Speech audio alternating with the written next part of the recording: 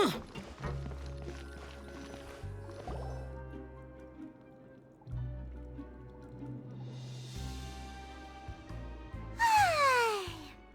for a little rest after breakfast.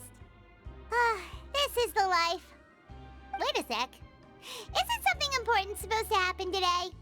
Oh, today's our big day! We're supposed to leave the Fortress of Mirapede! Come on, we've got to go complete the release procedures now!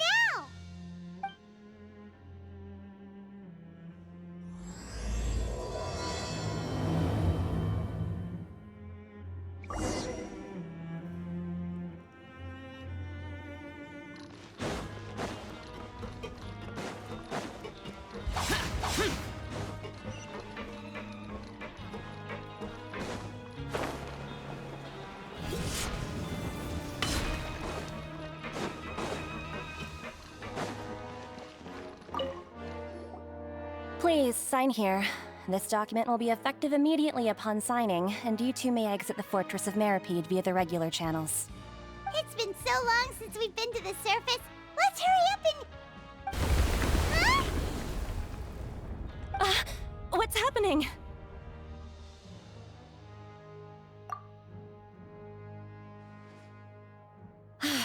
I'm fine, thanks. But I wonder what that tremor was just now. Let's go ask the Duke.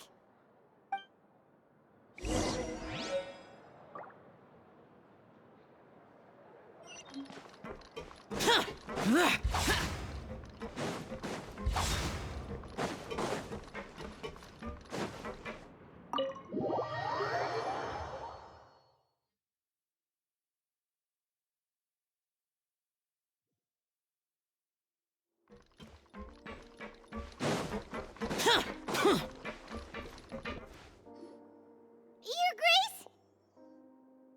Ah, good to see you two. Is there something you wish to see me about? Yeah, what was with that earthquake just now? Ah, that. The tremor didn't originate from the seafloor. In fact, it seems it came from the surface. Over the years of serving as the warden here, I have developed a sense for distinguishing between what occurs on the surface and what occurs underwater. Besides, the seal that Monsieur Neuvillette set in place won't fail so easily. So the fortress is okay? If you recall our last incident, if there really were a problem, there would be crowds of inmates in a panic right now. Huh, you've got a point. Okay, seems we need to get back up to the surface and ask about what happened. By the way, do you know what day it is today? I believe today is this month's pipe cleaning day. Wait, seriously? Ah, yes. Have you completed your release papers? Yep. It's you two. Are you leaving now? That's right! Today is our last day in prison! But now that Paimon says that, it doesn't feel like we were confined here. It's actually been pretty nice! Oh yeah, Paimon feels fond of this place now! Then be sure to come back and visit. I'll miss you. If you've signed the release papers, then you're free to go. The guards will escort you out. You're not going to see us off? I knew you'd ask. All right, sure. Let's go. Well, you actually agreed. No worries, you must be busy. Paimon was just joking. Ah, so you do have a polite side, I see. After being down here for so long, I imagine you must feel like you're lacking companionship. Shall I come along too? Yeah, don't worry, we'll come back to see you. Paimon really likes the cafeteria here. The chefs sure do know how to make good grub. I hope you won't be here as convicts the next time I see you. We'll do our best to stay out of trouble. Well, it seems our work in the Fortress of Mirapede is finished. That's the end of another chapter in our journey. And since Neuvillette was the one who asked us to come here, we should probably go report to him now. Next up, the Palais Mermonia. You're going to see Monsieur Neuvillette? Please pass on our kind regards. I'm sure just your regards will do, no? I believe it would be the polite thing to do. You're right. I've heard the Palais has been terribly busy these days. Tell him that I hope he hasn't been overwhelmed by the recent string of troubles.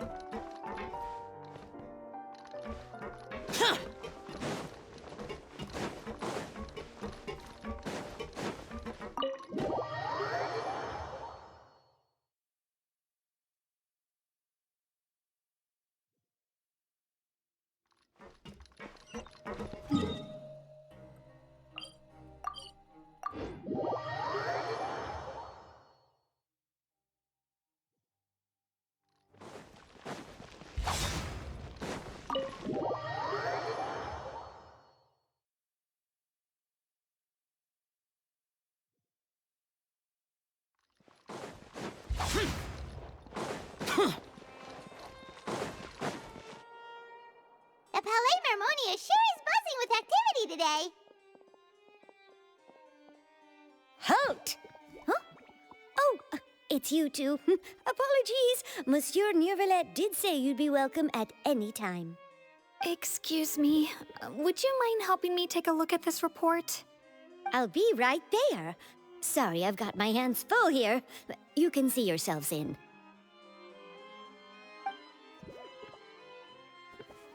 Everyone's so busy. Seems a lot has been happening.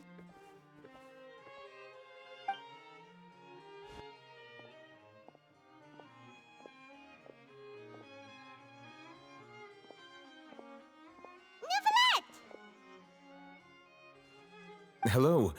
You've come at the right time, but you'll have to wait for just a moment, as there are some urgent matters I must tend to first. In the meantime, please, have a seat. If you'd like to have something to drink, let the Melusine outside know. That's all right. We just ate. Very well, then. Let's take a break over there while we wait for him to finish his work.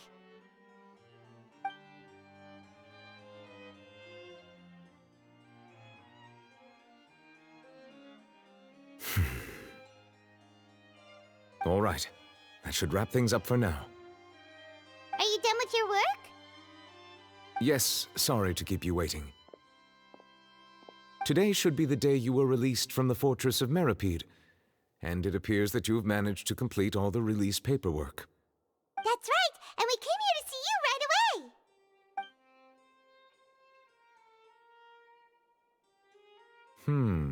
A massive whale.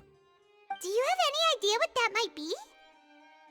Judging from your description, that cannot have occurred in any ordinary waters, but rather something like the primordial sea. A whale of that size and shape cannot usually be found in the waters of Tevat.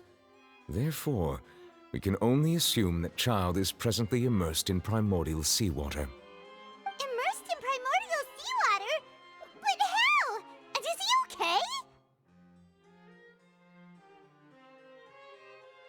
Most people wouldn't be capable of entering in the first place.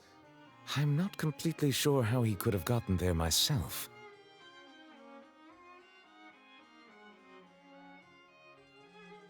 Yes? What is it?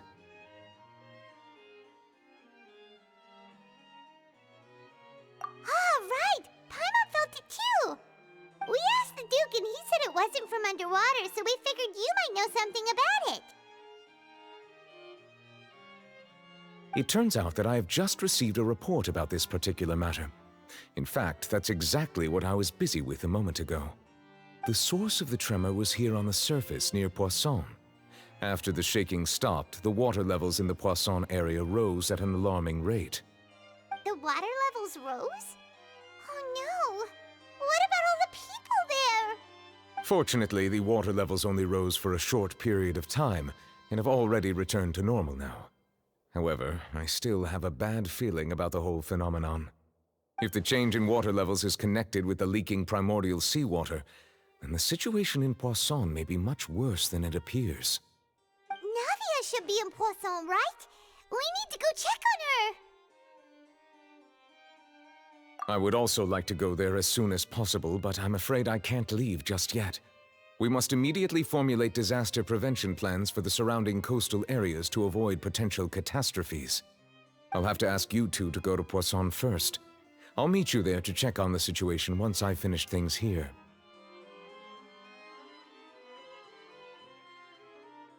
There's no time to lose! Let's get going! Please be careful.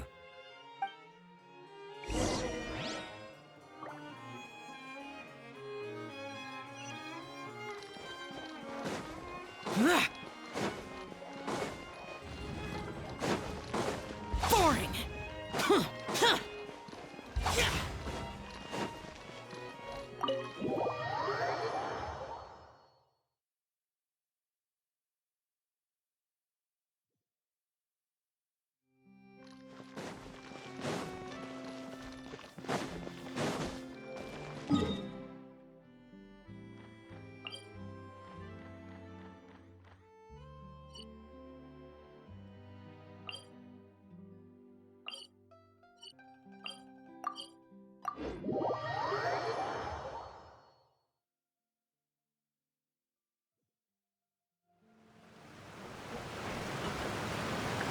Oh no! What happened here?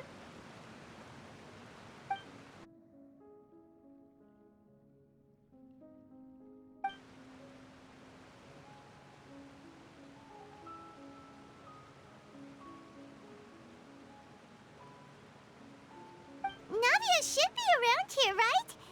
We need to make sure she's still... Paimon means we need to check on her.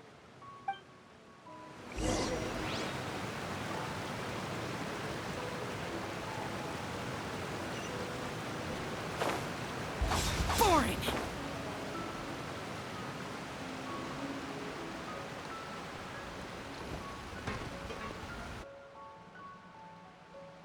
We haven't seen a single soul all the way here. Oh, this is getting scary.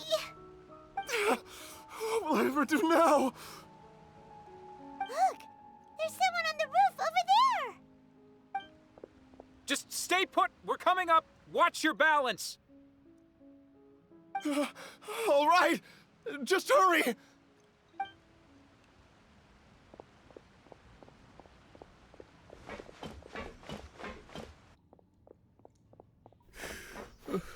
I'm not young anymore.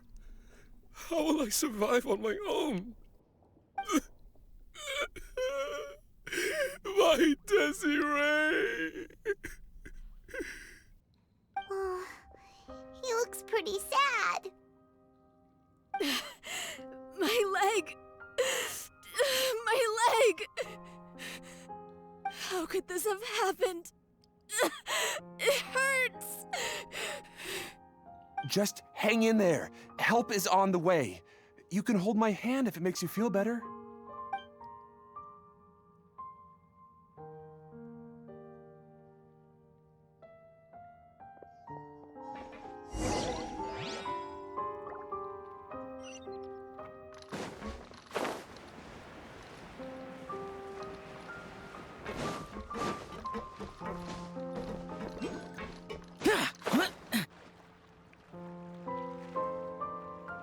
It's Navia. She's over there.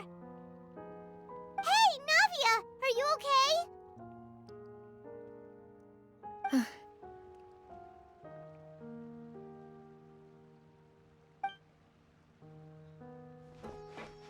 You're here. We heard there was a situation in Poisson, so we came as quickly as we could. Yes. As you can see, the water level suddenly rose. It caused quite the disturbance, in fact.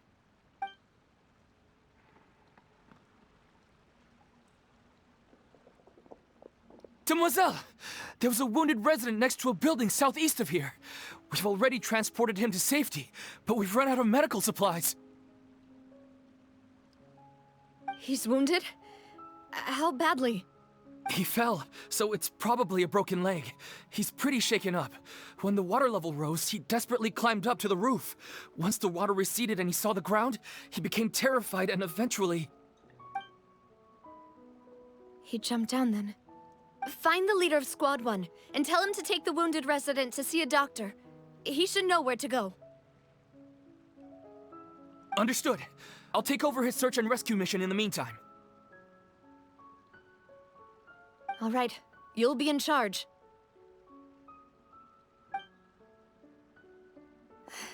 I'm sorry. Where were we? The situation in Poisson? Ah, right. Allow me to explain. A little earlier, we suddenly heard a loud noise. At first, everyone thought that something might have exploded in the waterways. But before we knew it, water started pouring out from everywhere. The rushing water seemed a little odd, almost like the unique color of primordial seawater. Some people didn't realize the danger and thought it was just ordinary water, leaking from somewhere. Everyone on the street who happened to be close to the water didn't have a chance to escape. As the water levels rose, they suddenly disappeared. They were all dissolved. Those who realized what was happening started to flee in a panic, desperately trying to get to higher ground. Many were injured in the stampede, and some people fell from significant heights.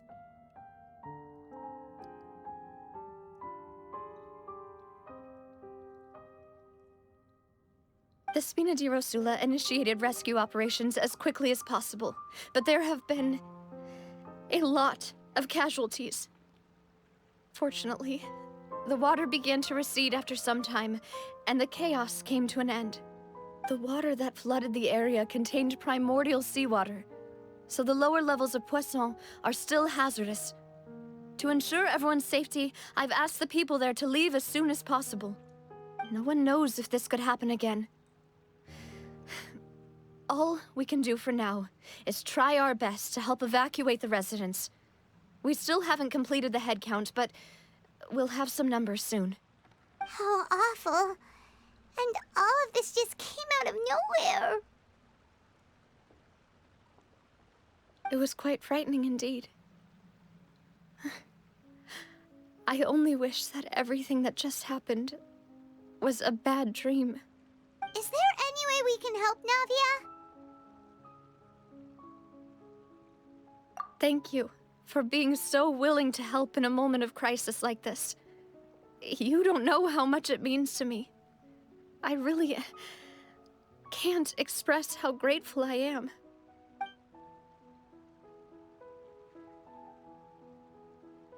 Don't say that, Navia. That's what friends are for.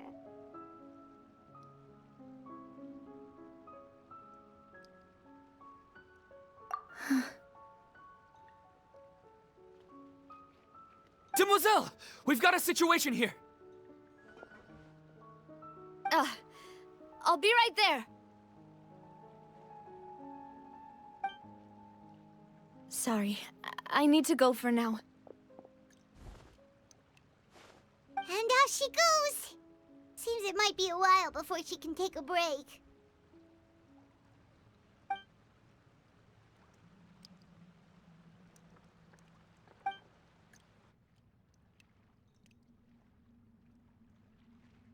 Okay, the wounded are being tended to, and we finished a preliminary head count. More support has just arrived, so I suppose I finally have a moment to focus on my own matters.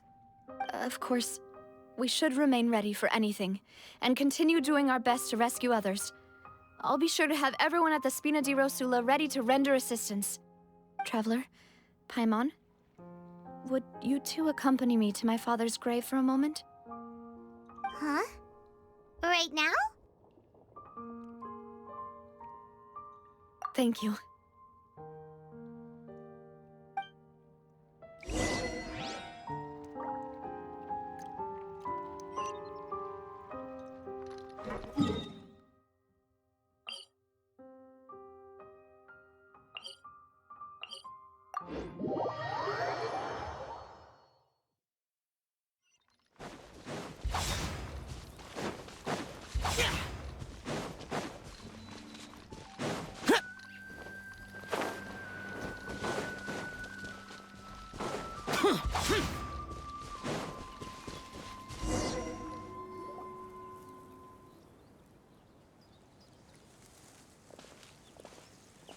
lot of people here, huh? Well, given the time of day and the whole situation in Poisson, Paimon doesn't think there'd be a ton of people here visiting graves. Right. That's how things are now.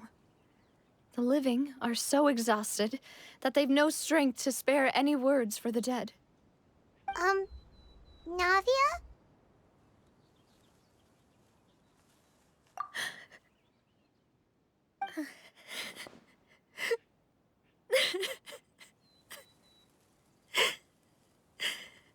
Navia, what's wrong? Sorry. I just... Malus and Silver. They won't ever come back here again. What should I do, Papa? Huh? What happened to them? Everyone agreed on the rescue plan, but still, I was the one who initiated it. They were helping evacuate the residents, but they couldn't leave in time. And they were caught in the seawater.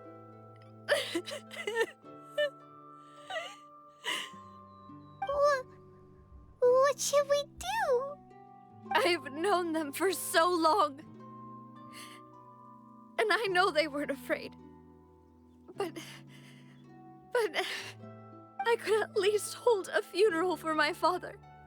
And I know where he rests. But as for Malus and Silver, they're just gone. I just can't.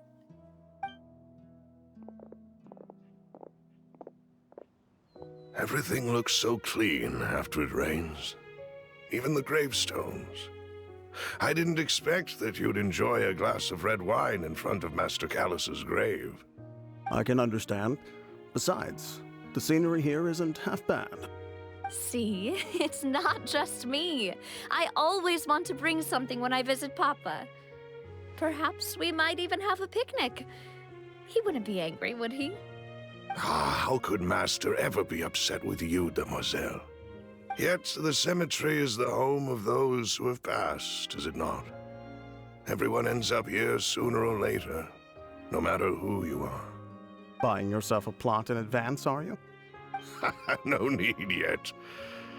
But when I do, I hope you'll let me be buried beside Master Callus, demoiselle.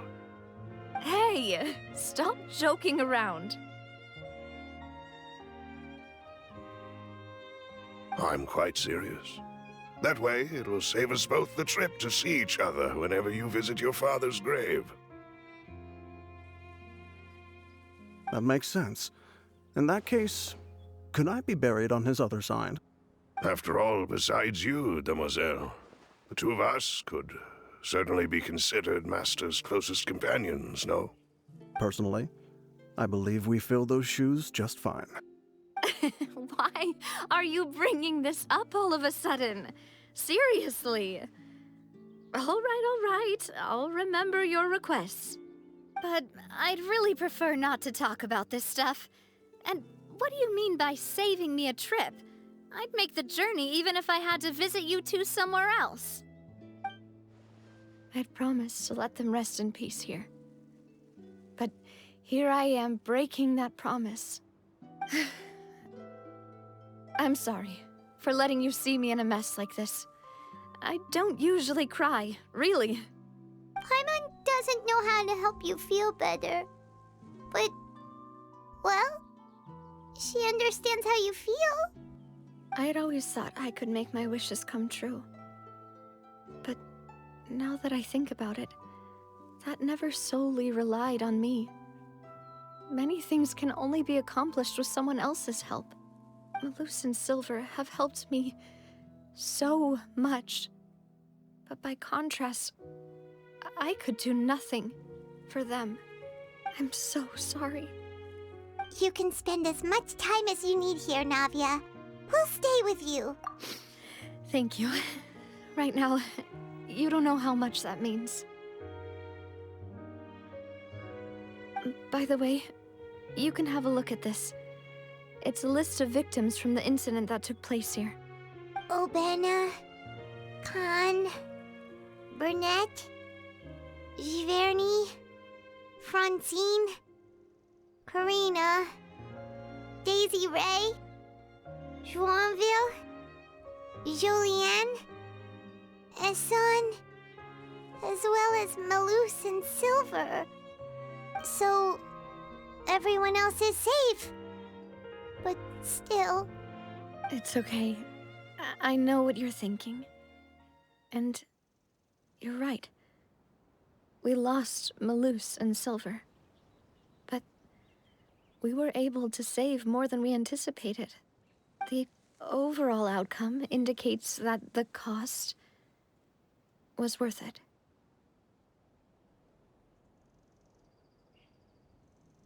Right! Don't think that way, Navia. One person might be saved at the expense of another, sure, but that isn't something we should ever consider a trade. Malus and Silver were not the price for saving anyone. They're heroes. You're right. Thank you, Paimon. What you said just now was pretty amazing, actually. I'll remember your words. Oh, really? Seems you've become more eloquent in the time since we last met. The knave? What are you doing here? Is everything going well on your side? Yes, my people are carrying out the mission according to your request. All the residents of Poisson have been evacuated, and we're preparing to relocate them to higher ground. As for these supplies, we have everything taken care of. There is no need to worry. Thank you very much. Wait, do you two know each other? We just met recently. Right, Miss Navia? Usually, I would call this a coincidental encounter. But that doesn't quite fit this time. Besides, it never even crossed my mind that a Fatui Harbinger would come looking for me. Thanks to the Knave, Spina di Rosula received generous support from the Fatui, which allowed us to complete the rescue and evacuation work so quickly. Mutual aid is essential to fostering positive developments. We were already in the area, in any case, so it was nothing. That said, I must say that you're a lot sharper than you let on. I'm sure you understand what I mean. I apologize for all the ways in which I tested you previously. We've never worked with a Fatui before, and it's extremely important for us to know who we're working with. My subordinates have reported that Fatui soldiers have been observing water levels and taking head counts in various locations. I hear that they've also prepared a large amount of emergency supplies. I'm quite surprised. This is nothing to brag about, nor do I intend to. It is simply the way of powerful organizations to act forcefully, whether they are doing good or ill. You've witnessed that firsthand, in any case. As I've told this traveler before, I know of the prophecy, and I intend to prevent the impending disaster. Lending your organization a hand was a natural first step in accomplishing that. As such, do not be troubled by this token of our sincerity. Perhaps one day, you'll also be able to help me in the same way. Without your help, there would have been many more casualties. I won't forget your kindness. Furthermore, I sincerely regret what happened to Malus and Silver. I only wish that my people could have arrived a little earlier to prevent this from happening. Don't say that. You and your subordinates did everything you could.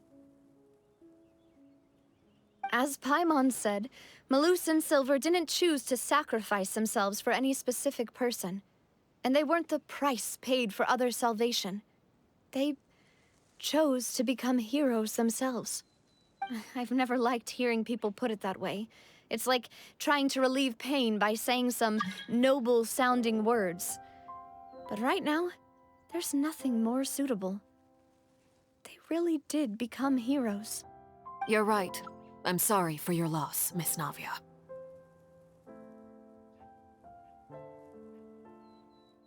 Water is life to Fontaine's people, and it also spells disaster. It's no wonder that people always say that prophecies represent fate. Fortunately, I've never been one for such opinions. So, you're one who will try to change fate then? Of course. That is why I'm going to Hotel Bouffe de Thé. I still have some things to take care of, and the children need my attention. By the way, Traveler, Paimon, one more thing. Alright, then we'll just... Huh? This isn't right. Paimon thought you would ask us to walk with you for a moment so you could tell us something in private. That is a clever and useful conversation technique, which I do like to use when necessary. But there's no need today. It would not hurt to have Miss Navia listening in. Traveler, I'm sure you remember that I said we could work together when we had the chance. You and I both know that there may be issues with the Primordial Sea. Previously, it was the Fortress of Meripede's sluice gate, and this time it was the water levels in Poisson. These are both signals. Indeed. Allow me to share the latest intel I've received from the House of the Hearth's intelligence network with you. During some recent investigations, a child claimed to have discovered some ruins near Poisson. The ruins date back to ancient times, and seem to be worth investigating in many ways. Judging by the dating of the ruins, they may be related to the prophecy and the coming crisis. The situation is becoming more urgent, so any pertinent information will prove extremely precious. My people initially came to prepare for ruin exploration. Unexpectedly, this disaster struck, and at present, we're all busy prioritizing the rescue effort. So that's why the Fatui were already in Poisson. I wanted to take the children along, but unfortunately, Linny, Lynette, and Fremine have all been dispatched to higher ground to assist affected residents. Linny told me that outside of the house, the person they trust most is you. Which is why I want to give you this task.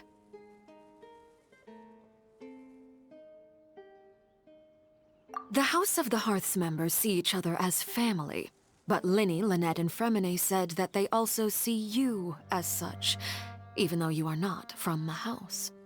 I'm sure you already understand how earnest they consider their friendship with you to be. Oh, that somehow makes Paimon feel kinda happy.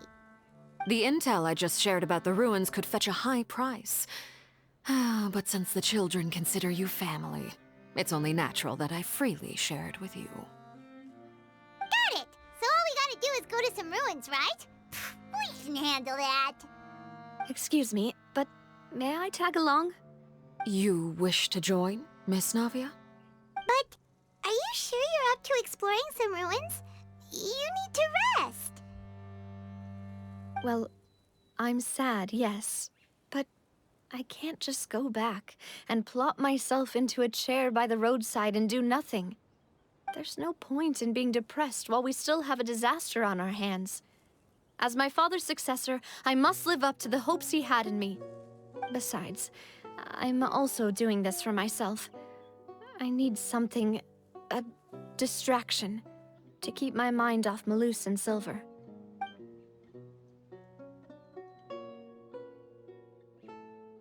Since you put it that way, I have no objections. What do you say, Traveler?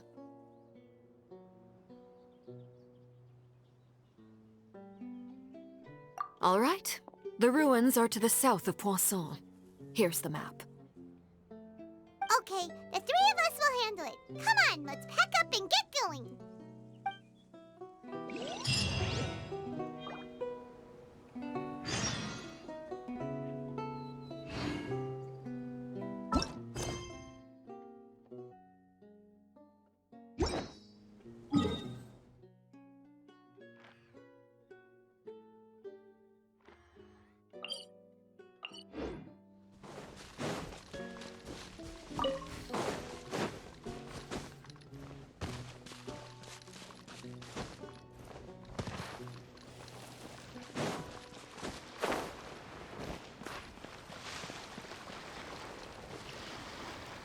So, are these the ruins the knave was talking about? Whoa, talk about old. They seem to be pretty ancient, all right. Let's go in and have a look. Just be careful.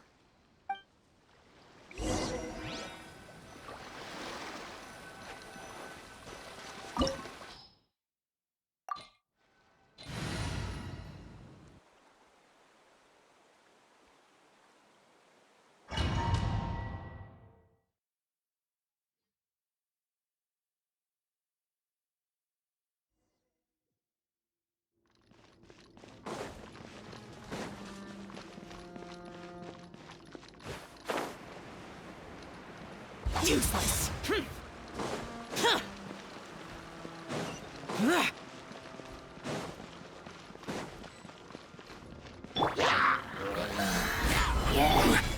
My apologies. Lay waste to the wicked!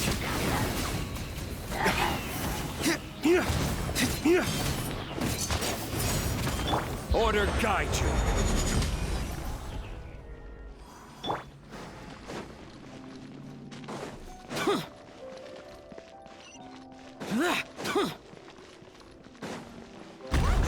Floor here isn't safe.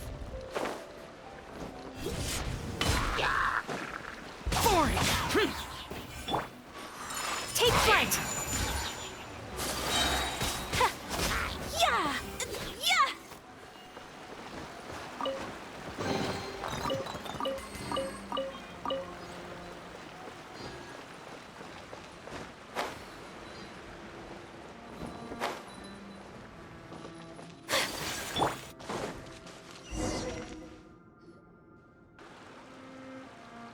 This place has also been contaminated. Yeah. And a lot of it, too. A Fontanian would most likely dissolve the moment they fell in. Right! You can't go down if there's primordial seawater. It's too dangerous, and it won't be any help for you to just stay here. Don't get by my wrong. We're not saying you're useless. It's just that... No, you're right. I can't do anything in this situation. I'll leave this to you.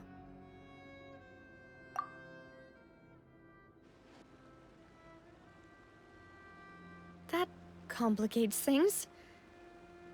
Maybe the only way left is forward. In that case, do you want to wait for us here? The water levels here are unstable, and there's a chance the water will rise. So staying here wouldn't be safe either. I'll go together with you. Perhaps we'll find the exit just up ahead.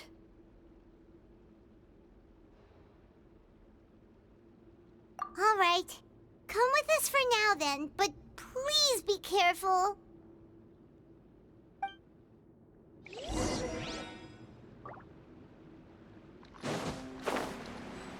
Oh no, it's a dead end! Let's try climbing over from the side.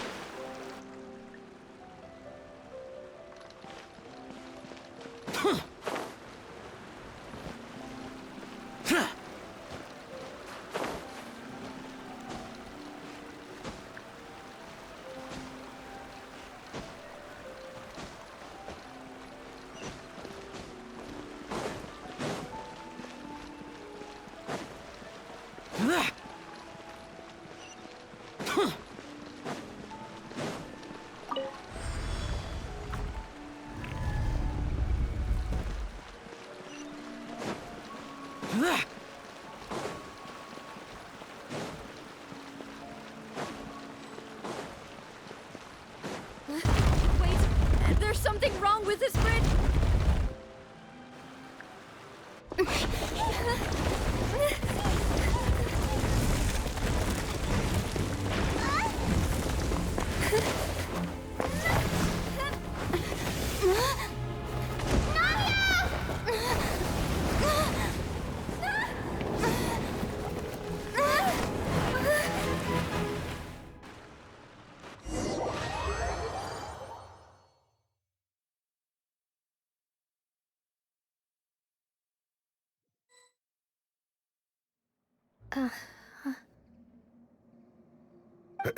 Demoiselle?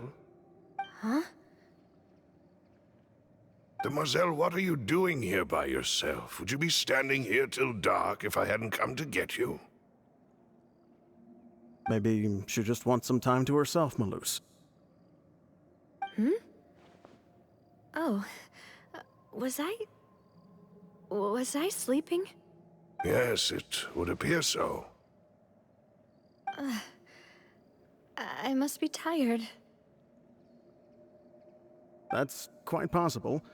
However, you were the one that suggested we go out for a walk. Oh, right. I nearly forgot. It must have slipped my mind when I dozed off. I haven't had a nap today yet. Have I? This is a familiar feeling, yet something's a little strange. Is something the matter, Demoiselle? Oh, no. No, I'm fine. I was just trying to recall why we came out for a walk. Do you remember Mr. Giverny? He'd requested our help before with foreign merchants who had a debt dispute with him, and we'd resolved the matter not long ago. We were headed to see how things were going with him at the moment. Ah, right. Yes. I remember now. Oh, Miss Navia. Ah, Mr. Malus. And Mr. Silver, too. It's good to see all of you. How have you been? I've been great. Thanks to your help, those bothersome merchants finally realized that I wasn't the one they were looking for. Why, I wasn't even the guarantor for that person. They were knocking at my door day and night. Even my neighbor, Obina, was getting fed up with them. Sometimes force is required to calm someone down and get them to listen to what you have to say. That's right. Oh, by the way, Burnett, what was it that you wanted to give to Miss Navia again? Oh, yes. One moment, I have it right here. Miss Navia, these are some flower seeds that I prepared. Please take them. They're a very good variety, and they'll become very big and beautiful once they bloom. I don't know what we would have done without your help, so this is a little token of our appreciation. I hope you won't refuse. Ah, did you cultivate them yourself? Thank you so much. I'll certainly take them. Malus, we do still have some empty flower pots at home, right? Why, we can have as many pots as you'd like, Demoiselle. Perfect. In that case, we'll swap out some of the decorative plants for some of Mrs. Burnett's flowers. Very well. Wait. Something seems to be off here. Excuse me, madam. If I'm not mistaken, your name is Burnett, correct? That's right. Is something wrong? No, it's nothing. This is the first time we've ever met, but your name seemed familiar to me. I must have heard it when I was discussing things with your husband previously. I've heard this name before. Sometime recently, I'm sure of it. And why are there so few people around here? Where did everyone go? We must mind the time, Demoiselle. We still have important things to attend to today. Huh? We do? Like what? Well, now, did you forget? Miss Navia, here you are. I've been looking for you. Please, come to the Opera House. Your trial is about to begin. My trial? Wait, why would I need to go to the Opera House? Yes, she's right, Demoiselle. It's just about time now, so we should get going. Oh? All right then.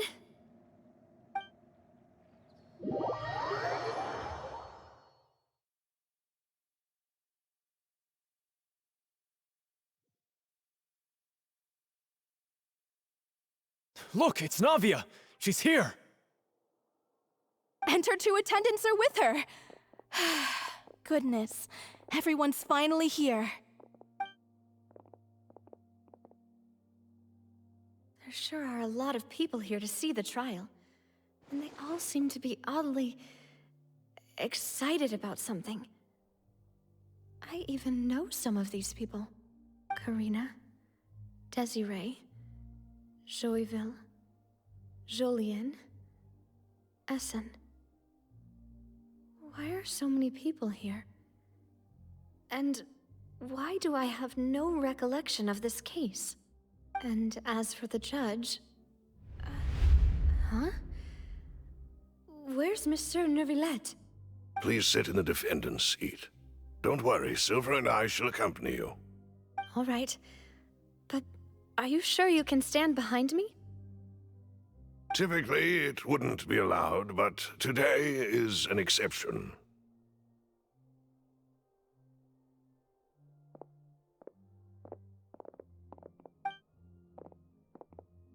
Hey, what kind of place do they think this is? Come on, do they have any idea what they're doing? Seriously. Enough with the whispering! Could someone please tell me where Monsieur Neuvillette is? And why I'm standing trial? My dear Miss Navia, have you not yet realized what you've done? In that case, allow me to explain. As all here know, you are Master Callus's successor, the head of the Spina di Rosula, someone held in high regard by every soul in Poisson.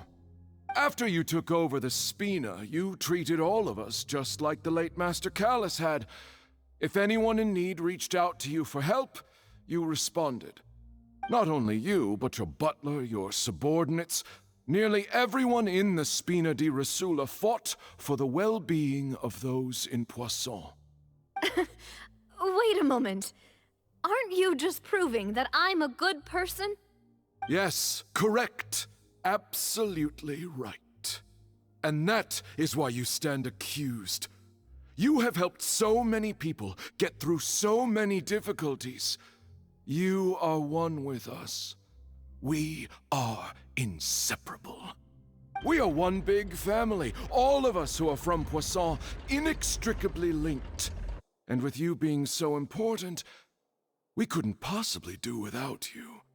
Therefore, this fair and honorable court shall declare you guilty, and you shall stay here. You will be together with us forever. Huh? What are you saying? Everything you have said is correct. I have indeed done a lot for my hometown, and I would be willing to be with you all, but what is the purpose of having me stand here like this? What is there to discuss? Ah, well, if that's what you think, then I have no further comments. How wonderful, Miss Navia!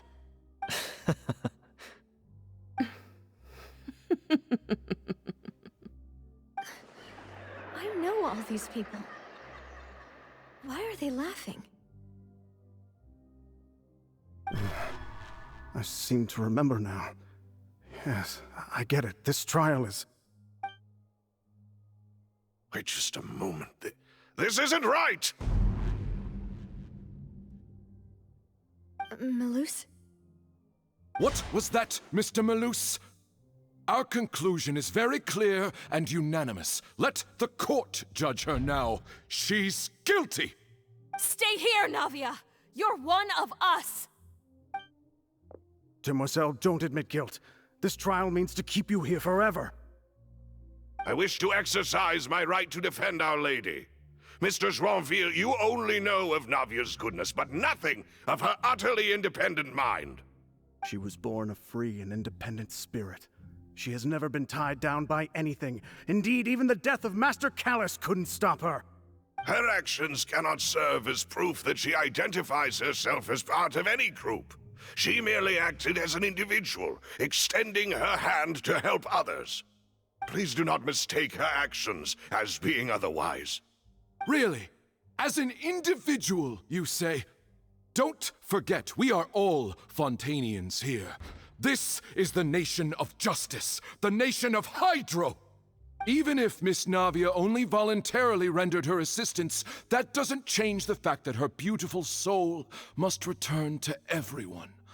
Water accepts all, blends with all.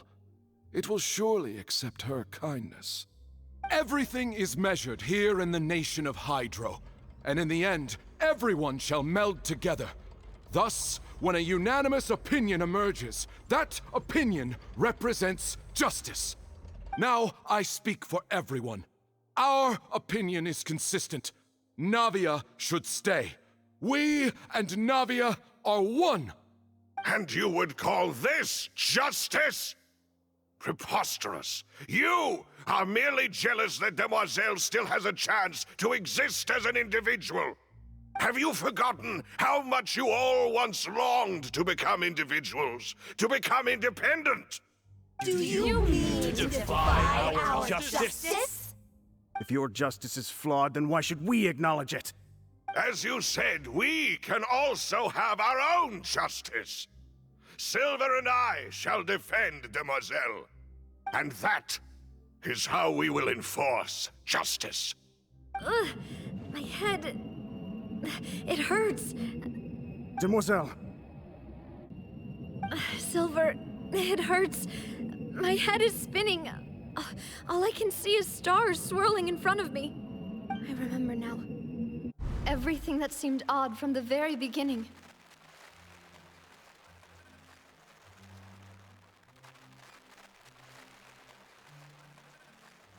Karina, Desiree, Joyville, Jolien, Essen, and Mr. Giverny and Mrs. Burnett, who we met earlier. Even Malus and Silver. I don't want to admit it, but they're all dead. Don't be afraid, and don't admit guilt. We will protect you to the very end. Absurd! Who are you to say that she cannot be judged? We are the majority, and in the nation of trials, the majority is absolute justice. We are the will of all. Don't let them escape! We shall keep Navia here with us! Mr. Malus and Mr. Silver, must you be so stubborn? How could the two of you possibly hope to stand against the collective? Do not resist. This judgment is fair and just. Navia belongs to us. After all that happened, she should not be left alone in Poisson. What are you saying? No more excuses! She says we're jealous. Jealous? How could she possibly be an independent individual? What's with these people? Who's jealous of her? She belongs to us! Miss Navia, she... Silence! That's...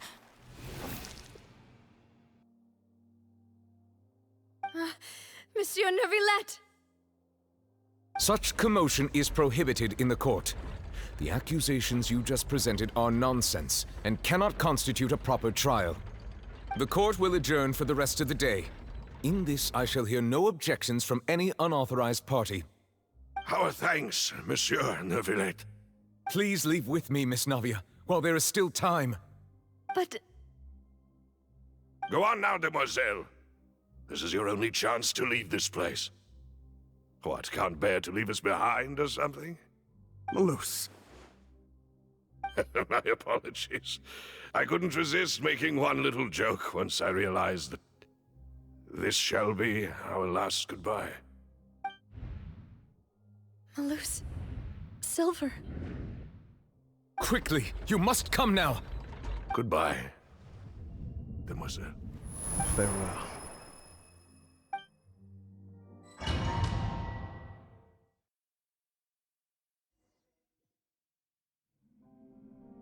No, wait! Just a second! Navia? You're awake? Good. I must have been dreaming. Malus and Silver were still alive, and they were defending me at some insane trial. It looks like you're all right. Did all the sad feelings cause you to have a nightmare? Paimon could give you a hug. The ruins you were exploring suffered a cave-in. When I arrived, I found you falling toward the water. You were just about to be dissolved within, but I...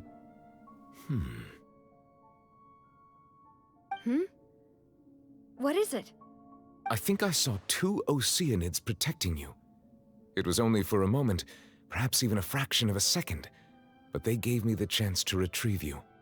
Were it not for their intervention, I would not have been able to rescue you before your consciousness dissipated.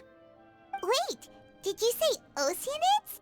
You mean like what happened with Vache?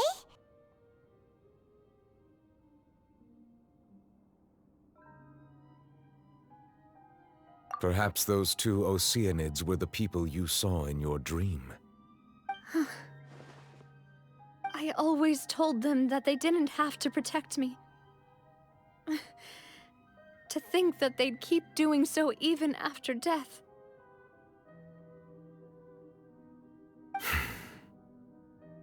Please come with me.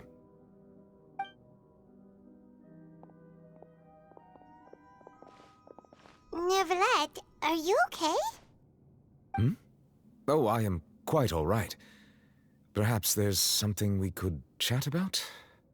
Why do you look so stiff all of a sudden? Oh, Paimon knows. You're the type who feels awkward when there's nothing to talk about, right? I merely thought that we should give Navia some time to herself. Huh? Why didn't you just say so then? Don't you think it's even more awkward to call us over like this and then have nothing to talk about? I suppose so. Ah, Sigewinne. I hope all is well with her these days. Her work in the Fortress of Meropide has not been too much for her, has it? No way, don't worry. She's doing fine down there. She's an amazing head nurse. I see. Well, that is good. I have always worried that Sigewinne would need a lot of time to understand the world of humanity, just as I have. Oh, and the Duke also says hi. Even though Sigewinne made him do that. He hopes that you haven't been overwhelmed by all that's happened lately. Thank you. I have indeed been busy lately, and I also hope that everything is going well in the Fortress of Meropide. He still doesn't know what to talk about. Let's chat about some... So, Neverlet, you're probably quite the swimmer, huh? Yes, of course. This isn't going anywhere. Let's try something else. How did you find these ruins? Did the knave tell you? Yes, in fact. I had arranged to meet you in Poisson, but when I arrived, I discovered that the Fatui were helping the residents evacuate. They had even transported a large quantity of supplies to the area. Amid my astonishment, I ran into the knave, and we had a chat. She informed me that she had asked you to investigate the ancient ruins here. Yeah, we originally planned to meet up with you, but we thought you might still be busy with all those official documents. We didn't think exploring the ruins would take very long, and who would have thought you'd wrap things up so quickly?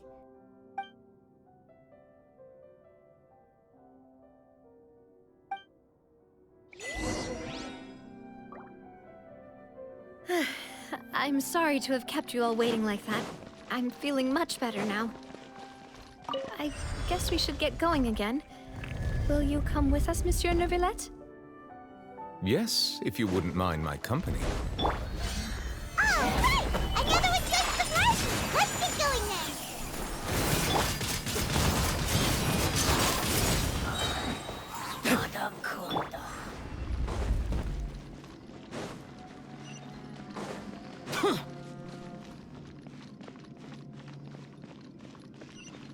Oh no, another unstable path.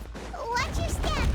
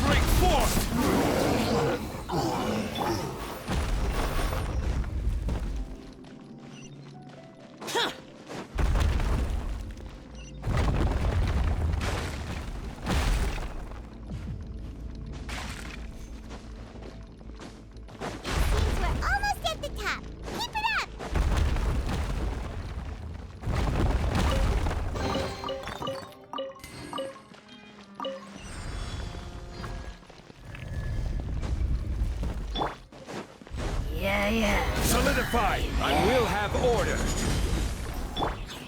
Whirling snow! Dawn, break forth!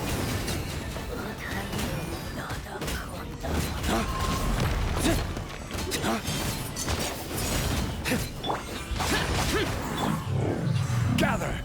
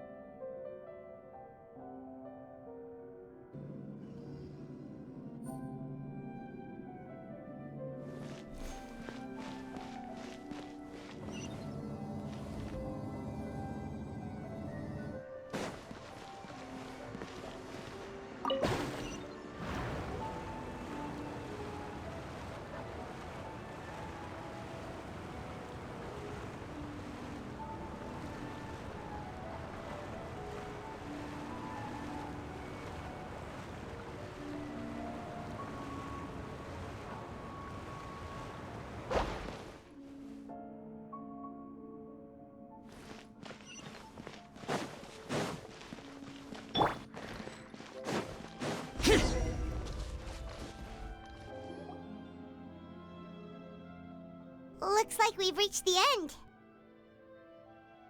This is the place? There should not be any other hidden spaces in the vicinity. The path sure had some twists and turns, but it turns out that this place isn't actually that big.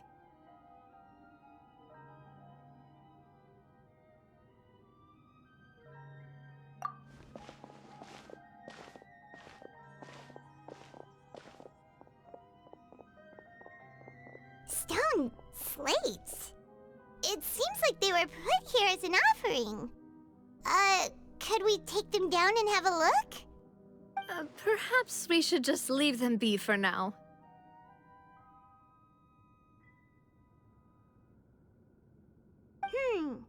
There are 4 locations in total, but only 3 stone slates.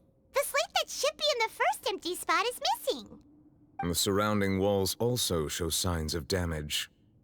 There's something written below. Let Paimon see. Reason dictates that this nation be destroyed. I shall record the history of its future here in its past. Say what?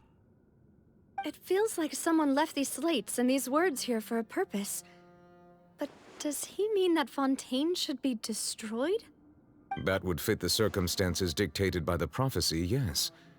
Indeed, the slate's contents correspond to it. Take the second slate, for example. There's a person kneeling here. She seems so dedicated. And there's a whole bunch of other people behind her doing the same. She's facing this... what is this? Some kind of island in the sky? And is that Lady Farina in the third image?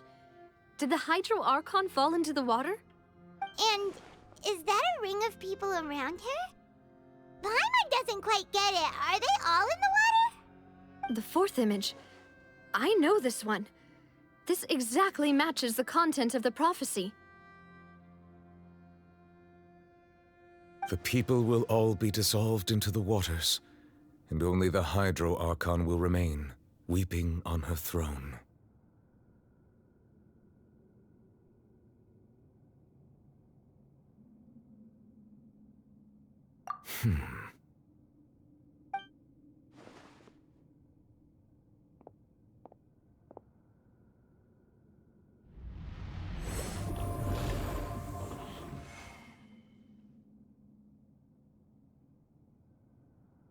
More information should be hidden in these slates, but I fear I cannot easily uncover it, most likely due to us missing the first slate. I am very sorry. Don't blame yourself, Monsieur Neuvillette. Deciphering ancient stone slates isn't one of your duties. Ooh, Paimon's getting the chills just looking at these slates. This says that it's the history of the future, right? That means the prophecy's sure to come true. I really hope it doesn't mean that. Still, Paimon feels like these images are kind of weird when you look at them together.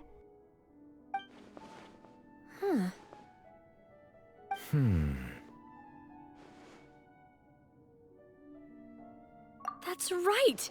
If the images are in chronological order, shouldn't the fourth, the water's drowning fontaine, come before the third, where the Hydro Archon herself falls into the water? And yet the order is reversed here. If we go by timing, Lady Farina only emerges in the third image. That means that the person in the second image might be the previous Hydro Archon. Egeria, then. I had never met her, but her appearance here does match the records.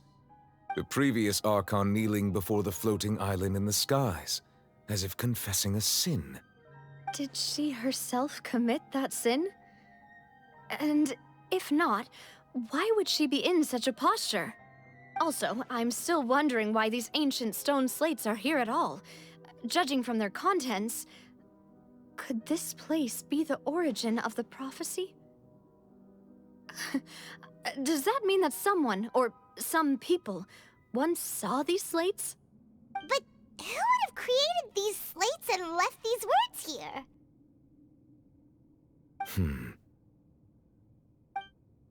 It seems that any further clues will have to come from Farina. In that case, there's no time to lose.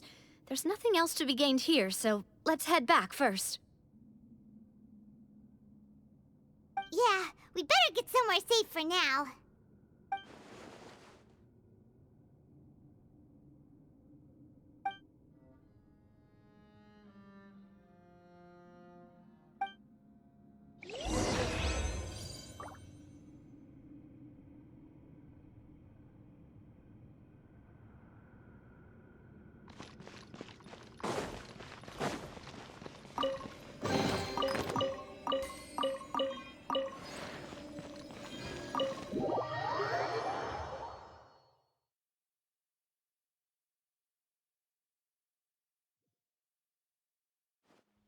Let's split up here.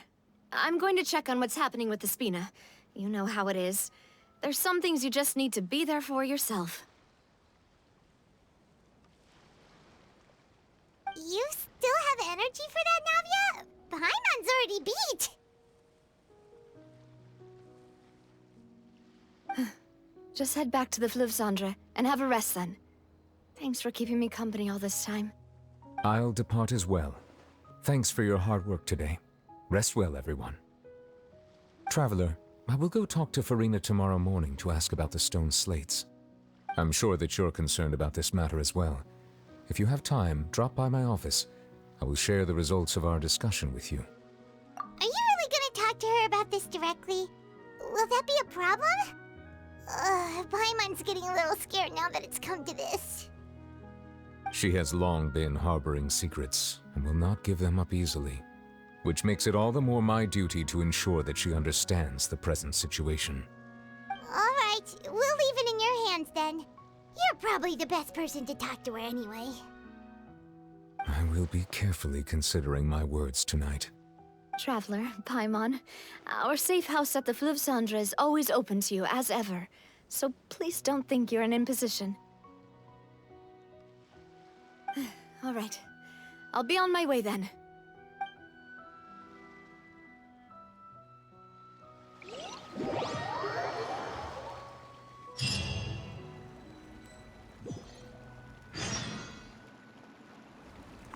We're finally back!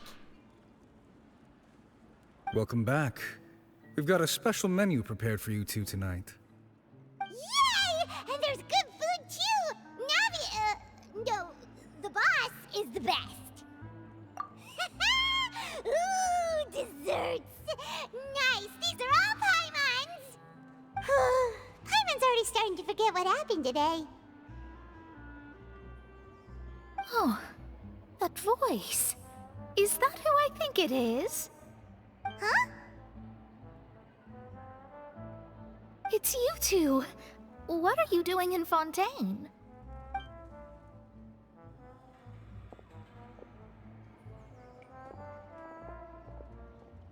Mona?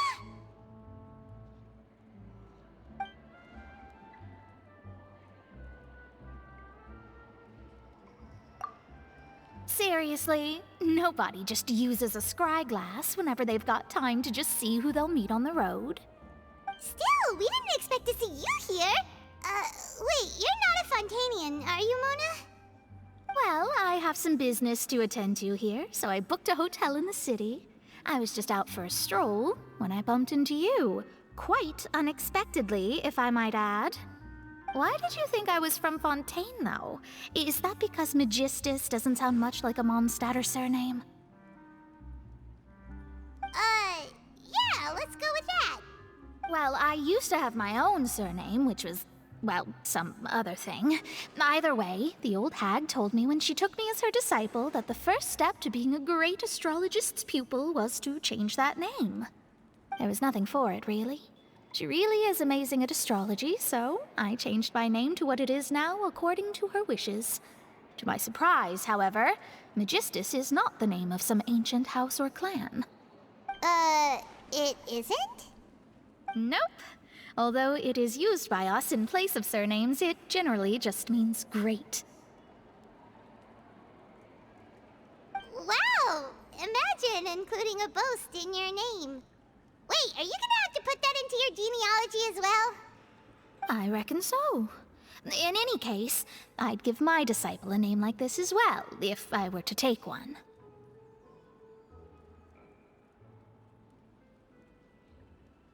Astromancer Barbeloth Trismegistus. Whoa, that's a long one. Does it also mean great or something? My name means Mona the Great Astrologist. As for the old hag, hers is, in plain speech, the thrice-as-great Scholar of the Stars. Just take it as a title specific to astrologists. Thrice as great? That's so petty. I know, right? That's just how she is. She used to call herself Magistus, actually, but when she took me in, she changed her name to Trismegistus. Talk about excessive. Magistus is thus the calling card of our school, so to speak, which makes it about the same as a surname. It's all right if you don't get it. You can look into it further should you need to study astrology more deeply.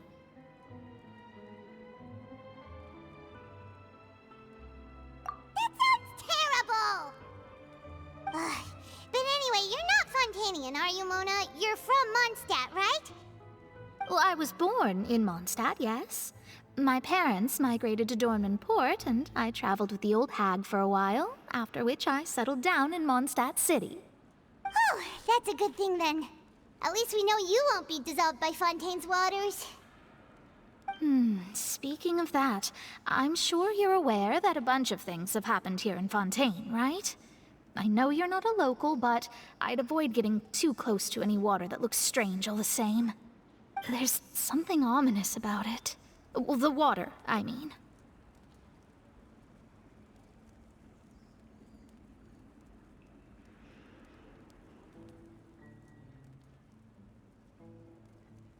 That was the main reason, yes. Just a while back, the Steambird invited me to take part in a panel and speak about the circulation of the prophecy as an astrologist. The invitation was sent quite early on. I don't think anyone expected Fontaine to be in this much trouble. What do you make of that prophecy, Mona? Just tell us what you think as an astrologist. Your word would go a long way to make things more certain and less scary. What I can tell you is that I'm an astrologist, and that this prophecy concerns the fate of Fontaine, even that of all Tevat. Ascertaining this is akin to reading the fortune of the whole world. I'm afraid that this is not something that just anyone can do. If I could do it, you would no longer call me an astrologist, but a visionary. But on the flip side, the prophecy is so huge and powerful that it must surely come from a powerful visionary. Its contents involve the fate of the world. Disregarding it would be a mistake. A visionary? Sounds really powerful and all, but does such a person really exist? Of course. The old hag could do it, and I'd bet there are others amongst those. Huh? Are you sure? All right, I'll help you. It isn't often that I see you with such a serious look on your face. I'll tell you once I hear back from her. Thanks, Mona. You're amazing as always. Oh, well, this is something only I can do after all. So yes, your praises are quite welcome. That's the greatest of astrologists for you! Of all the people we know, you know the star's the best! Indeed, indeed. That's the spirit. Oh, sorry. I came to see what all the commotion was about. If there's anything you need, do not hesitate to inform the Spina di Rosula. Oh, whoops. Guess we were getting a little too carried away there. Well, I'll go tend to my own business now. If I receive any news, I'll be sure to come find you two again. And there she goes, quick as rushing water. And here we are with the Spina guy giving us suspicious looks. Right, but we were able to recruit Mona's help, didn't we? Our Fontanian friends will thank us someday.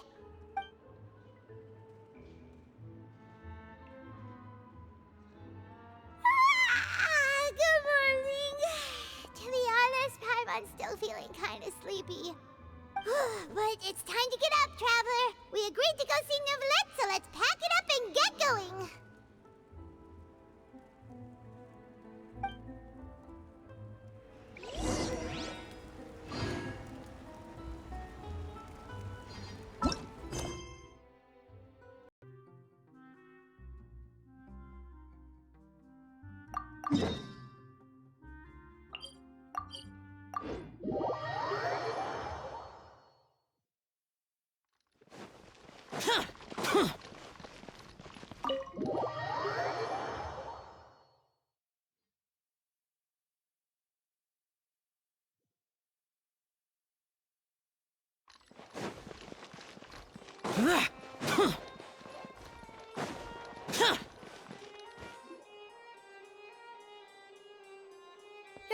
You're here! Finally! Is something wrong? Monsieur Noirceur and Lady Farina, they seem to have gotten into a dispute. Please go see for yourself.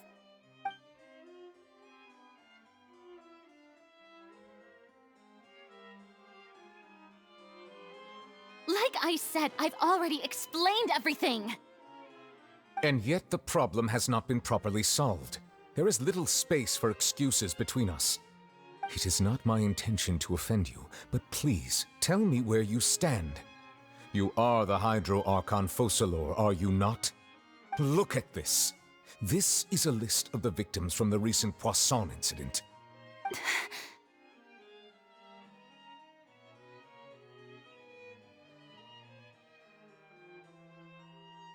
You mean... they're all... We did not arrive in time to avert this disaster, and I will not have it happen again. I will say this once more. You must tell me everything you know. Yesterday, I found 3 stone slates in some ancient ruins near Poisson. Do you know anything about those? Seriously? You're questioning me like this is a court case now. I don't know anything about that. But you found them in some ancient ruins, you say? That's correct, which is why I came to ask you some questions. There should have been 4 slates, but one of them was missing. The other 3 featured different images that seemed to correlate to the prophecy. The prophecy? The second of these slates depicts the previous Hydro Archon Egeria kneeling before a floating island in the sky, as if confessing something. Do you know nothing of this either? I don't. I've never seen such slates. I'll ask you again. Do you really have no information regarding the previous Archon? My deciphering of the slates indicates that the Hydro Archon Egeria once had to confess to, or apologize for, a certain sin. If anyone would know about it, it should be you. All gods don't have the same secrets, you know. She was herself and I'm me. Is it really so strange that I know nothing? I understand your concerns, but I'm sorry. I just don't have anything to tell you. Forgive me for saying this now, Lady Farina, but I have long known of your various secret investigations into certain matters. There are several indications that you have been investigating the prophecy on the sly. This is not strange in itself, considering that you are the Hydro Archon.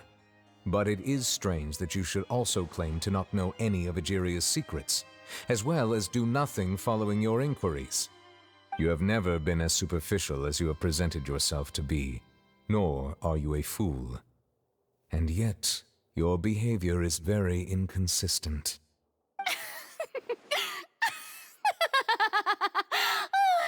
So you've been watching me all this time, have you?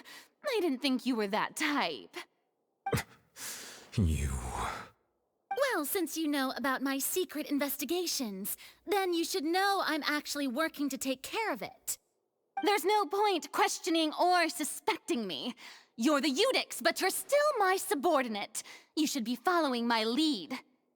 Just trust in me, you're Archon, and do as I say. Never mind whether you can truly convince yourself to or not. It'll all turn out fine. That's all I have to say. We do not discuss this matter again.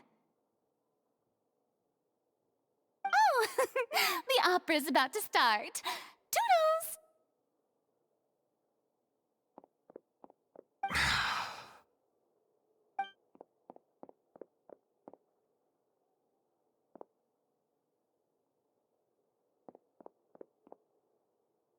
Did Farina not notice us standing by the door? Wonder what's up with her. She was smiling. She didn't seem in the mood to care if we were... I assume you've been outside for a while now? Oh!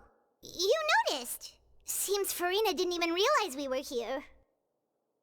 She was in a great panic, though I cannot discern the reason. Our discussion reached impasses time and again, a state of affairs that we cannot allow to continue. Still, I do not understand. Dialogue is the basis for understanding, so why did she keep refusing to engage?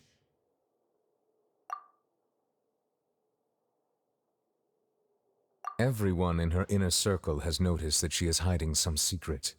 The issue is her attitude. I fear that she will not reveal anything unless absolutely forced to. We may have to create a situation in which she will have no choice but to speak. Oh? Like what? Normally, people will only reveal the truth when standing trial. Perhaps we must have the Hydro Archon experience just such a scenario. But Farina's seen so many trials, and she's really good at dodging questions. How do we make sure that she won't just slip away at the first chance she gets? We will need to consider this thoroughly, join forces with various parties, and then do what we can. If at all possible, I would prefer to recuse myself from this affair, but we must prevent the prophecy from coming to pass. This may be cruel to her, but all Fontaine is in crisis. The information a god possesses is too precious, and so we must take a check. But who will lend us their aid to do such a thing?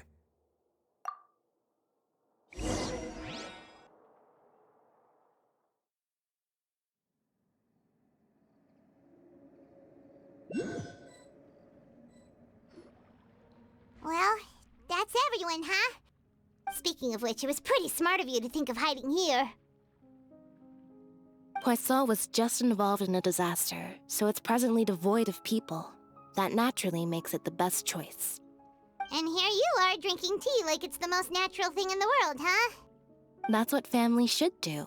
Sit and enjoy a leisurely time together. It's nice to enjoy tea here, you know? Care for a cup? Lend me your ears, everyone. Or perhaps one of you might like to start us off. How about you, friend? Me? No, I don't think I can. Then, how about you, good sir? I fear that I will cause the mood on this boat to become as somber as it is in court.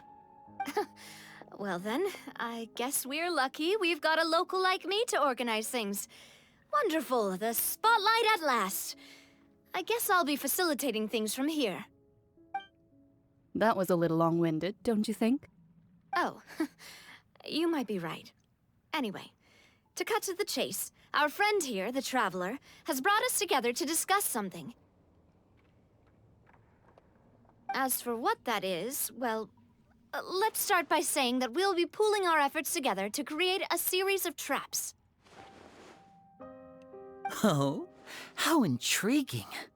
Well, it's just an expression, really. One that I just learned from Chlorand, and used on the spot. So, let's invite her to explain in detail. A round of applause, please.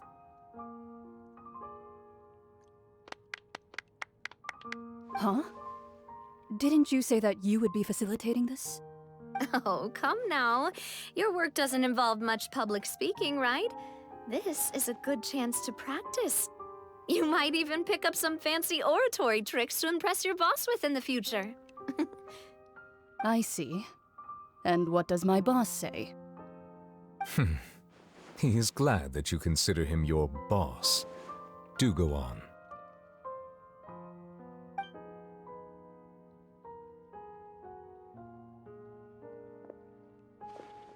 In that case, do any of you have experience hunting? Not that I recall. Fremine and I once used a wooden stick in a basket to catch wild rabbits when we were younger. As for Lynette, oh, right. You were sick that day, weren't you? I've also gone diving to catch some fish before. Does that count? I'm afraid not. You may or may not have heard, but Fontaine once played host to a group known as the Marechaussee Hunters. Though that was their name, they did not hunt animals, but rather various monsters left behind by the ancient dynasty of King Remus. Today, Fontaine's monster population has already thinned greatly, so the hunters have blended back into society, taking up arms in other lines of work. They even left a unique methodology of hunting in their wake. A trap comprises of the following components: bait, a trigger, and a containment device. Sometimes a lethal implement will also be necessary to deal with the prey. So, if we were to build a trap together, right now, what would you choose to build it with? For me, I would prefer something basket-shaped. Pigeons and rabbits will see the bait and naturally enter the snare. Our line of work requires a deft hand, and we're some of the best in the industry, so you can count on our techniques. You used some of those techniques while moving the people of Poisson, didn't you? My subordinates mentioned that you even performed some magic for the bawling children. Yes, and I even managed to gather some intelligence in the meantime. I'm quite the multitasker if I do say so myself. I'm afraid I can't claim that as my strong suit. I prefer more stable methods, like placing bait in the water and waiting for the fish to come within reach. That's the kind of method I would count on. Calm and steady. Exactly the kind of person who would catch loads of fish. And I can be their assistant. With discretion, I'm sure. I'd probably use some sort of mechanical animal. Papa once bought me some small clockwork squirrels, mice, and such. When placed in the forest, they can attract others of their kind. I remember that you liked those too, didn't you? I did. And that would be a good way to go about it. If they're realistic enough, animals of the same kind will follow them all the way to the trap.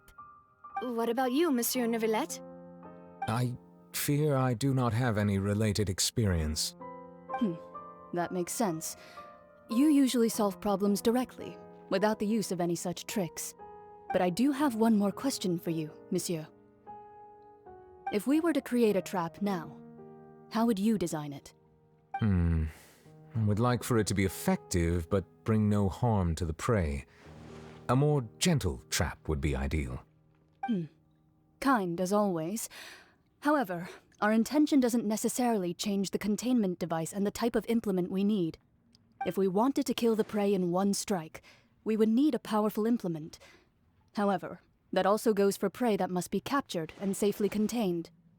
Wait, why's that? Only a hunter who's a true expert at subduing their prey can snare it without harming it. The line that divides life and death is often exceedingly thin. So are we going hunting together? Huh. We hadn't thought of seeing ourselves as hunters. It kinda works, but maybe it's still not the best metaphor. If our means of capturing and dealing with our prey is to put them on trial, then the hunting metaphor is actually quite accurate. But we shall require much more courage than any hunter to judge a god, a being whose seat is an exalted throne. Oh, so that's what's going on. Sounds very interesting.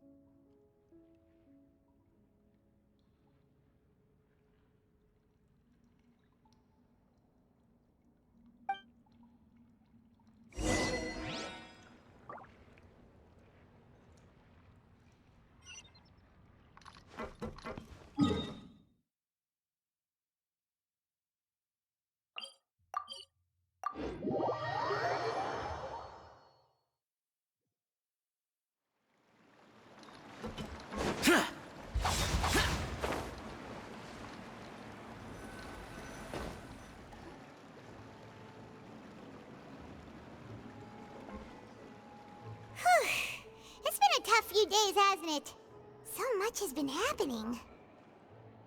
Paimon didn't think the meetings would go on for so long, but everyone seemed pretty fired up, huh? Paimon thought they'd be at least a little frightened.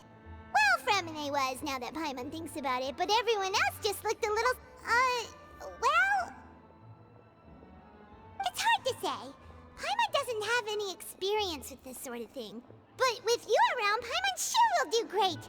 After all, you're the most reliable person in the world, aren't you?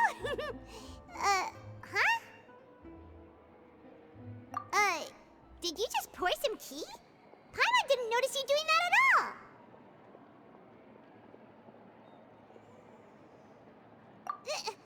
Then what's that? Paimon's never seen that cup before. Don't be frightened. I'm just joining you two for tea.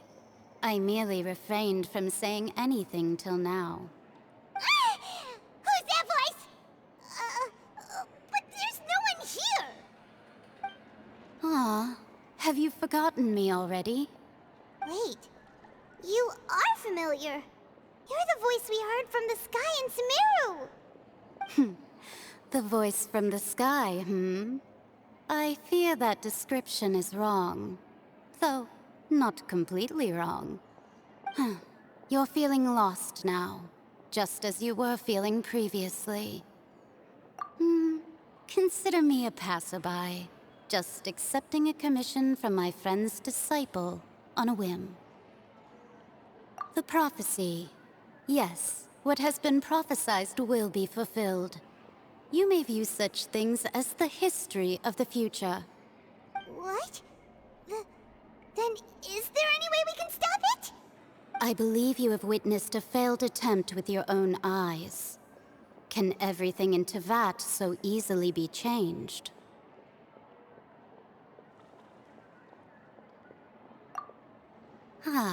So you've caught on. Just as prophecies are usually only the future as seen from the perspectives of the gods, could things be happening in hidden corners where the gods' gaze does not fall? Are the things that you shall see different from the fate that the gods perceive?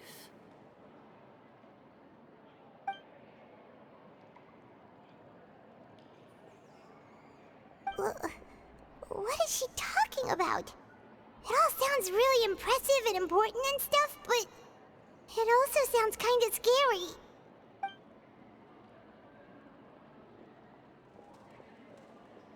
I believe that you understand, right? Some things are insignificant, but others you must reach out to change. Ultimately, fate shall serve as your only guide, no matter what will happen in Tevat's future.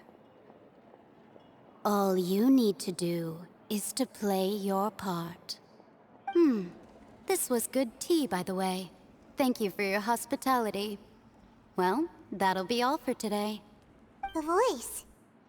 It's gone.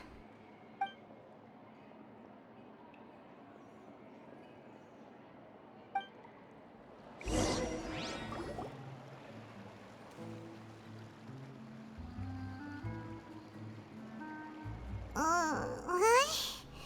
I want to hear someone talking. All right, coming.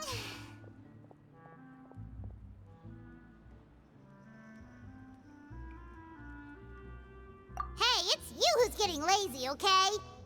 Well, I see I've walked in on some lively banter. Mona!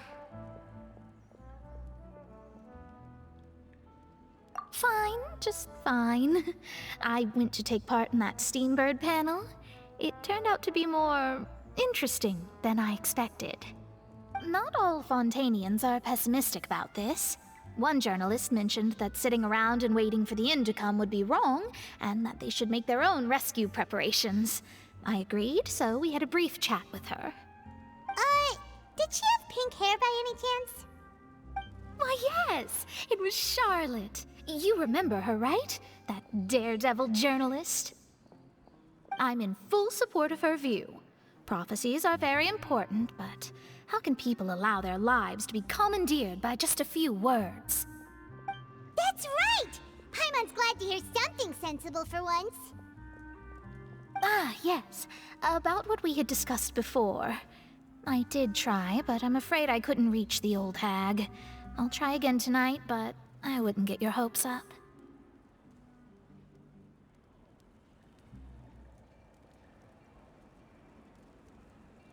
Huh?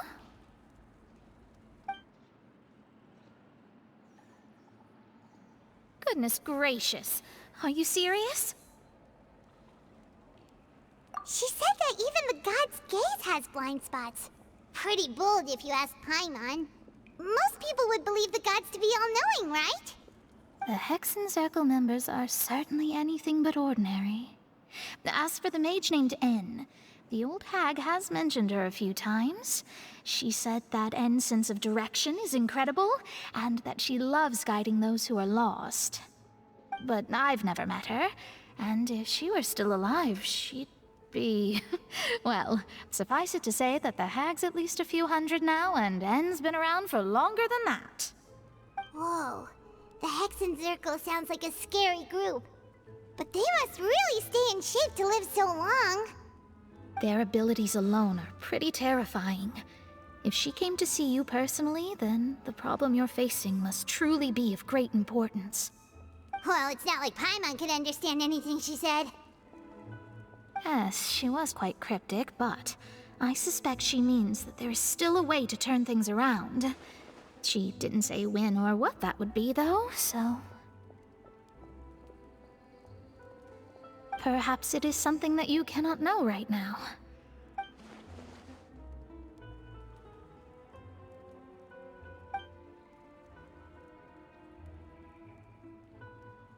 Traveler, Paimon, are you two all right? Oh, we're fine. We're just a little down right now. It kind of feels like the end is coming, you know? I see. I feel that same sense of desperation, too. I guess you could consider me someone who has often witnessed fate. So far as I have seen, it cannot be swayed. But even so, I still hope for, and believe in, miracles. Astrology is eternal and rational, but fate may not be. It is cruel, but it can also be beautiful. Perhaps that's what En was trying to tell you. Not to lose heart, and to believe that what you are seeing playing out before you is not yet set in stone. I did originally think of steering clear of all this, but I couldn't. Even if this is all futile, I still wish to help everyone. If we don't struggle to the last, then how can we face the end when it comes? Huh. You do have a point. There I go, talking about astrological principles again. It was worth trying to comfort you, even if only a little. I believe that you'll help those who are struggling in the same way I did. I suppose that might be why we always seem to meet by coincidence. Paimon feels kinda moved by what Mona said. But also kinda sad, too. Hey, Traveler. Paimon suddenly feels like going outside for a walk. Let's go. Let's walk around the city, shall we? There's a few spots we always like to walk by.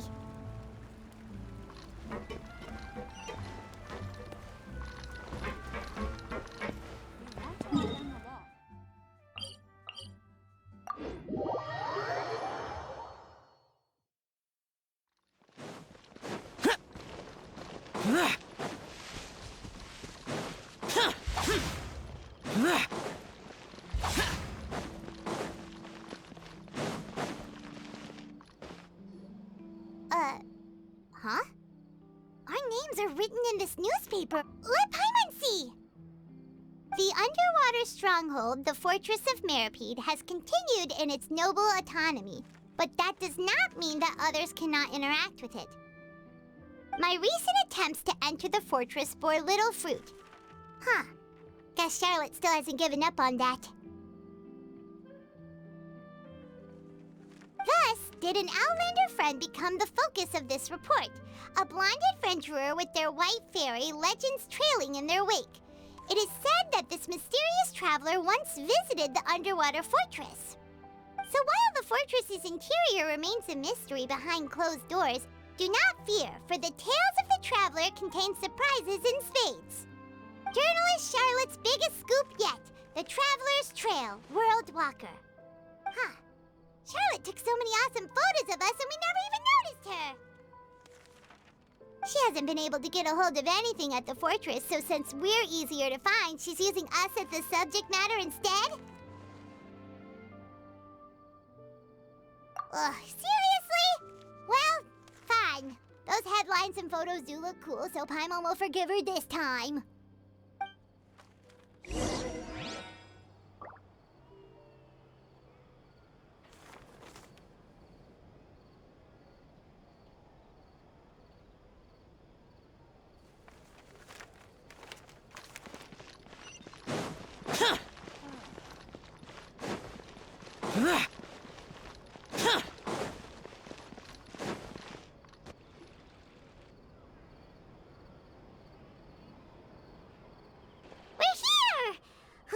Paimon's hungry. Should we go in and get something to eat?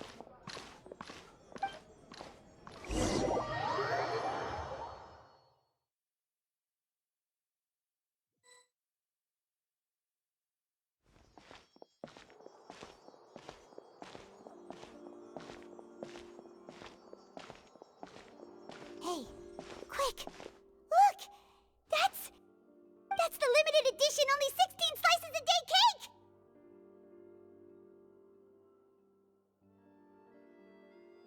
It was so delicious the last time we tried it! Despite the tense situation we were in, let's give it another go! I'm sure it'll be great!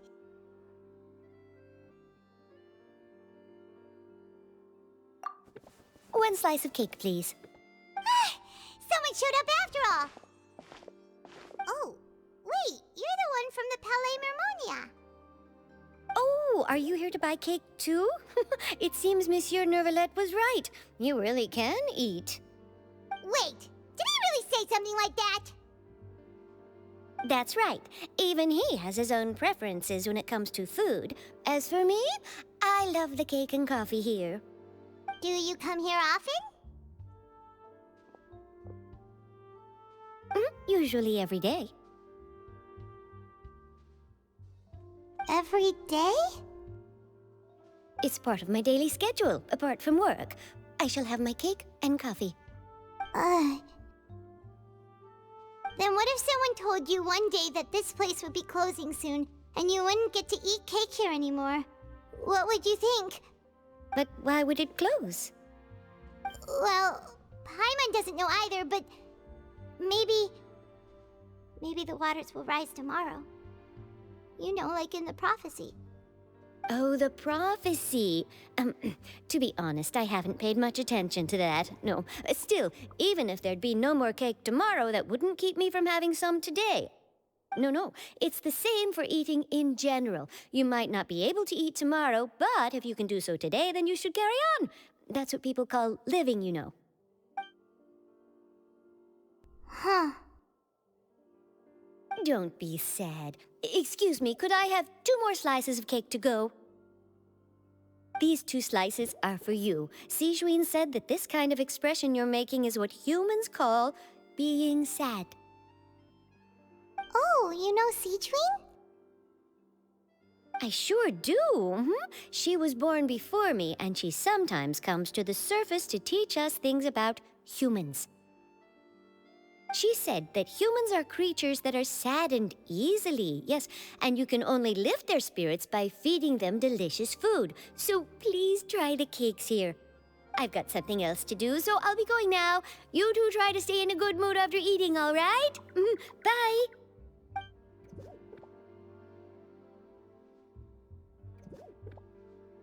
And there she goes. All right, let's dig in. Paimon's sure this cake will be delicious.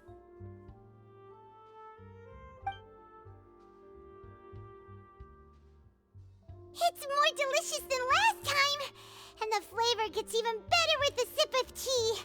It sure would be nice if we could come again tomorrow. Sure would be nice if we could always eat delicious food here.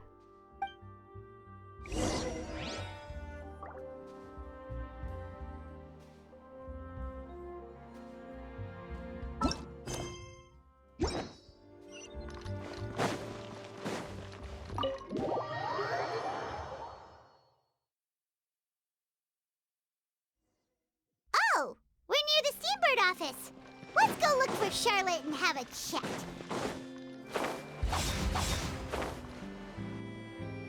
Wow! If it isn't the Traveler and Paimon! Oh, have you seen the article I wrote about you? Ha! You've got some nerve! You just used us to make some quick mora! Oh, you needn't worry about that. I heard that you were in Poisson some time back, so I sent you a letter to discuss just that. It appears you didn't receive it, though. It's all right, though. I've set aside the amount intended for you. I've even set the table with some food. Really? Oh, you're the best! You're almost a little too easy to win over, Paimon.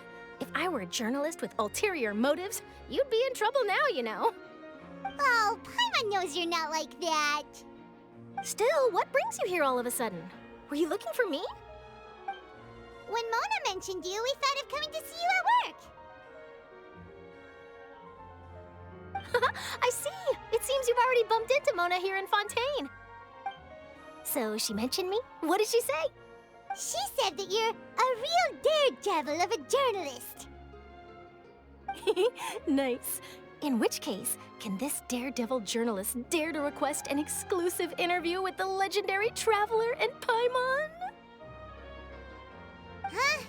So your article in the paper today doesn't count? Oh, of course it doesn't. That was more like live photography. What I'd like to do is dive deeper and ask you to talk about the things you've seen and experienced. Yeah, are we even qualified enough? Why not? If I say you're worth an interview, then you're worth it. But not right now, of course. I'll need a few days to prepare. Oh, in that case, we'll just chat when you have the time then? Oh, so that's a yes? Ooh, splendid! I'll tell the editor-in-chief immediately. I'll have to apply for lighting, a venue, some props, and... Whew, so much to get done now. Talk to you later. Wait, Charlotte, Paimon's still got a question for you. And what's that? If, just for example, Fontaine were to be flooded tomorrow, what would you do today? Huh, that's the prophecy you're talking about, isn't it? I mean, I do hear about it often, but I've never once thought that the day could be tomorrow. if you're seriously asking, then I might try and think of a way to leave Fontaine. Oh, but I'm still a journalist, first and foremost. That means I have a duty to be reporting from the scene. And secondly, I wouldn't forsake my homeland that easily. From what I've seen, most people don't know what they'd do should the worst come to pass. In truth, it might be better just to behave like normal rather than worry over such an end. So in all likelihood, I'd probably still be prepping at the office for that interview of ours. I know what you're thinking. That sounds a bit sad, but I've always believed that it's best to do what you enjoy. Just think about it. If this nation really were to be suddenly destroyed tomorrow, but I still successfully finish an exclusive interview with a truly unique person, then the story I would wind up writing would truly be timeless. And then do you know what I'd do? Well, I'd write that story, send it for printing, and use messenger pigeons to get copies out to the various nations as soon as possible. I'm not a dreamer, nor am I a workaholic, but I do love my job, and I'd be proud of leaving such an article behind. I guess you could say that I was born to be a journalist. But anyway, that's my answer. And on that note, I'll get back to my preparations. That's so nice. All of a sudden, Paimon actually kinda envies her. Anyway, let's go and take a look at the sea, shall we?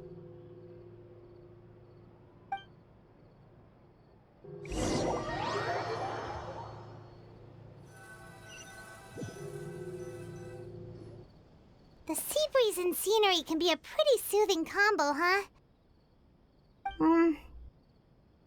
Paimon's been thinking.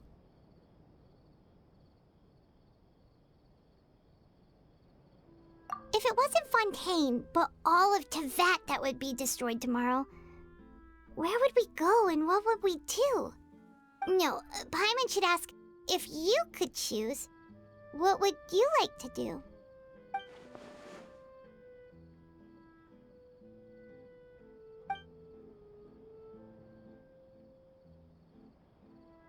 We've always been moving to the next destination, so we haven't spent much time thinking about these kinds of things.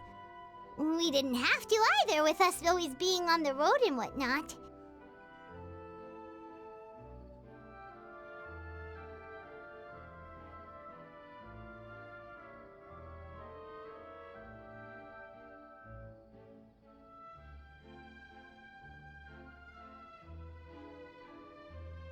You mean, still traveling?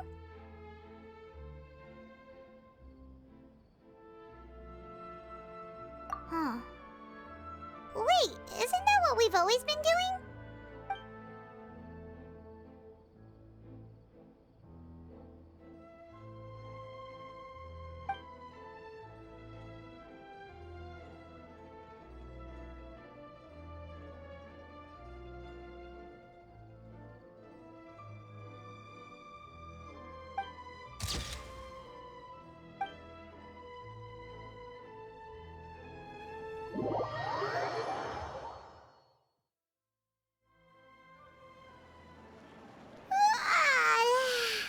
Feels like you'll grow mold if you stay here long enough. But it's still better than the Fortress of Mirapede, that's for sure. It's not only damp there, but salty too. Ah, so the two of you are still here. Wonderful. Oh, you're from the Palais Mermonia, aren't you? Yes, I'm Isadora. Monsieur Nervillet sent me to look for you two before. I heard that afterward you went to the Fortress of Mirapede.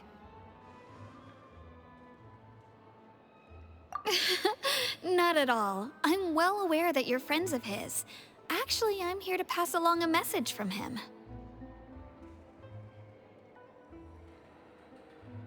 Yes, inside the Opera House. The Maréchaussée Phantom has declared the incident a small-scale riot. A riot?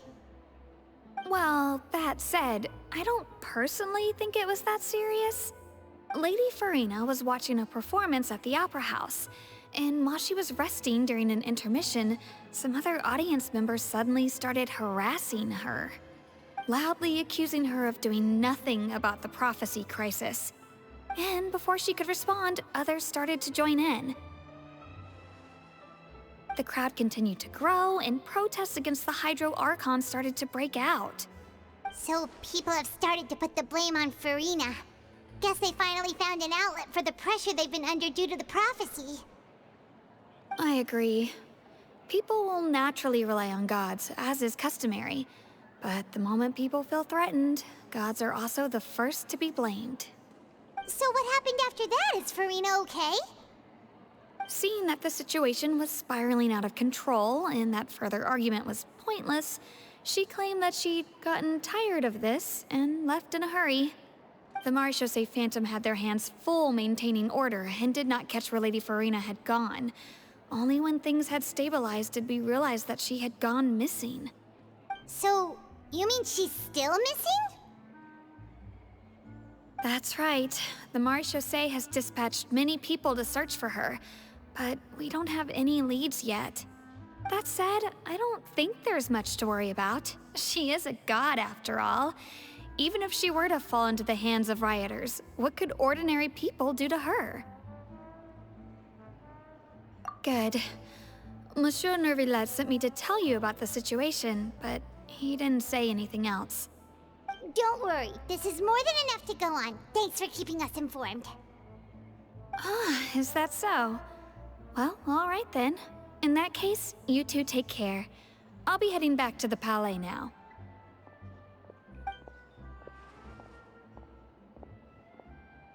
Well, sounds like we should hurry over to Poisson then. If we know Farina, she won't try to fix things in this situation. Instead, she'll look for a place to wait out the heat. And, as we also know, she may be loud and dramatic, but she doesn't have a heart of stone. When Nervillette was talking to her in the Palais Mermonia, and she heard about Poisson, she couldn't hide her sadness and remorse. It would be hard for her to ignore being accused by the public today. Paimon thinks Farina's probably taken the opportunity to slip away to Poisson and try to relieve the sense of guilt that she's feeling. Huh. Well, what do you think? Paimon knows the answer, of course, but Paimon can do the analysis to back it up, too. Cool, huh? In that case, there's not a moment to lose. Poisson, here we come!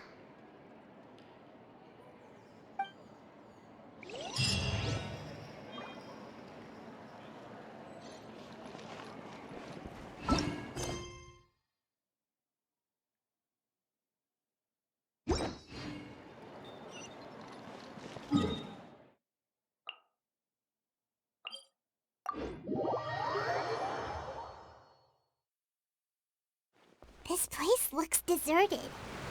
Guess all the survivors must have evacuated already. All that's left here are signs of devastation. Could Farina really be here? Let's try to find her as soon as possible.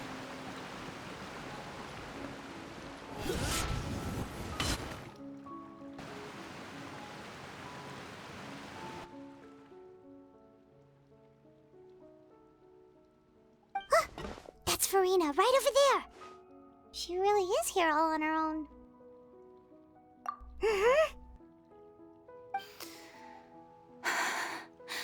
Should I just give up? This is all meaningless. What was meant to happen did happen after all. Everyone's dead. I'm sorry.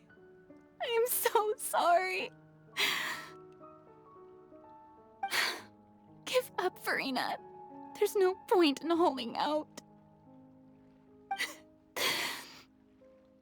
I'm sorry. But what can I even do other than to repeat meaningless apologies over and over? Who's that? Don't worry, Farina. It's just us.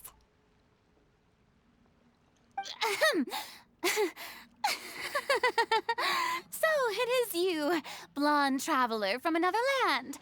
Why, I almost thought you were someone from that mob of my ignorant subjects, come to kneel and beg for my forgiveness. Farina, you were crying just now, weren't you? The tear stains on your face are obvious. What do you mean, tear stains? Oh, I remember. The show at the Opera House earlier this morning was so moving. I'm still trying to process it. Who did that uncivilized rabble think they were, disturbing my enjoyment of the arts? They even dare to tout their Archon. I must teach them a lesson. I can just imagine their twisted and frustrated faces once they realize that I'm nowhere to be found. Oh, and I'm sure Nouvellette and those people from the miHoYo Phantom are freaking out right next to them, too.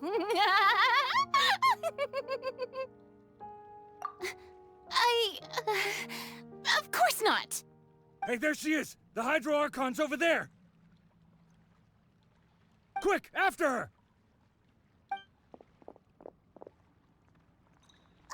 Farina, those people seem to be after you. They are? They're just some rabid fans who want to cut the line because they haven't been able to meet me in person, aren't they? That's against the rules. I can't let them get their way. Farina just ran off! Quick, we have to catch up with her!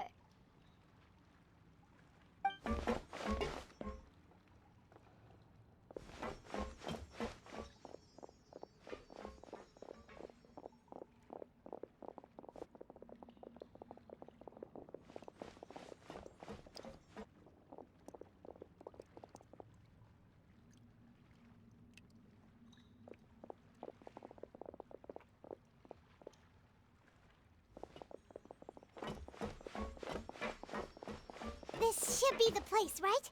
Hey, Farina! There's a good hiding spot over here. Quick, come to Paimon before the rest of them catch up to you. What? What is this place? Hurry, they're almost here! Fine, fine. I suppose haste is warranted. Lead the way.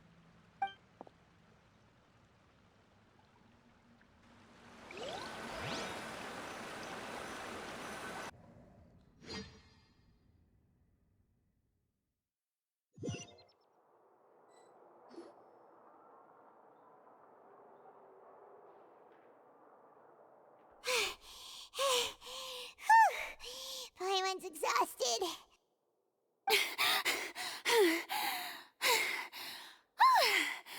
I'm so tired. I totally thought they had caught me. No, I mean, I merely gave in to the sheer enthusiasm they displayed. You're right. Yep, that's a good girl.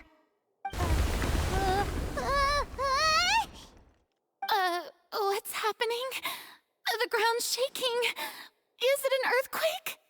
Yeah, a quake of this kind preceded the flooding in Poisson, didn't it? It can't be. It's happening again. Well, there's no need to worry too much about that.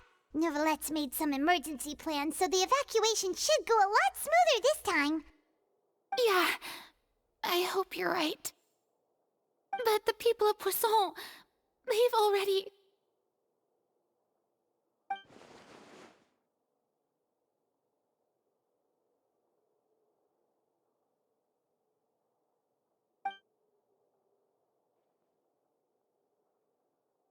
It's true.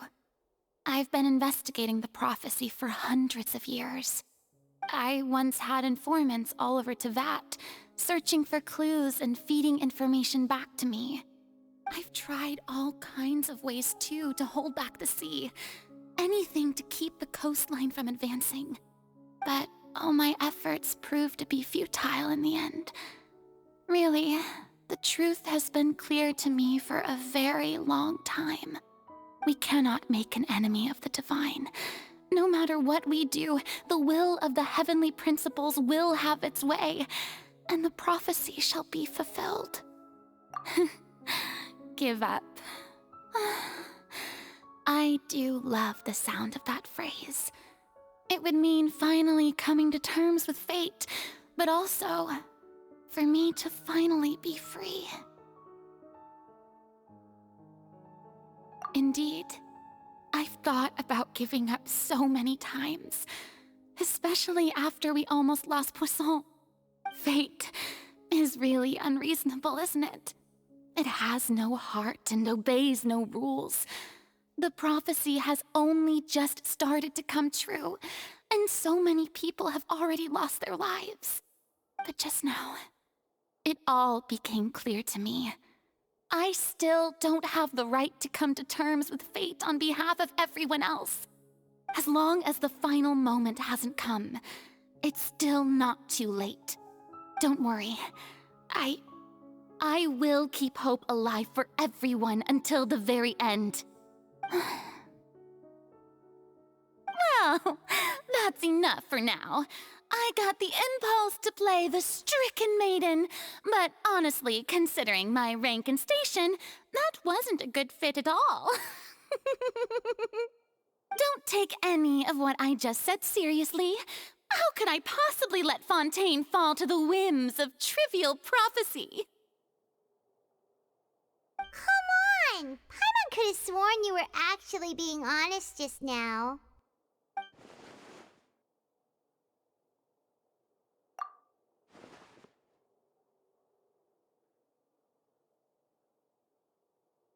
Share my burden. That's impossible. It was fated right from the start that this would be my duty alone.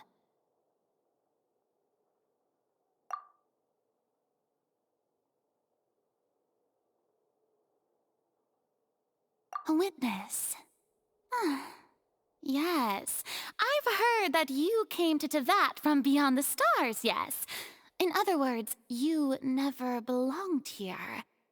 And if Tevat is, in its entirety, a show on a stage, then you're just a spectator, aren't you? If that's the case...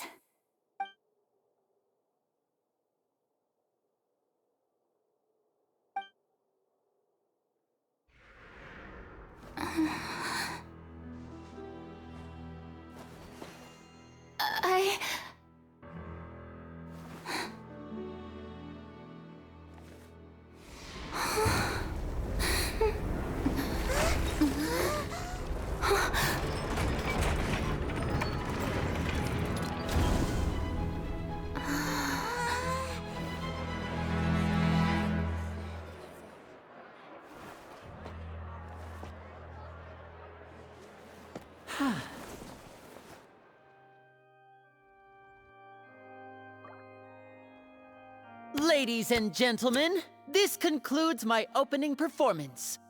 Now, without further ado, we may proceed to the trial of our god.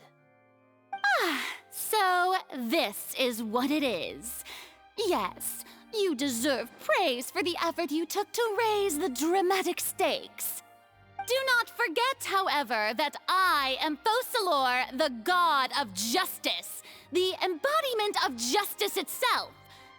Does it not strike you as even the least bit absurd to bring the very concept of justice to trial? May I interpret these words as your refusal to stand trial? In that case, you will have the opportunity to defend your honor through a duel. You would draw your blade against a god? I see. It seems like you have made up your mind.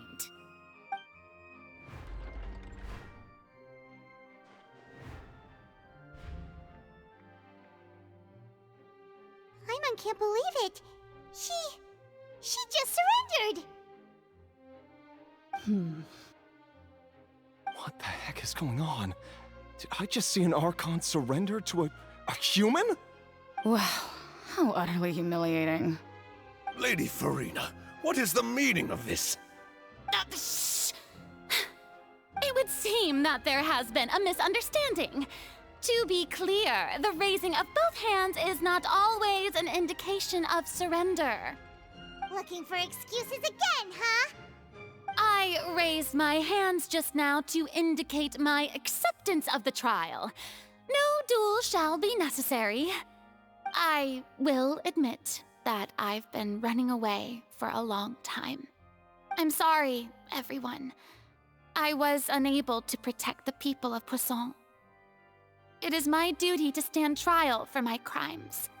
You are not the only ones to be disappointed in me. I, too, am exceedingly disappointed in myself. But now, it is time for the Hydro Archon to show you her courage and resolve.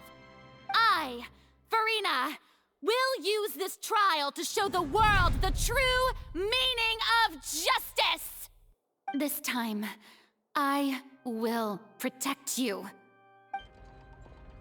Applaud and rejoice! One of the most outrageous and fantastical arcs known to the opera epiclese is now unfolding before your eyes.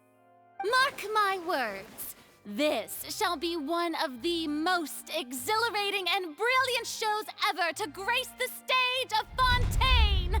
The trial of the Hydro Archon, Focalor, will now begin! Woohoo! Oh, now we're making history! Why does it feel like Farina just took over the whole thing? Like, come on! Didn't she just get forced to stand trial for her crimes? Also, even though she's still acting super dramatic, she is taking this seriously this time, right? All right, then. Who will be my opponent in this trial? The court asks the prosecutor to please take the stand. Is that so? Very well. Then please speak, witness of Tivat, my accuser and fated opponent.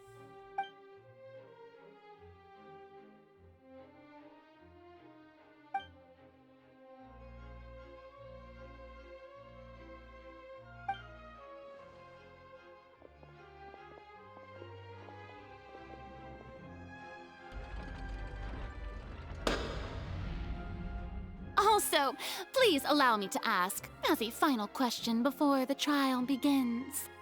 Just how much work did you do to force me onto this stage? Well, we did do a lot of prep after the meeting that day.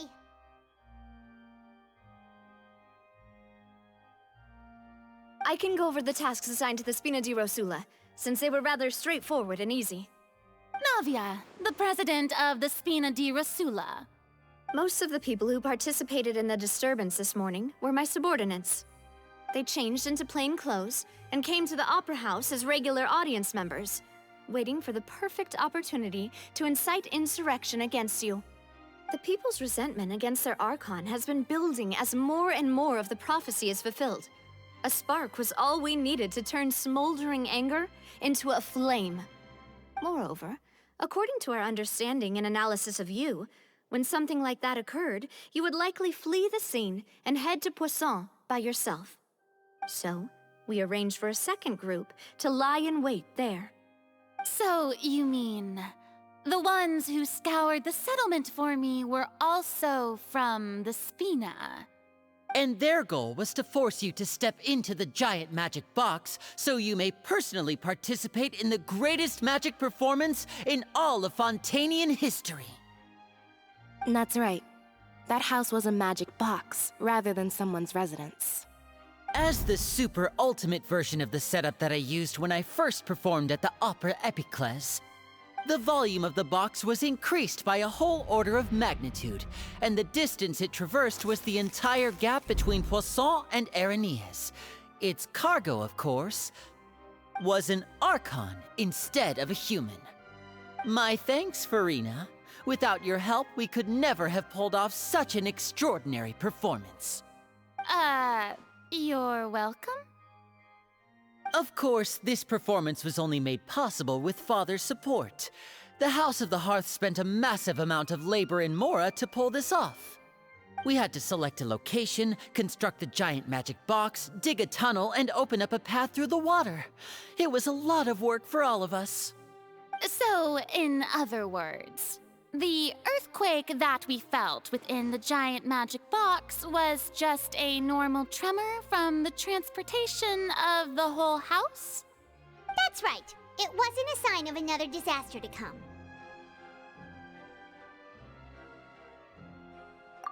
Then, I can guess Nervilette and Cloran's parts. You gathered a crowd, prepared a stage, and made sure that the champion duelist would be immediately ready for a fight. Also that as soon as I appeared on the stage, the trial may commence without a hitch. Am I right? Yes, that is correct. Well, Clorand, I must commend you for your courage.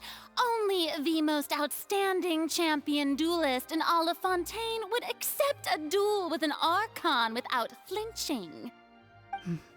Thank you.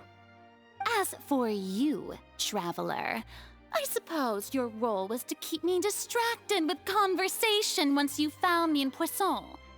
You'd make sure that I didn't notice anything amiss before revealing yourself as my prosecutor once we'd arrived onto the stage.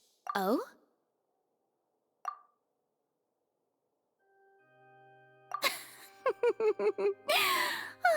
Is that so? Then I suppose I must have missed my final chance. It's fine. It matters not. What's done is done. The stage is already set, so there's no reason to disappoint the audience. Let's see this trial through to the very end.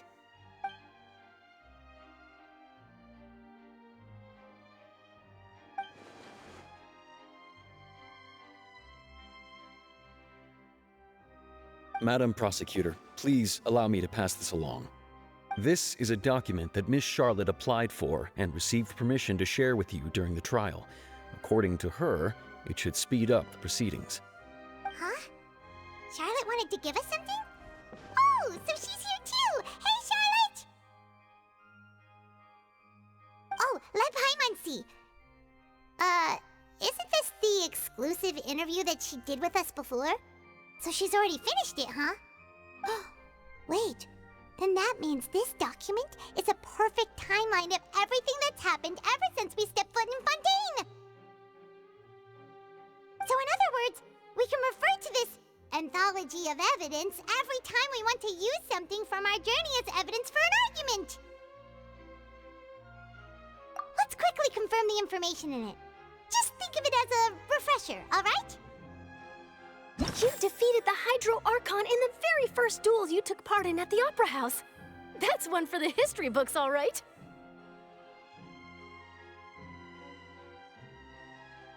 I didn't think that you'd wind up getting this is the first time Monsieur Nervilette, a Fatui Harbinger. The fortress of Meripede was almost... According to Monsieur Nervilette, both child, I nearly lost my awesome friend Navia. The words of someone as extraordinary as a witch... The words of someone as extraordinary as a witch. The prosecution and the defense are both in position. The trial shall now begin. Oh, come on, Nervilette. There's no need to repeat all the unimportant legalese. Just fast forward to the part where the prosecution lays out my offenses. As the defendant and the lead actress of this performance, I still haven't even been informed of my supposed guilt in all of this. Of course, it is only natural for humans to struggle to understand the actions of a god. However, you will need more than that to convict me of a crime. That's true, but my charge here is unrelated to your conduct as an Archon. Instead, I would like to charge you as a fraud who's never been the Archon in the first place. Wait, what was that? Lady Farina's a fraud? Hey, I came here thinking that we were going to try the Hydro Archon for forsaking her duty, but did I hear that right? She's not our Archon at all? Charge accepted. Lady Farina, do you plead guilty to the charge?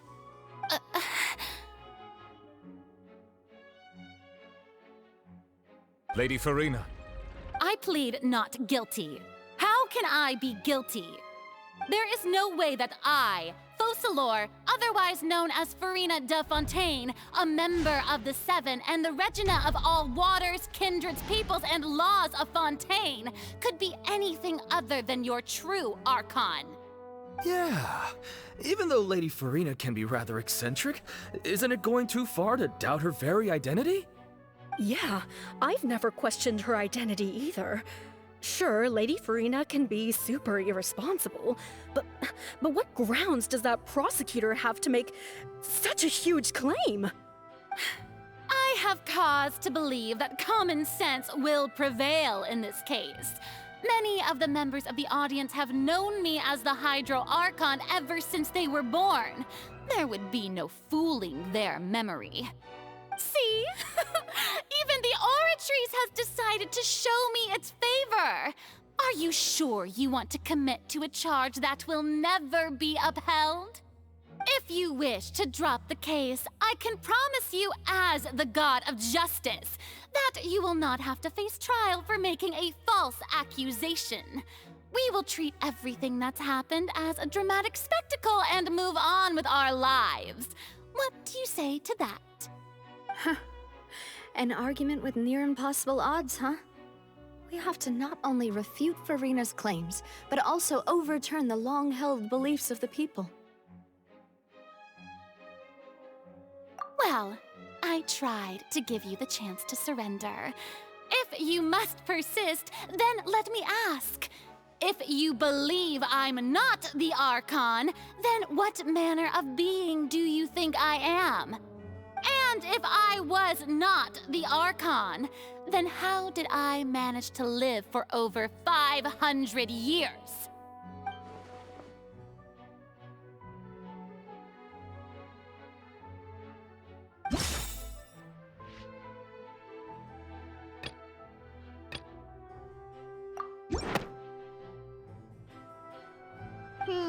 That doesn't sound right.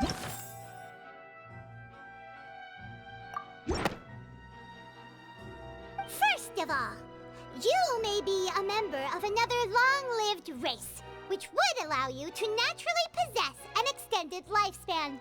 And second of all, even if that wasn't the case, there could be other ways to extend your life. Who gave you that idea? Was it the knave?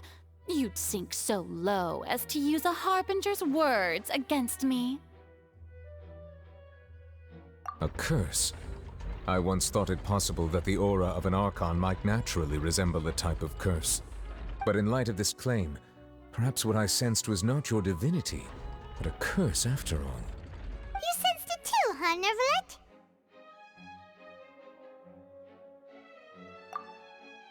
Lady Farina is actually a human? Well, it is true that it's extremely difficult to tell humans and gods apart just by looking at them. It's not impossible.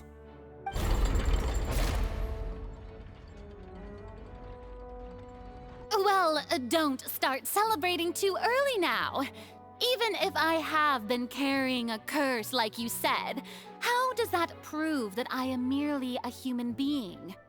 Besides, everyone knows that the main difference between a human and a god is the possession of authority. Gods can do what humans cannot. That's why they're worshipped as gods. For centuries, manifestations of my authority have served the nation of Fontaine. One need only to turn their eyes towards the Oratrice Mécanique d'Analyse Cardinal in this very opera house, or consider the indemnitium that is used in every aspect of life.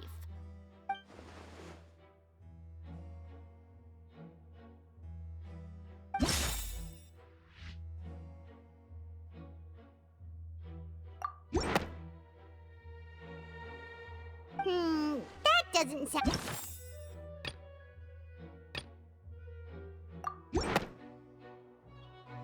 You tried to reference the Oratrice, but weren't you as confused as all the rest of us when the Oratrice declared Child to be guilty without any proof? Otherwise, you should have come up with a good explanation for that by now. Didn't I make myself clear at the time? The decisions of the gods are naturally difficult for humans to comprehend. There is no need to provide an explanation. Lady Farina, I believe a reminder of your current circumstances is in order. While the court is in session, the principles of justice and the law must come before all else. While you are an Archon, you are also first and foremost the defendant in this trial. You will prove yourself unable to defend against the prosecution's charges if you continue to withhold vital information against the rules of the court. I never thought you'd use that kind of rhetoric against me. That was no trick of rhetoric, Lady Farina. I've merely reiterated the rules of the court. Rules that all should respect and follow. So, you neither knew why Child was declared guilty, nor did you understand the structure and operations of the Oratrice. Instead of having been created by you, the manifestations of authority you mentioned have been made by the real Hydro Archon, haven't they? The real Hydro Archon? Well, now you're really losing me. It is true that I did not know why the Oratrice gave out a guilty verdict that day. But the Oratrice handed out that verdict unilaterally, and it has been operating independently ever since it was first created. You can't argue that just because a divine creation is flawed, that the god behind it must also be no god at all. She's still throwing out all kinds of excuses. Seems like she's confident that we won't be able to produce proof that she has no power over the Oratrice.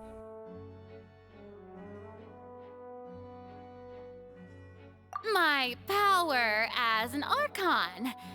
There are many ordinary citizens in the audience. How can I just carelessly demonstrate the formidable power of an Archon? If that poses a concern, I'm prepared to extend my protection to the audience.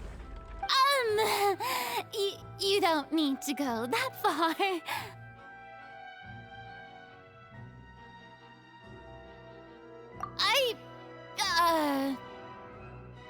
Aren't you the Hydro Archon? Or is it that you can't even wield the power of Hydro, much less the authority of a god? Indemnitium! Yes! It's all because of Indemnitium! All Archons derive their power from the faith of the people, and I've converted the people's faith in justice into Indemnitium! Thus did I give up all of my divine power to provide everyone with energy for their daily lives. Have you ever seen a more magnanimous god? Isn't that a huge stretch? Yeah, no matter how generous an Archon can be, how could they give up all their power? Can a god with no power even still be called a god? It seems like nobody's buying Farina's excuse. Hey, come now, everyone. Please don't stare at me as if I was a liar. I'm still the same Farina you knew, right? The one that you loved. Shouldn't you want to believe in me? Please? You've got to believe me.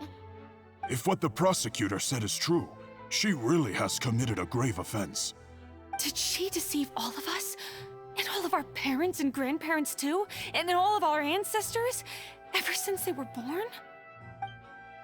Enough! That's enough. Tell me then, if I'm not the real Hydro Archon, then who is? If you have no evidence of another Hydro Archon's existence, nor can you find anyone who can back up their claim to be such, then what grounds have you to say that I'm not actually the real deal? Wow, she came up with yet another argument. How can we refute her now? Seems like she really doesn't want to give up.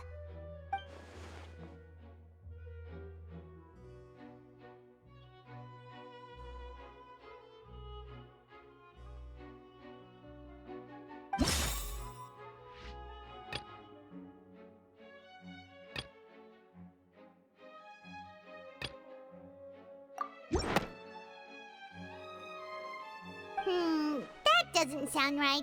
Paimon doesn't think this clue can be used as compelling evidence to build our case.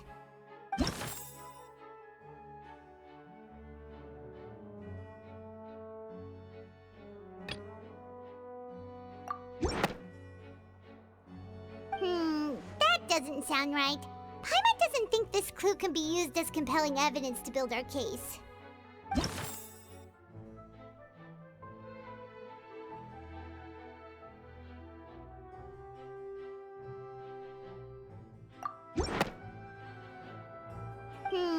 That doesn't...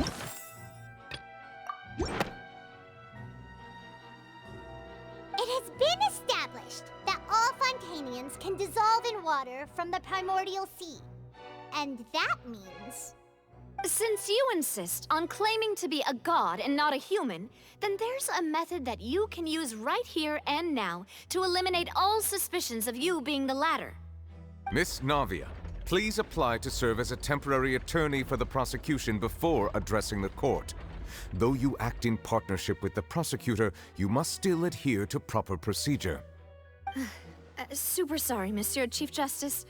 I swear this really will be the last time that I'll speak out of turn.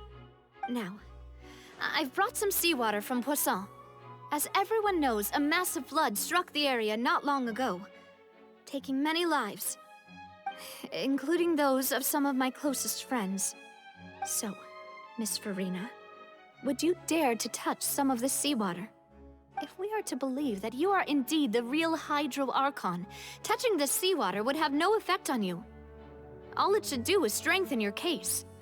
But if you don't dare to touch it, then we would have basically proved the reverse. Oh, and I must remind you that after the disaster at Poisson, nobody wants to see any more people dissolve. I do hope you'll act prudently and choose the simpler path of admitting guilt. Navia from the Spina di Rasula. The Spina has governed Poisson for many years. I guess her suggestion is valid. If Lady Farina is indeed just a human, she's probably Fontanian like all the rest of us. Would she really dare to try?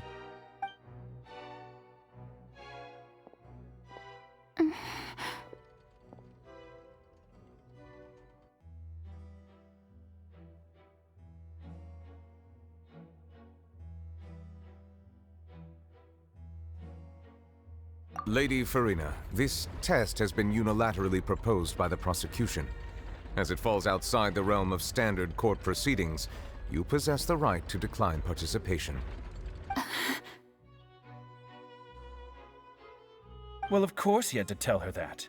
But refusing to participate is basically the same as a confession of guilt. She's just staring at the water without saying a single word. It really does seem like she's quite terrified of it. That could only mean... What's going on? Is she really planning to... that's not what we thought she would...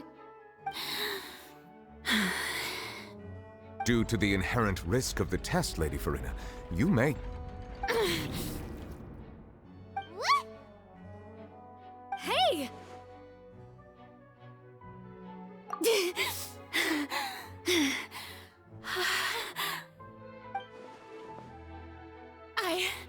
I'm fine!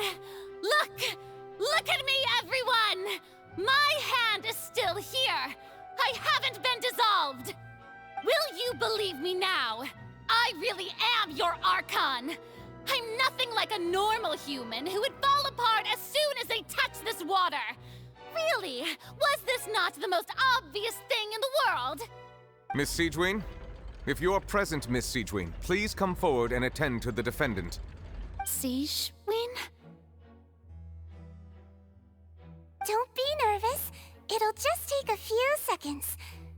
Let me see. That should be enough. Please announce the results of your evaluation to the court, Miss Siegewien. As everyone doubtlessly saw, Miss Farina was displaying symptoms of hyperventilation and flushed skin. These indicate that she was experiencing the adverse effects of exposure to primordial seawater. The extent to which she was affected is the same as other humans when exposed to primordial seawater of a similar concentration. Thank you, Miss Siegeween. Lady Farina, you may return to the defendant's stand. Oh, wait. What did she just say? I didn't get dissolved. Shouldn't that be enough to prove my innocence? Well, considering your tendency to run from your problems, we did originally prepare a direct sample of the seawater around Poisson. However, after extensive discussion, we exchanged it for a sample that is not concentrated enough to dissolve an actual human. After all, on the off chance that something entirely unexpected might occur, we don't want anyone else to lose their life to the sea. Yeah, so out of regard for Farina's life, you secured a low-concentration sample and asked the head nurse to serve as an expert witness. It's a great thing that the direct sample wasn't actually used. Farina could have... I can't believe... you...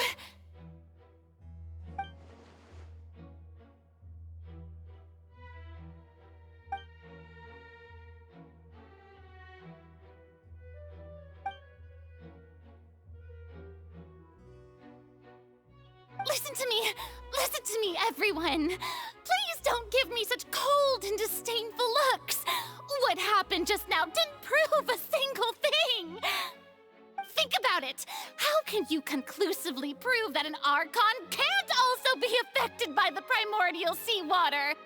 Also, if I was really just a human, why would I dare to just put my hand in that kind of water?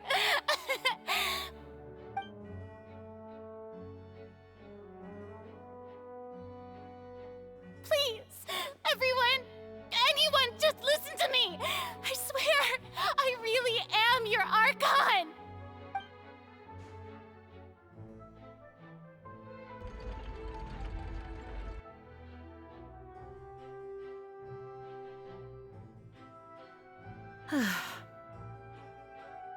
I don't think anything she says at this point will sway anyone. The odds are just too stacked against her now. With all the things that have been said, Paimon doesn't think there's any way left for Farina to win. I believe the time for arguments and presentation of evidence has come to an end.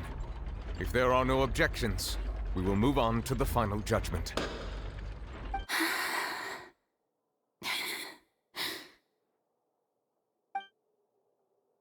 I don't think anything she says at this point will sway anyone. She's too stacked against her now.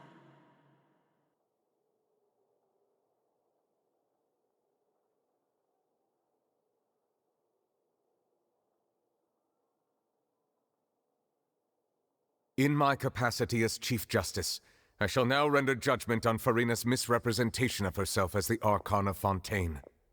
As a human who knowingly deceived her fellow citizens, Farina is... guilty.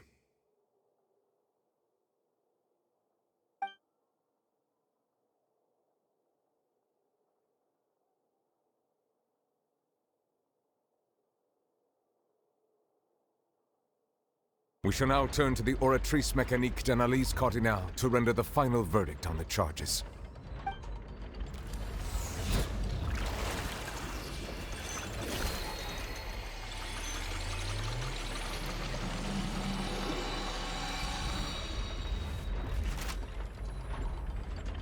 According to the judgment of the Oratrice Mécanique d'Analyse Cardinale, Farina is...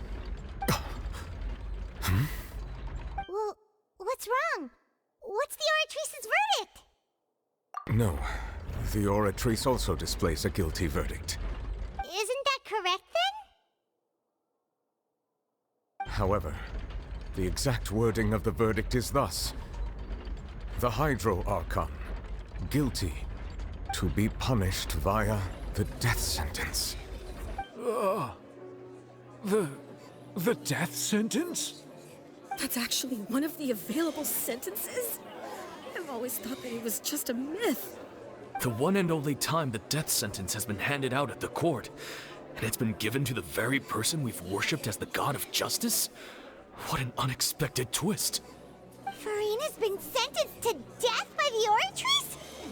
We just wanted to use the trial to show her the seriousness of things so she'd tell us the truth. How did things escalate this quickly? This outcome is indeed quite strange. According to Fontaine's current definitions of justice, as well as its recommendations for criminal sentences, is this sentence really appropriate for the crimes that have been committed? Yeah! Even Vacher wasn't sentenced to death by the Oratrice. You know, the real evil mastermind behind the serial disappearances case.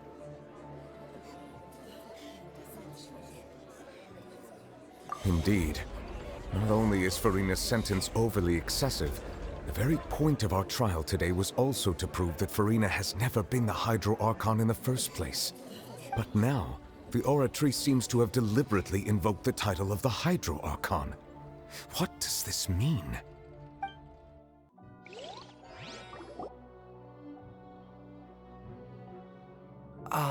Excuse me, if I may interrupt. Is the trial still going? Fremine! You finally made it. I assume this means you've completed your mission? Mm-hmm. Any mission Father assigns to me will always be top priority.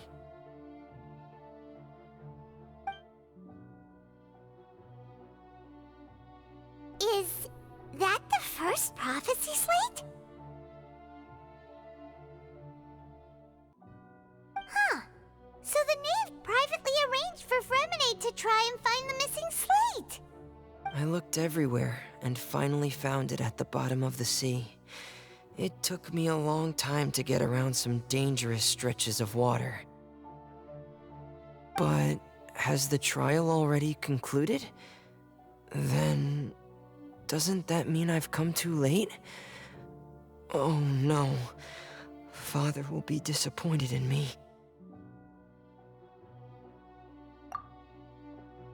Thank you for your hard work, Mr. Fremine. Please allow me to review the record left on the slate.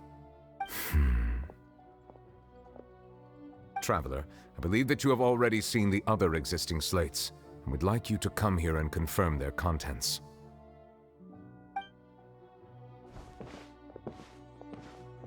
Huh? So what do you see? What is it?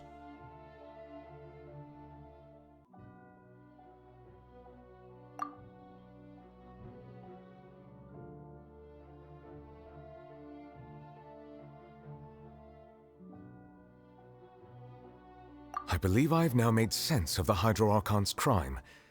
It has to do with Fontaine's lost history. Huh? Isn't the Hydro Archon just guilty of deceiving her people? Oh, wait, no, that's Farina, and we've already proven that she's not the Hydro Archon. So when you say Hydro Archon, do you mean the real Hydro Archon we've been kinda talking about? In truth, everything that you've encountered in Fontaine up until this point can be traced back to the contents of these stone slates. However, I'm uncertain as to how much sense they currently make to you. Okay, let's try to recall the contents of the other 3 stone slates. Paimon will do her best to help you remember.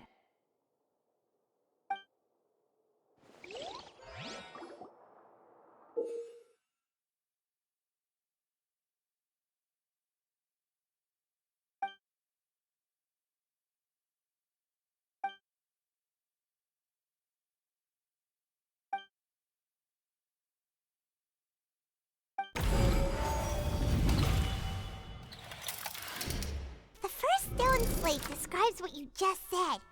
It seems to show the previous Hydro Archon using her divine power, and then the Oceanids turn into humans. Does that mean that Fontanians are transformed Oceanids? Oh, Paimon wasn't expecting that. But if Oceanids can turn into humans, then perhaps this process can be reversed as well. The second stone slate shows Celestia floating in the sky, and the Hydro Archon and her people worshipping it together. But the heavens still brought judgment down upon them. This must be the point when the Hydro Archon and the Fontanians were branded with their original sin.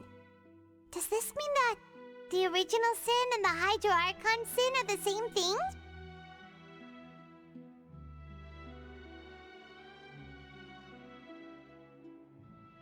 The third slate image shows the Hydro Archon sinking into the sea surrounded by many people. That reminds Paimon, didn't we also watch that happen to someone else? Well, the fourth slate is the prophecy the Fontanians have been talking about. People dissolving into the sea, the Hydro Archon crying on her throne, and so on.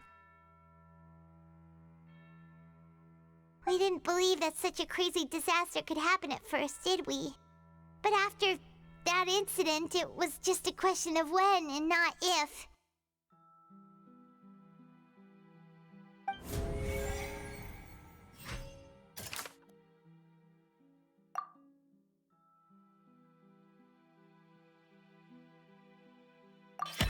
We know from the case of the serial disappearances of young women, and the first stone slate tells us that long ago the Hydro Archon used her power to turn Oceanids into humans. This might be the reason that Fontanians can dissolve.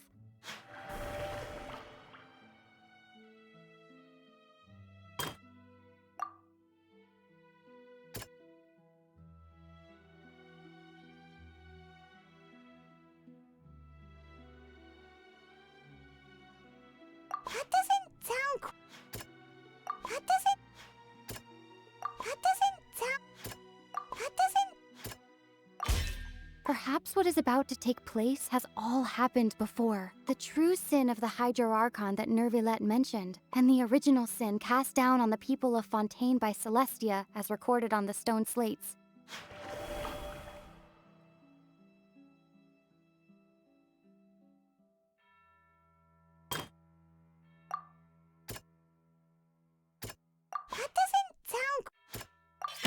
It's not as simple as falling into the sea. When Navia fell into the sea, her consciousness was subjected to judgment. The stone slates show the people gathered around the Hydro Archon in the sea. Could that be alluding to the same thing?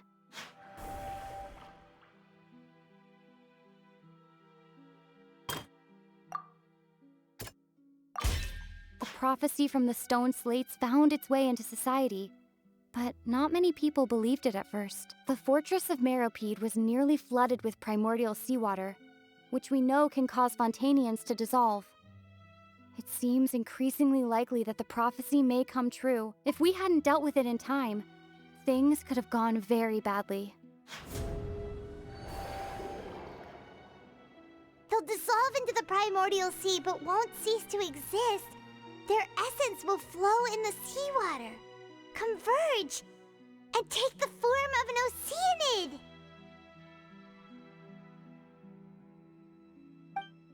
The Hydro Archon was sentenced to death in court, shocking everyone present.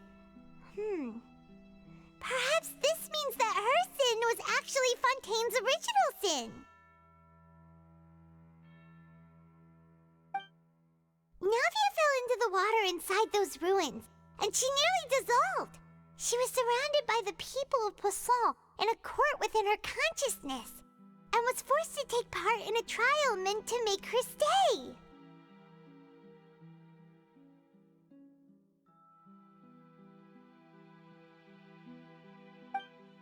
The eruption of the primordial sea at the fortress of Meropide was the surest sign that the prophecy was about to come to pass no matter what.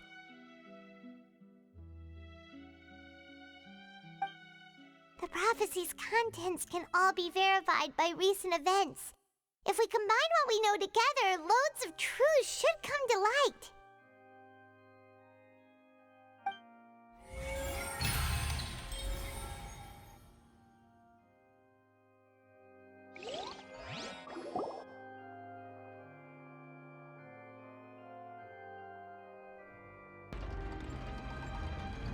Huh? Oh, Paimon gets it now! So that's how you can make sense of it. But then it feels like we're going to have to share some truly shocking revelations. Let's hear them.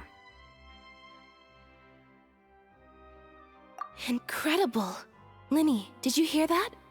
We're not real humans. All Fontanians were originally created by the late previous Hydro Archon, with Oceanids as their basis. The evidence for that can be found in how only Fontainians could dissolve in primordial seawater, and how all the girls Vacher dissolved were also turned into Oceanids. Oh, and according to Navia, when she was about to get dissolved, she also saw everyone gathered around for a trial, all of them in the shape of Oceanids. Indeed. Yeah, and it follows from the content of the first slate that she probably angered Celestia by creating humans without prior permission. That could also explain why the Oratrice judged the Hydro Archon to be guilty. It's to account for that ancient sin. The Hydro Archon's true sin was creating us? And yet, after many hundreds of years, the Hydro Archon's creations have turned around to try to judge the Archon within the Opera Epiclese. The twists of history are often the most unexpected of all. Yeah, isn't the image here just like when Navia fell into the sea? So wouldn't it be trying to show the image of the Hydro Archon also falling into the sea once the prophecy has been fulfilled in the fourth slate?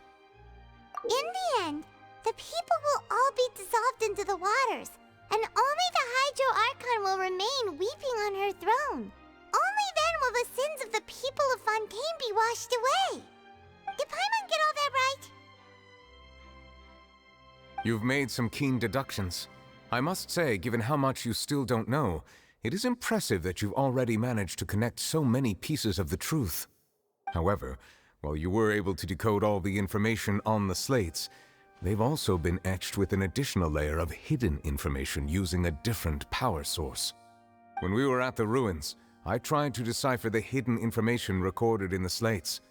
But since we only had 3 slates at the time, I was unable to come to a full conclusion. Now that the slate collection is complete, I shall make another attempt to decipher the narrative recorded within. If everything goes well, we should finally be informed of the unadulterated truth.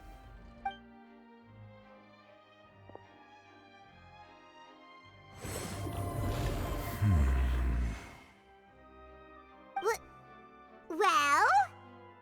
Did you get it? I believe I should share this truth not only with you, but with all the people of Fontaine as well. I will try to briefly summarize it for you.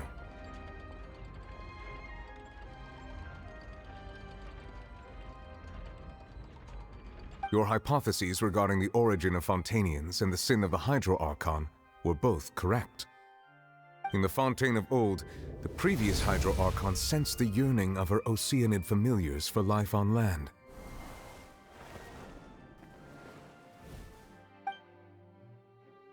The Oceanids were enamored with the beauty and romanticism of human beings, and wishing to have those experiences for themselves, expressed to the Hydro Archon their desire to become of a similar kind.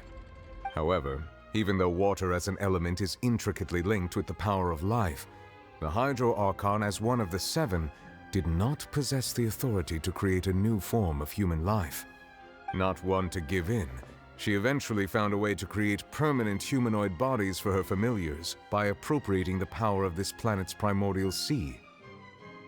She poured primordial seawater into the Oceanids' blood vessels, creating humanoid mimics in the process. But if Fontainians were to ever come into direct contact with water from the primordial sea, the power within their bodies would escape these artificial restraints and return to the sea.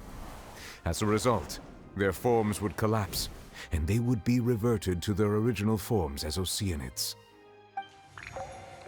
Of course, the Hydro Archon never received permission from the heavenly principles to create a new human race. And thus, the Hydro Archon and all of her creations came to shoulder the original sin of appropriating the power of the primordial sea. That is the true history of how the people of Fontaine first came into being. So we were all Oceanids before we turned into human beings? That's way too much information for me. I think I'm just going to pretend that I never heard a single thing. Wait, but if that's the truth, we can't let the Hydro Archon be sentenced to death. After all, her only sin was creating us. This really might be too much information for your regular Fontainian. but it does answer a lot of our questions. Alas, your hypothesis regarding the third and fourth stone slates was inaccurate. The slates' respective positions are, in fact, correct. A key point of the visual on the third slate is how all the individuals depicted in the water are humans rather than Oceanids. They have not been dissolved, which implies that the water depicted in this slate is not water from the primordial sea. The nation of Fontaine is the nation of Hydro, as well as the nation of Trials and Justice. Instead of being the literal element, the water in the scene symbolizes judgment and justice. You may also recall Navia's experience. When she fell into the sea, her consciousness was surrounded by that of many others who intended to hold a trial to determine her fate. Therefore, the meaning of the third slate is that the people of Fontaine shall try the Hydro Archon at the Court of Justice. Yes, it refers to our present situation. I think I'm following now. So, what you're saying is, even though we decided to put on this trial to avoid fulfilling the prophecy, in truth, everything we've done has happened exactly as the prophecy foretold. So now, it seems, we're the ones making sure it comes true. What should we do? Huh. No matter what, the prophecy will be fulfilled. Is this what it feels like to be a prisoner of fate? If that's the case, does that mean the scene in the fourth slate will also be fulfilled soon? Traveler, I would like to point out another small fallacy in your deductions. About the fourth slate, you probably thought that the eruption of primordial seawater beneath the fortress of Meripede served as the surest sign that the prophecy was about to come to pass, yes? However, I believe that rather than being a sure sign, that eruption could in fact only be a small warning of something far worse to come. As for the root cause of the catastrophe, I believe you've already encountered it once before.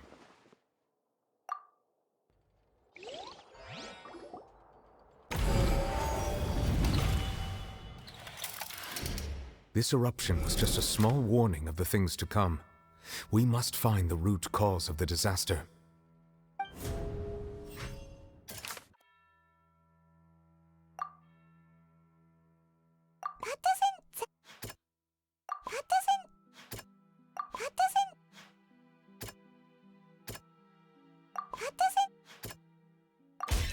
It was both dream and reality. If we're talking about a true culprit, that could only be that thing inside the primordial sea, right?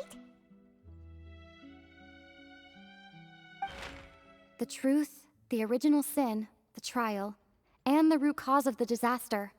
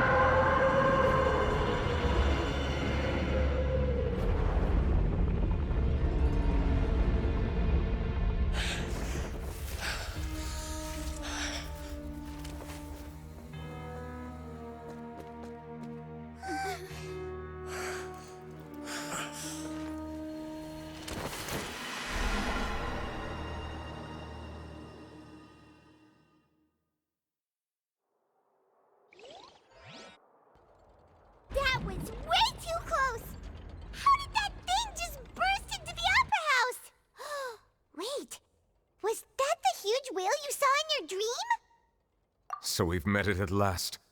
I understand very well why it has chosen to make an appearance here. That whale does not belong to Teyvat. It is a monster that has traversed the stars, weeping all the while. It has been greedily consuming the energy from the planet's primordial sea, using it to grow. That is the main cause for the rising sea levels. And once it has finished consuming all of the energy contained within the sea, its next step will be... You said that when the Hydro Archon first created Fontanians out of Oceanids, she filled their blood vessels with primordial seawater. Precisely. That whale finds the blood of Fontanians nigh impossible to resist. Therefore, when it left the primordial sea, it decided to make its next stop a packed opera house full of food. Food in the form of Fontanians. We just barely managed to push it back, right? In that case, won't it come back to target the people again once it's managed to recover its strength? That is correct. Indeed, it is more accurate to say that we should thank that Harbinger for buying us some time. Without him, the whale would have likely come onto land far sooner. From the way he looked, he must have been fighting the creature for quite a long time. That battle maniac. We've always known that he had a special connection with that whale, but we definitely didn't expect it to help us out like this. Anyway, now that we know that this whale is the actual cause of the disaster recorded in the prophecy, all we need to do to stop the prophecy would be to find a way to beat it up, right? It is too late.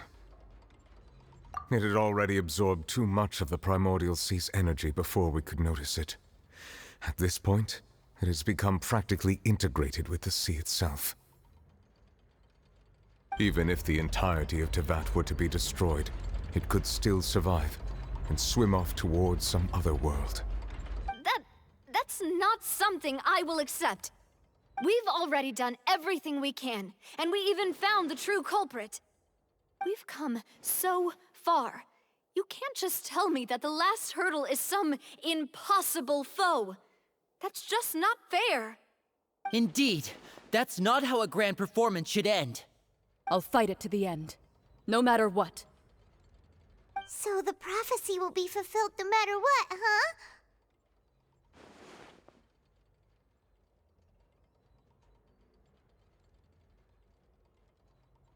The prophecy. Yes, what has been prophesied will be fulfilled. You may view such things as the history of the future.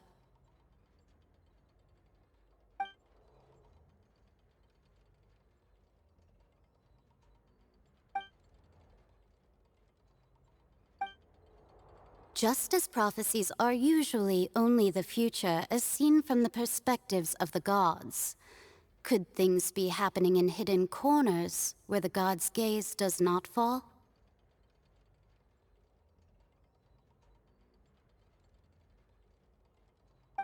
Ultimately, fate shall serve as your only guide, no matter what will happen in Teyvat's future. All you need to do is to play your part.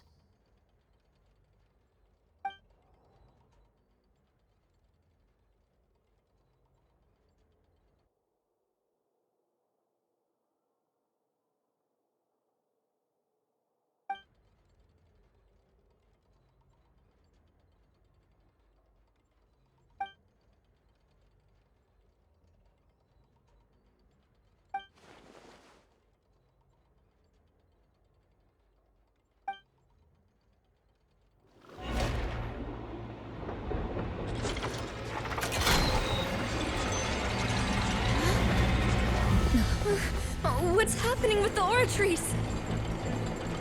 I believe it is preparing to carry out the death sentence.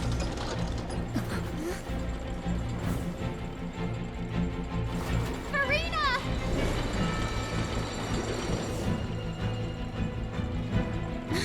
No, I still need answers.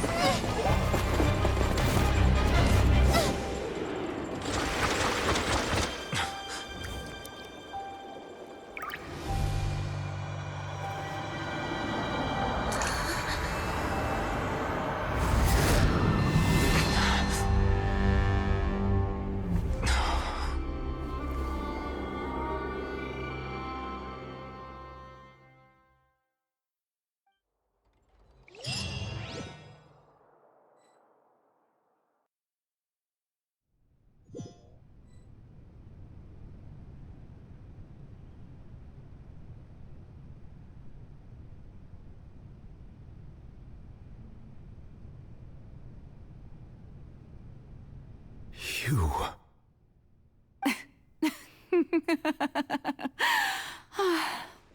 Sorry. That shocked expression on your face is just too amusing. I couldn't help myself. You are not Farina. Who are you? Ah, the sweet sound of bewilderment. Marvelous.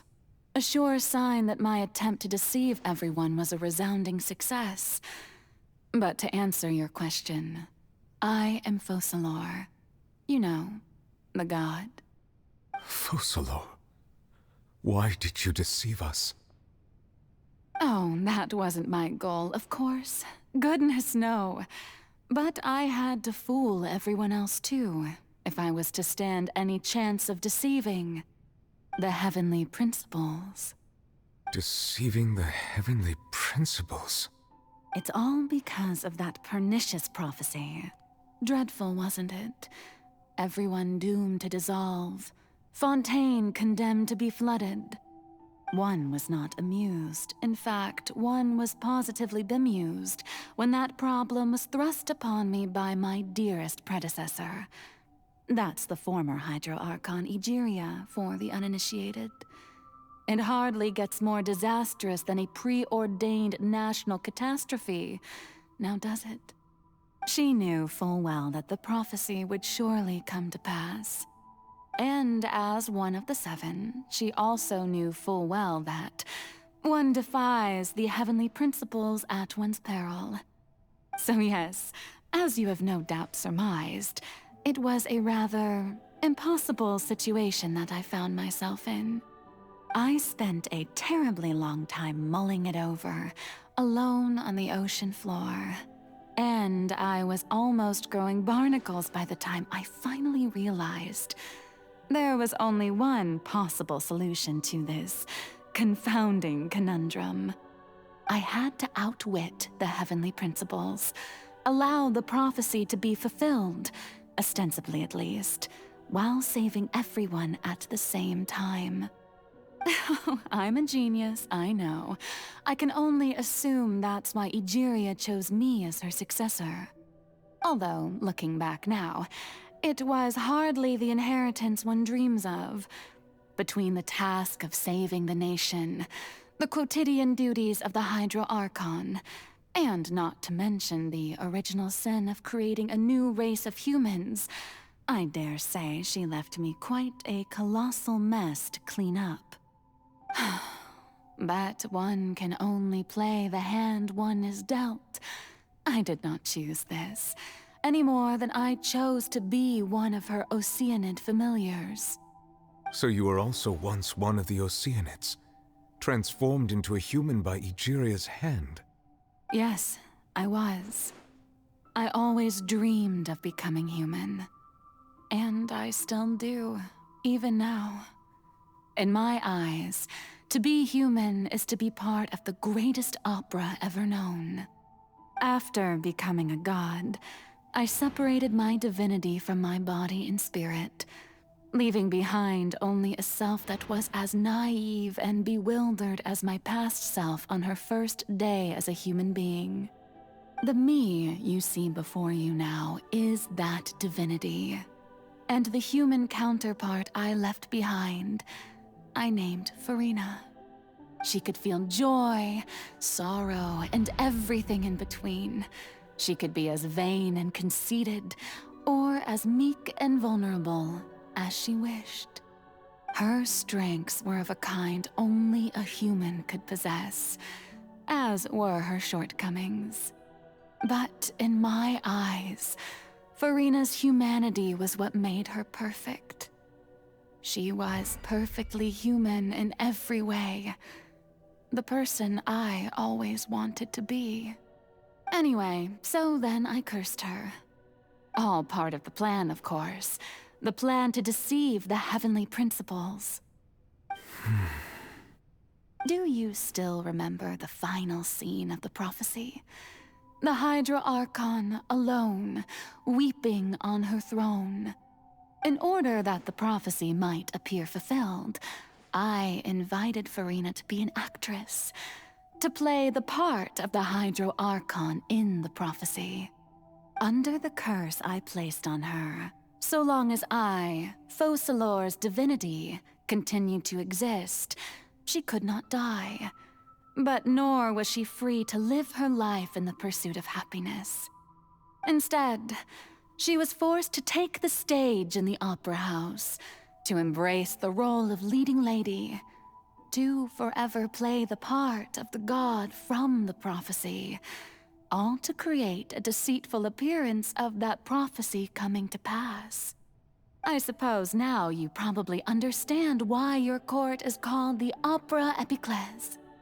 But Farina is only human, isn't she? Even though she has had a long life, her mind is no stronger than that of any other ordinary human being. I cannot begin to fathom what she has had to endure. It must have been torture for her. It has indeed. And although she is, in a sense, me in human form, I most definitely owe her an apology for it. It's been 500 years, and all along, she's been playing her part in the most unimaginably long, unbearably lonely, and agonizingly painful opera of all time.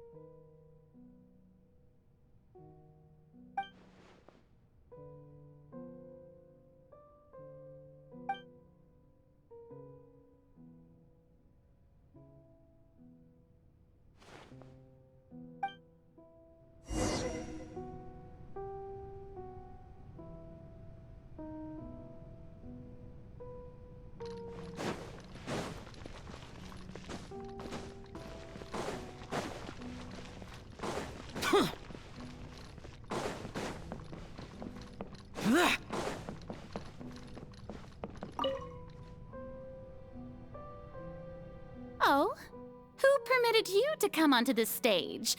Now, I understand your admiration for my august self, but I must ask you to keep to the rules. All right. It is not my intent to reprimand you. There is no need to state your name. Just be off with you. Do not distract me from my performance. Oh, do not jest. Can you not feel it? I am Focalor. The eyes of countless Fontanians are upon me. I must, at all times, display the utmost elegance and nobility.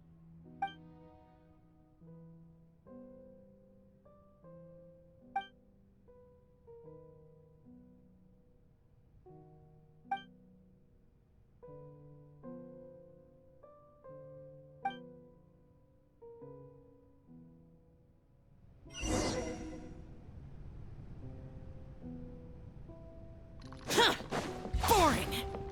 Dear audience, the performance is experiencing a technical difficulty, but worry not. The guards shall resolve it soon enough.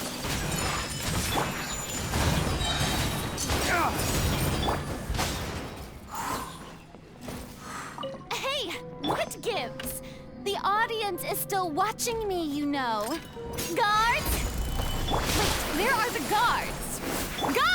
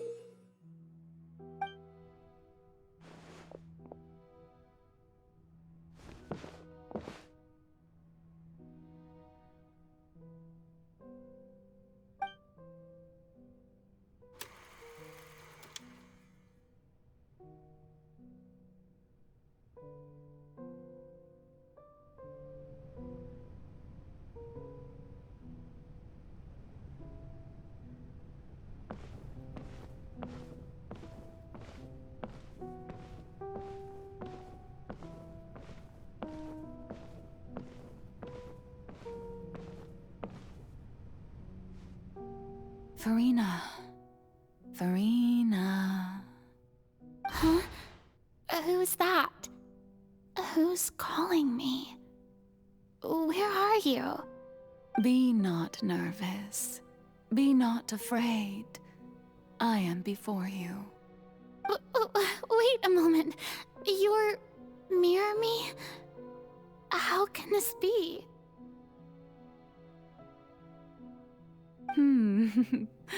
Mirror you, huh? You know what? That's not bad. Let's go with that. Mirror me? What do you wish to say? The prophecy. Have you heard of it? What prophecy? Wait. I know. I think. I don't know why, but it's in my head somehow. The people will all be dissolved into the waters, and only the Hydro Archon will remain, weeping on her throne. Only then will the sins of the people of Fontaine be washed away. Oh, very good. You know it well. What's going on? I can't seem to remember anything clearly. The only thing I know for sure is this prophecy. Will it really come to pass? Yes, it will. And that is why I've come to you. Disaster will come to Fontaine sooner or later.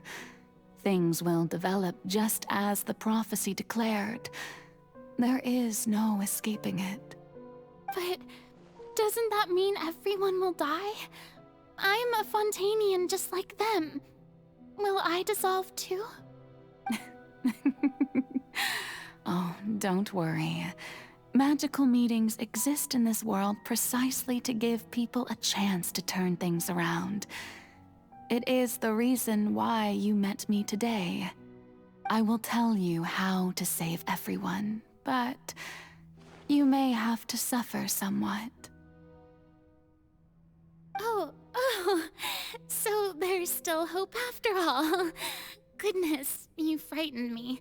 You spoke so much and with so much certainty. As for the suffering, well, I will admit that the first thing that came to mind was, why do I have to be the one to suffer? But if the prophecy will come true, I'll also die anyway, right? So if I've already met you as my magical meeting in this world, if there were scales, with all the people of Fontaine on one side, and my pain on the other, is it not obvious where the scales should tilt? You truly are the perfect human, my ideal. I suppose this would also be the justice that belongs to you. Huh? Don't worry, it's nothing. Listen well. Fontaine has just lost its Hydro Archon. I need you to play a role, that of the new Archon. Play as a god? That's right. You must begin a never-ending masquerade. You must never let anyone suspect your identity. If you can keep it up, then I shall have my way of defying this prophecy. But should your identity be revealed, then all hope will be lost. But how will I do this? A human assuming the role of a god without being exposed. Don't worry.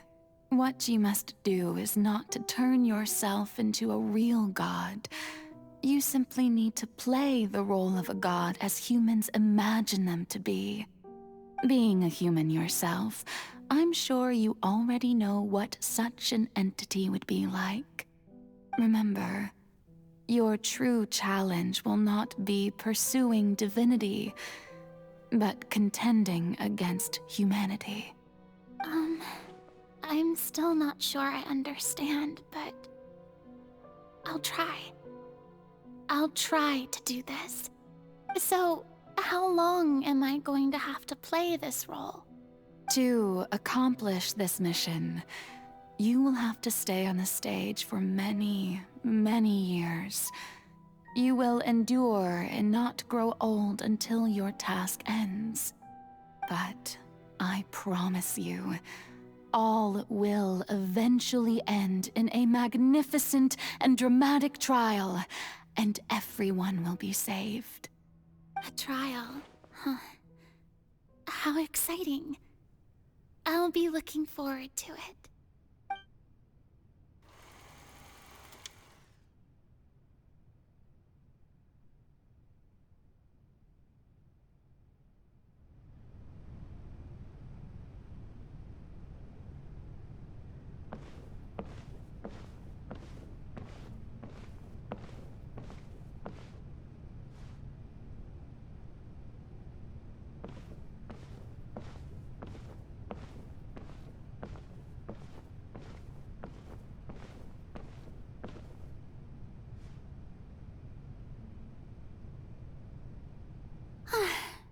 The Maison Cardinalise has announced my accession, but this is my first time facing the people. What should I say to most appear like a god?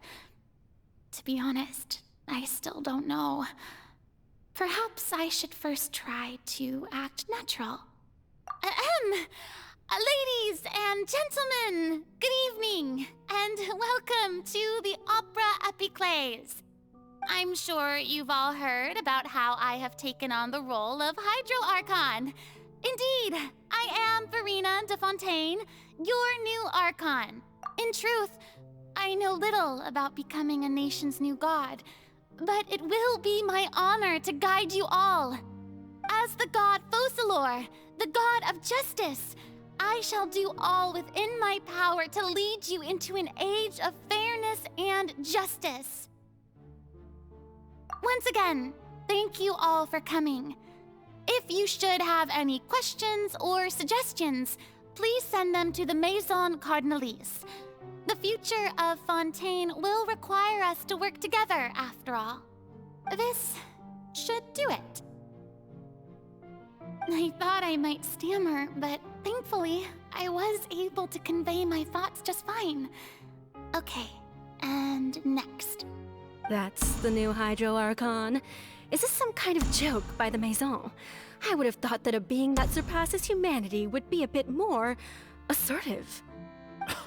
Hey, did you hear that? She even told us to send her suggestions there at the end. Shouldn't gods be all-powerful? She's being so modest. What's the difference between her and an ordinary person, then? If you ask me, perhaps the succession didn't actually happen. She might just be a Maison-back puppet. Wait, what's going on? Why is everyone suspecting me of being a fake? Oh, this is bad. If I get exposed here, there'll be no saving the people from the prophecy. Right. Mirmi said that I just need to play the role of a god as humans imagine them to be. Calm down, Verena. Think. What do the people want? How would they imagine a god to speak and act? Assertive, with a strong sense of presence. One who can dispel all doubt. That is the character I'm fated to play.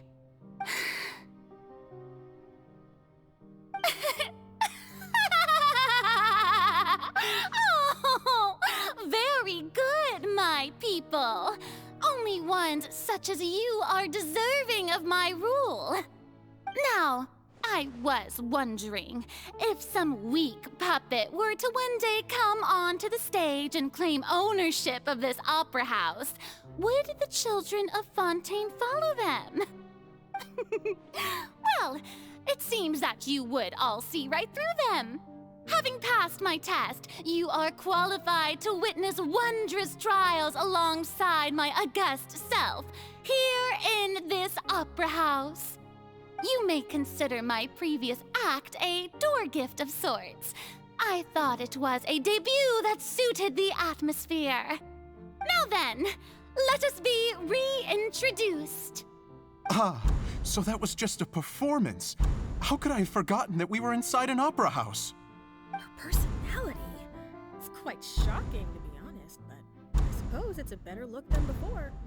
Such a fascinating and bold deity. How wonderful! Our future may yet be bright after all. It seems I've turned them around. Best follow this flow and restart my accession speech. My dear people, whether you acknowledge me or not, whether you trust me or nay, I say to you, keep faith in your ardor for justice. We have heard it said that this nation's sins can no longer be washed away. Well, I say that justice is most fragrant when it blooms amid sin. No, this won't work. They'll suspect me again.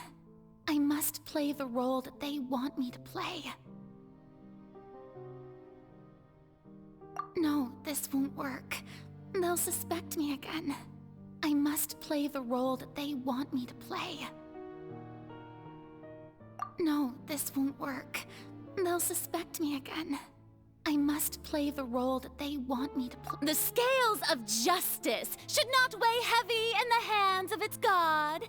On one side, it must carry fairness and justice. And on the other, praise and applause. May law be the prayer on our lips. May judgment be our worship. Let us light the fires and drink to the future of Fontaine. There is no trouble in this world that justice cannot solve. All that is needed is for you, my people, to believe in it, heart and soul. So long as I, the Archon Focalor, stand within the Opera Epiclese, so long as I stand before the Oratrice, I shall even judge the gods of this world!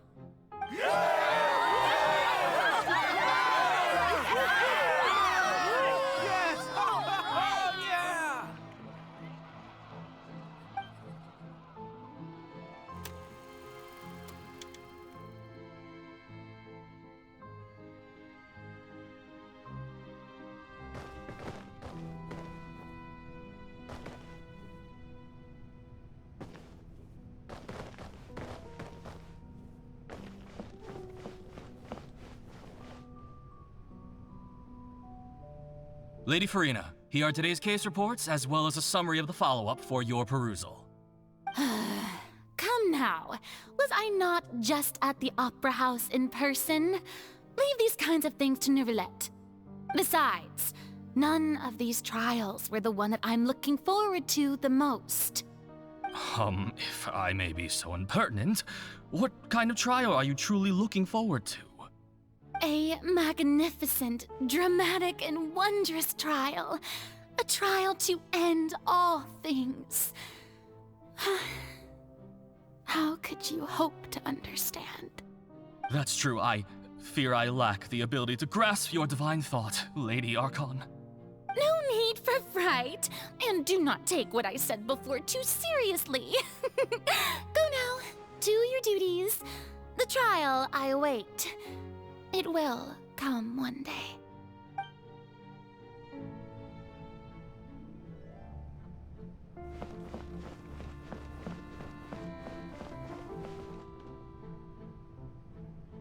Lady Farina, I don't know what to say.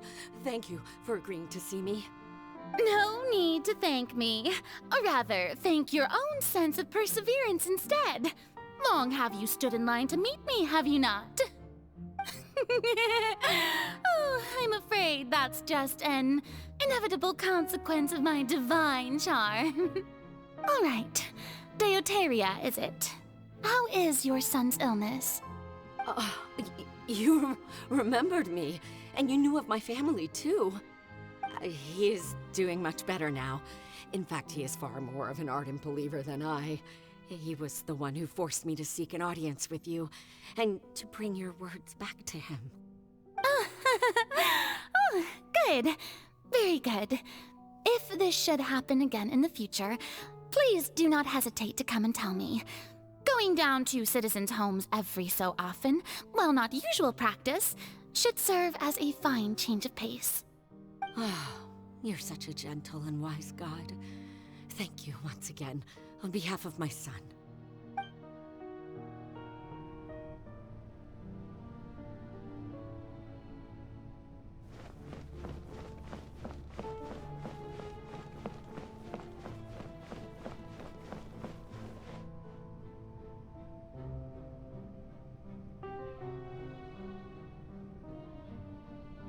Lady Farina, here are the latest hydrological reports. As for the specific parameters you asked to take note of, I'm afraid things still don't look good. I see. It's as I thought then.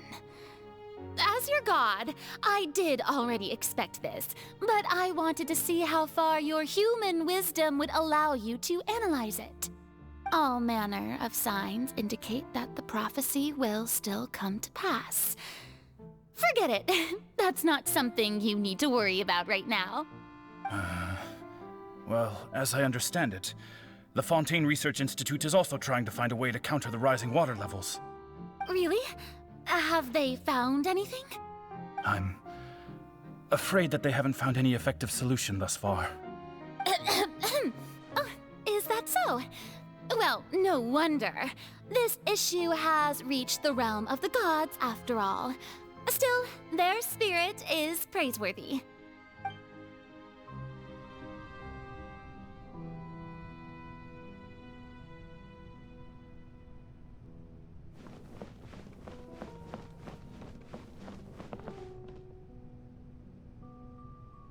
The day is finally over. I haven't had a moment to breathe this whole time. But it's good to see that everything's getting on track. There are no longer any voices of suspicion. Maybe this is fine. I just need to keep going, and everyone will be saved.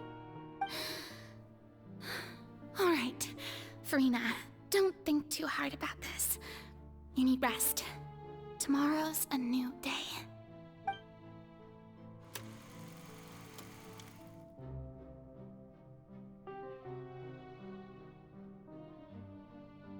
Lady Farina, here are the new trial reports for the latest cases, as well as a summary of the follow-up. There'll be no need for that. I've seen them already. There's no need to go back over scenes I've witnessed in person before. Lady Farina, I've waited so long for this chance to see you in this manner. Indeed, my dear, loyal citizen. This joyous moment is an honor for us both.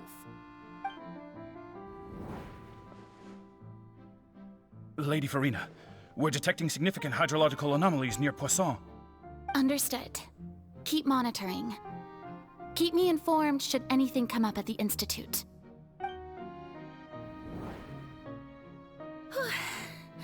I don't think I let anything slip today. I must show the people that there is nothing to worry about. I just don't know when these days will end. I feel utterly exhausted. Best to rest early today, too.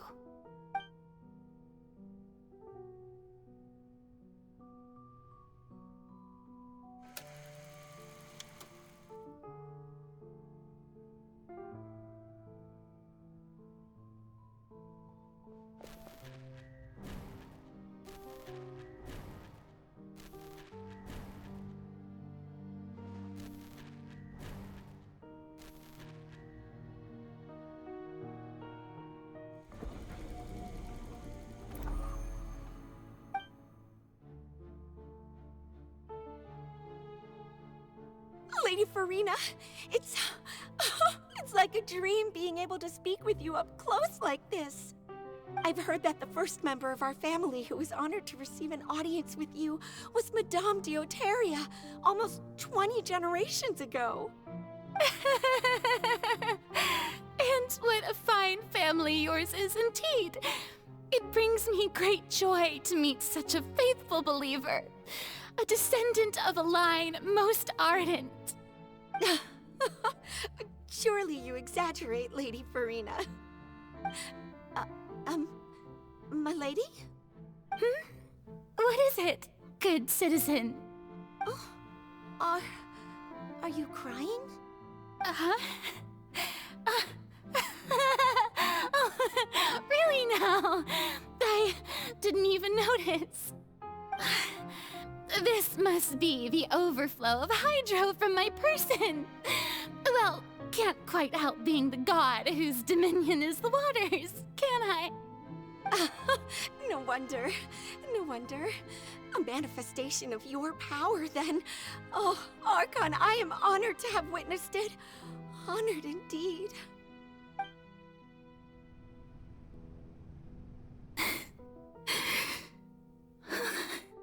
So interminable. So lonely. Just how much longer? Hundreds of years must have passed by now. Perhaps the show must go on for hundreds more. I never imagined that it would hurt so much. Have I reached my limit? No. Perhaps I reached it long ago. Today I didn't even notice my own tears. I want to tell someone, anyone, about this. But would that not destroy all I've done so far? I've conducted so many investigations across the centuries, but there's not even a sliver of hope that we might break the prophecy. All I can do is keep heart. I must maintain this act. It is the only way to save Fontaine. Please, mirror me. You have to succeed.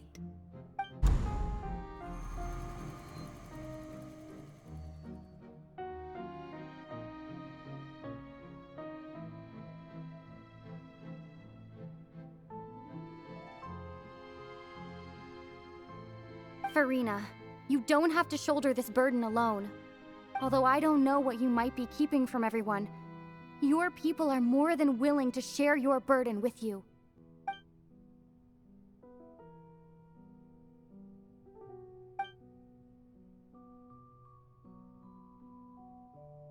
Share my burden. That's impossible. It was fated right from the start that this would be my duty alone. But even if your burden doesn't need to be shared, you can still choose to confide in someone. Just share it with me. I'm what you'd call a witness. A witness? Yes, I've heard that you came to Tevat from beyond the stars, yes. In other words, you never belonged here. And if Tevat is, in its entirety, a show on a stage, then you're just a spectator, aren't you? If that's the case... She's right. I could confide in her, couldn't I? But if things don't play out as expected, the people of Fontaine will be the ones to pay the price. No, Farina. You shouldn't be selfish.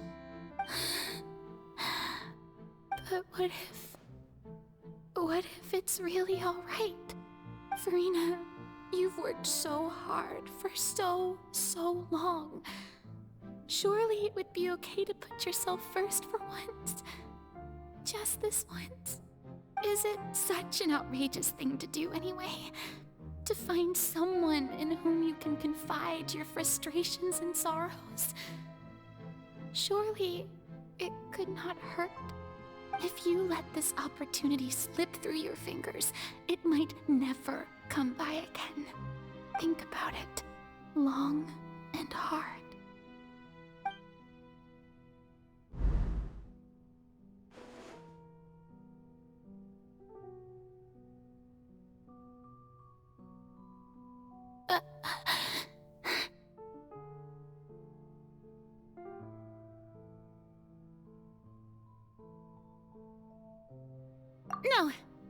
have nothing to say.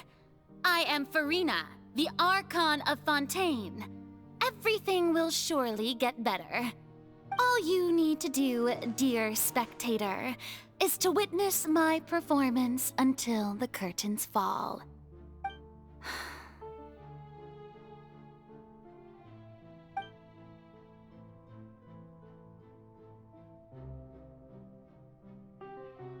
Fine.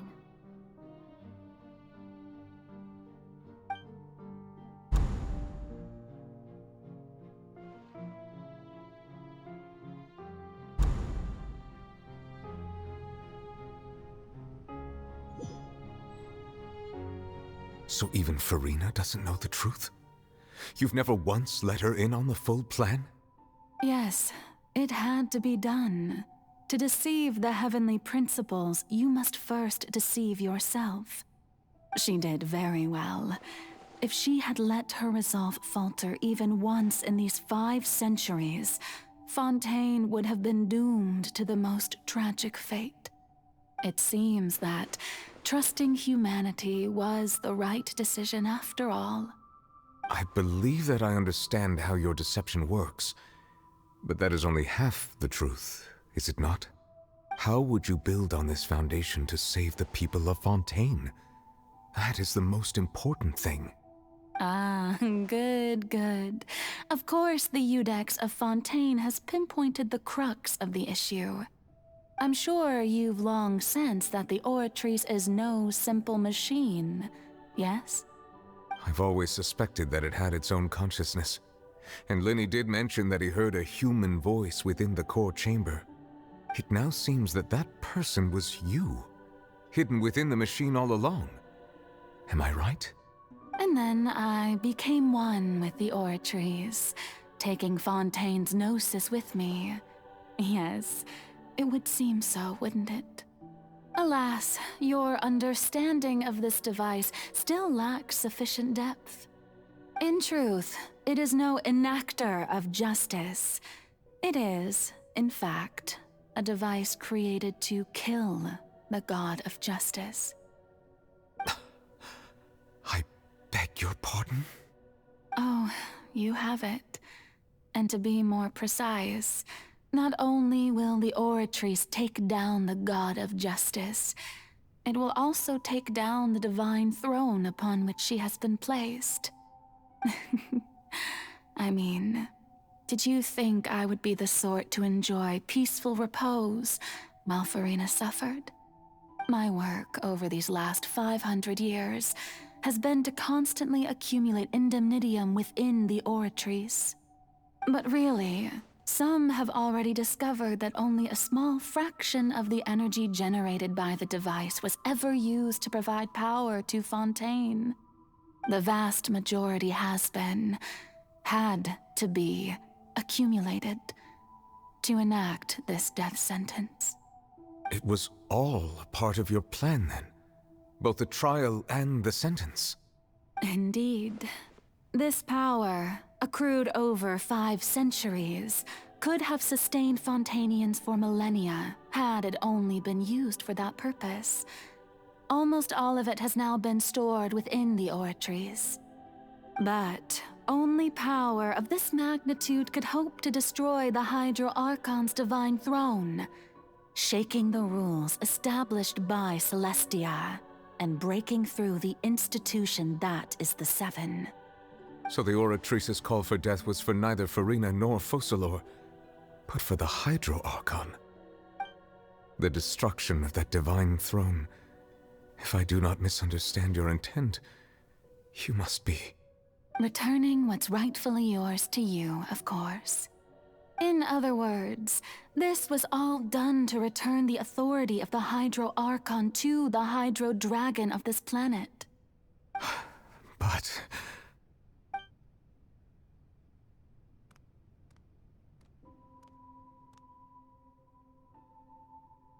Oh, what?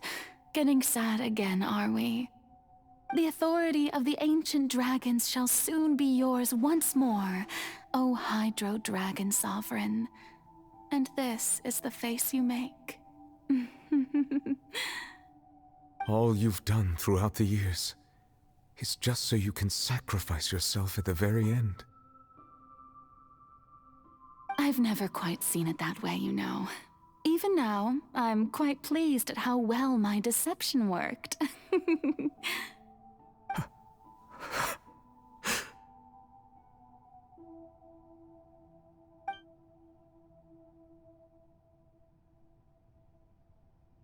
Hydro Dragon, don't cry. I must say, had it been within my rights, I would have loved to judge the heavenly principles themselves. Were they not guilty of essentially the same crime? Egeria stole the power of the primordial sea, and the heavenly principles stole the power you ancient dragons possessed. I, for my part, am the god of justice. And is it not just that your original powers should be returned to you? Speaking of justice, I have always believed that justice lies in the process of pursuing human existence itself. So, if the theft of the primordial sea's might was Fontaine's original sin, then, leaving matters of procedural right and wrong aside, the descent of the Fontanians as humans and their right to exist in this world would be Fontaine's original justice. In other words, existence was Egeria's justice, and to me, justice is the continuation of that existence. Defying the prophecy and ensuring that Fontaine's people shall live on, that should be the justice enthroned over all others. At this point, we, whether it be myself or all other Fontanians, have shouldered the burden of this sin for far too long. Iudex Nervilette, the highest judge in our land, when you regain your full power as an elemental sovereign, what verdict shall you pass upon us? So when I was invited to the court of Fontaine to serve as Iudex, I see now that that was your idea too. At last, I now understand the true purpose behind this position. In the beginning, I was uninterested in human existence. But these 5 centuries of living alongside them have gradually brought about mutual understanding between us. And I have even attempted to feel as they feel. You are a devious one, Focalors. Things being as they are, surely you know that I could never declare them to be guilty.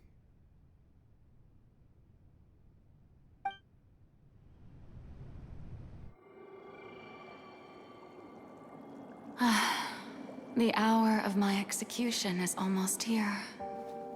For the sinner, the curtain call has come. I know I may not sound it, but faced with death, I find myself a little afraid. Perhaps this is one thing both gods and humans have in common.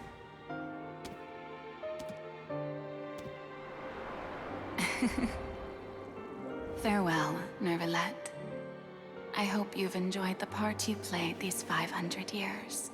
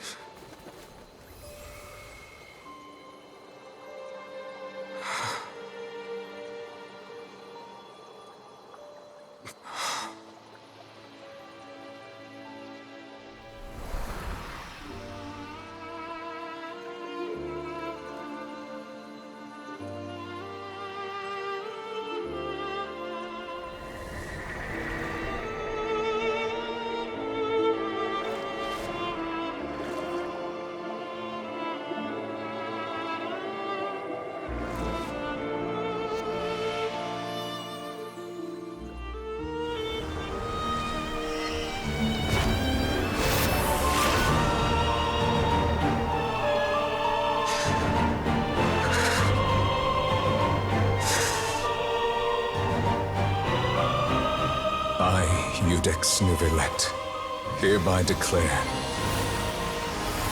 people of Fontaine, your sins are forgiven.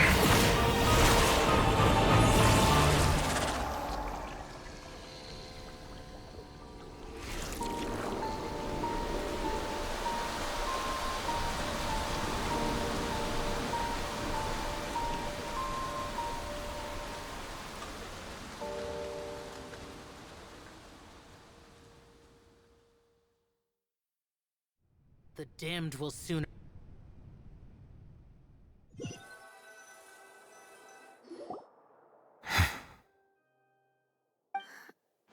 What just happened? Has the death sentence been carried out? Was that bright light some sort of misdirection? I have a feeling that something huge just happened. But since we're all still alive and haven't been dissolved, I assume whatever happened was good for us. It's time to end this. We must mete out punishment to that beast. But didn't you say just a moment ago that it can't be defeated? I have gained the strength sufficient to deal with it. Through certain means, I now have the ability to separate the power of the Primordial Sea from that creature. We should seize the opportunity to pursue our quarry.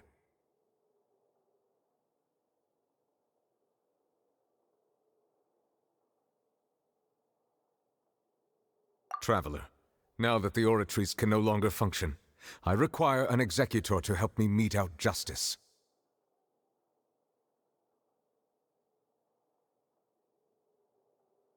The root of the calamities befalling Fontaine, the beast that enacts the prophecy. Its name is the all-devouring Narwhal. Come with me, traveler. The hour of execution has come.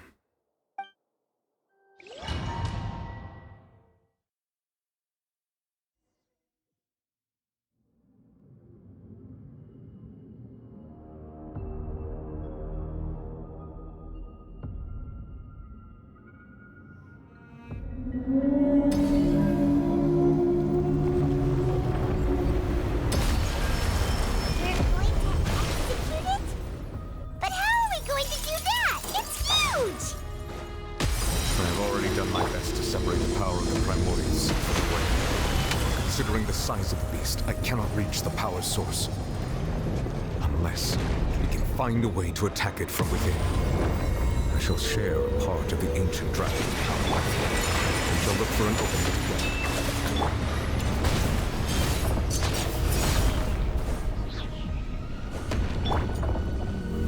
Gather! I can feel its sorrow turning into hostility.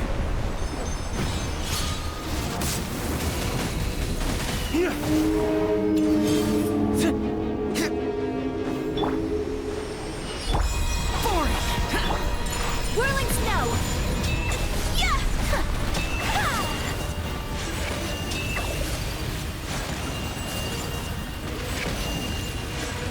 The all-devouring Narwhal cannot resist its instinct to devour. Continue to trigger its hostility. Chance will present itself.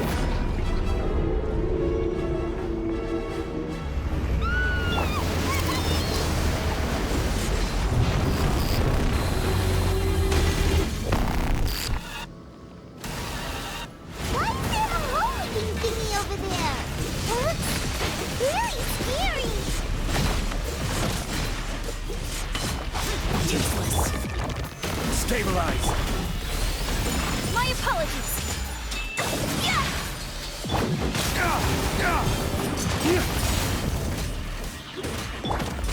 I have granted you my protection.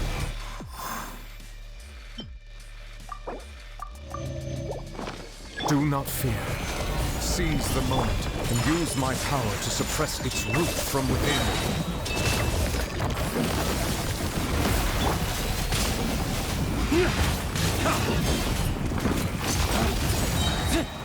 Flames! Purge! Boring! Take flight!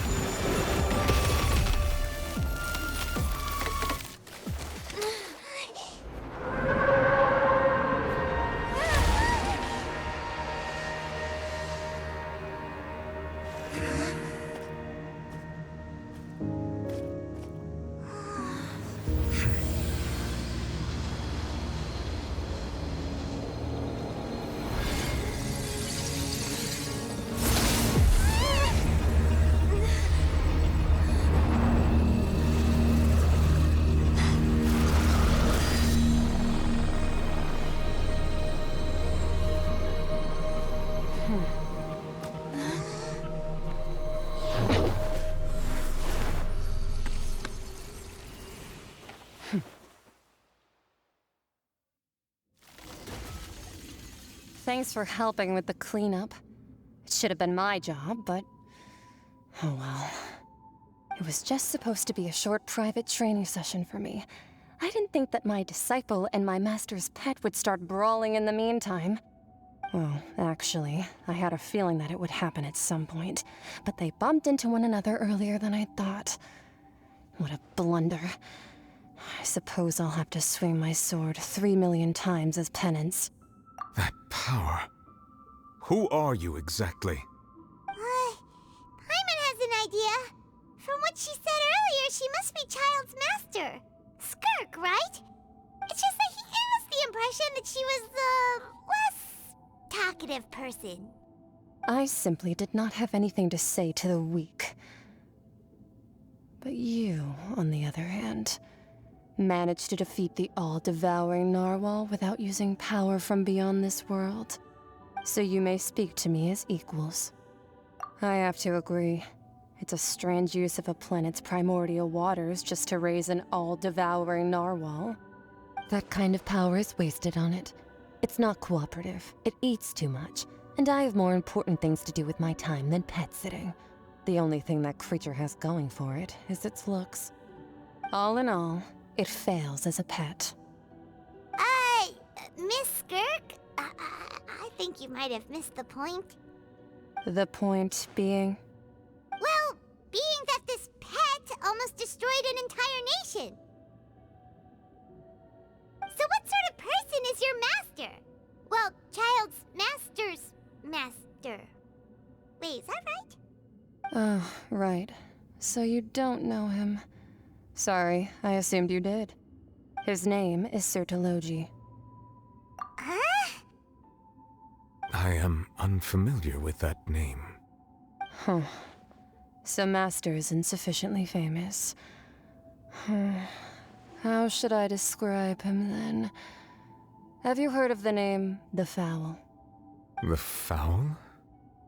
Still nothing? Well, how about the Visionary? Vetterfulnir then? Or Gold Rhine-Daughter? Ooh, that one we've heard! Rhine-Daughter's part of the Hexen Circle. She's Albedo's mom, right? Oh, so you do know that name.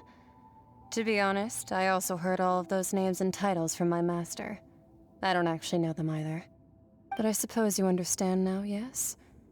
My master is likely a similar sort to Rhine-Daughter. They are both pursuing some form of perfection. Wait! Didn't you also mention a visionary person? Paimon didn't quite catch their name. Actually, never mind that. I believe it expedient to inform you that the all-devouring narwhal used up nearly all its strength fighting you. Such roiling hydro energies will prove difficult for the planet's deep seas to digest. As such, the fontaine back on the surface has most likely been thrown into chaos. In other words, the prophecy that you've been fretting over should now be in full swing. What?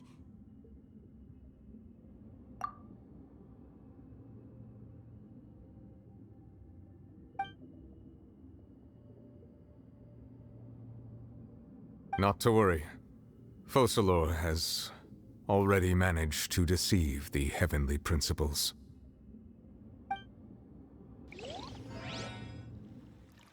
In the end, the people will all be dissolved into the waters, and only Farina will remain, weeping on her throne.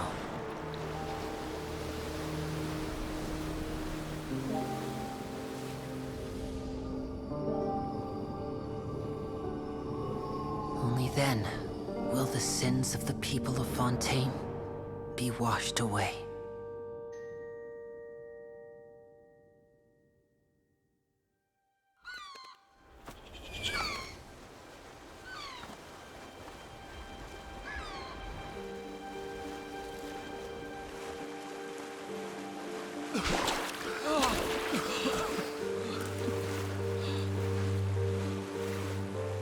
Hey!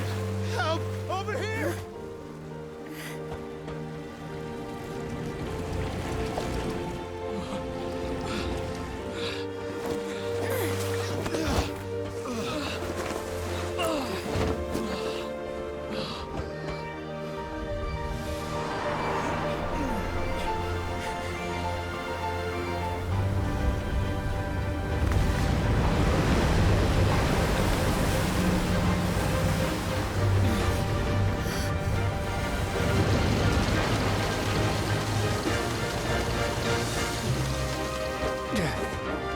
All hands, initiate emergency rescue!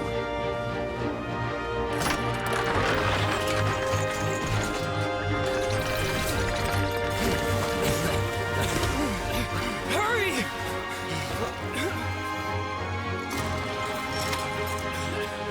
Hey, lend a hand!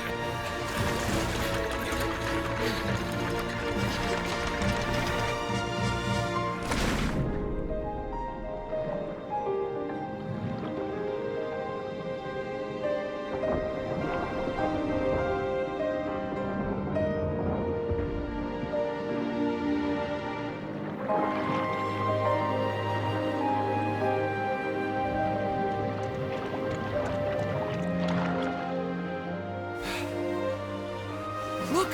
The water's receding!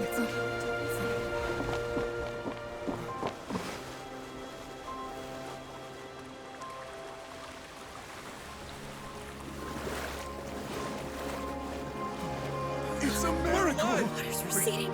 We didn't dissolve. The prophecy was wrong. The prophecy was wrong.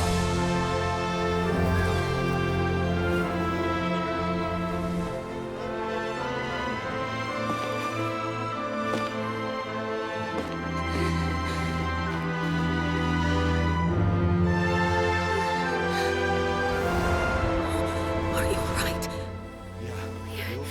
We're safe. The prophecy was wrong.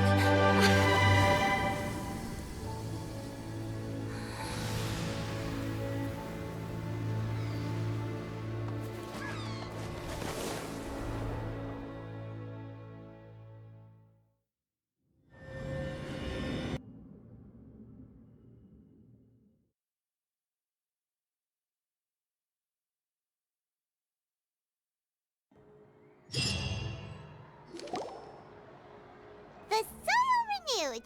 The Spina di Rosula talks post-disaster rebuilding.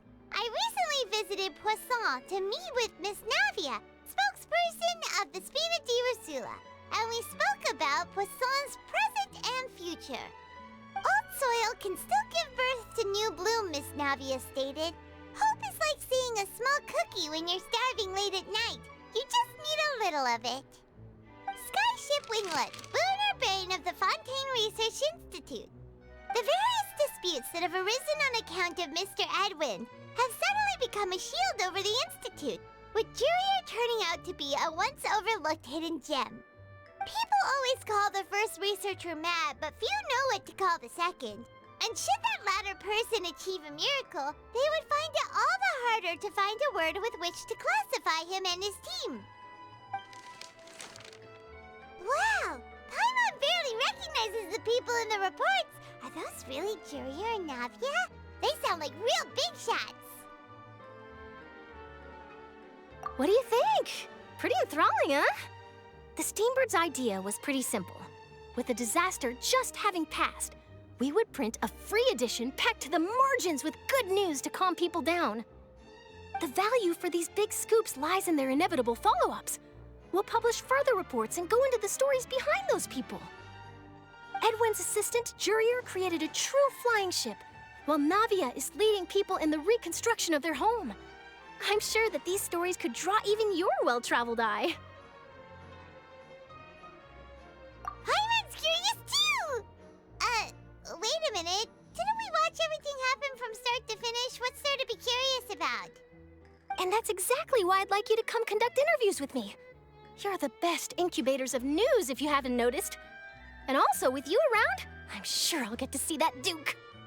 Are you sure? Hasn't he turned you down several times already?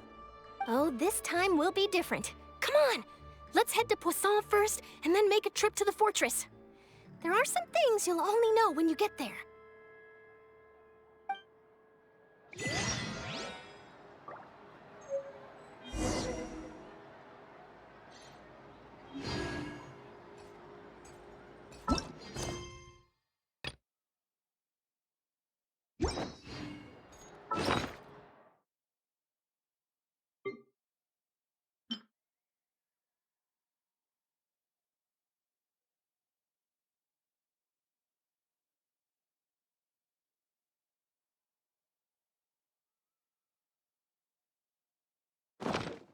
So this is a day in the life of the trap.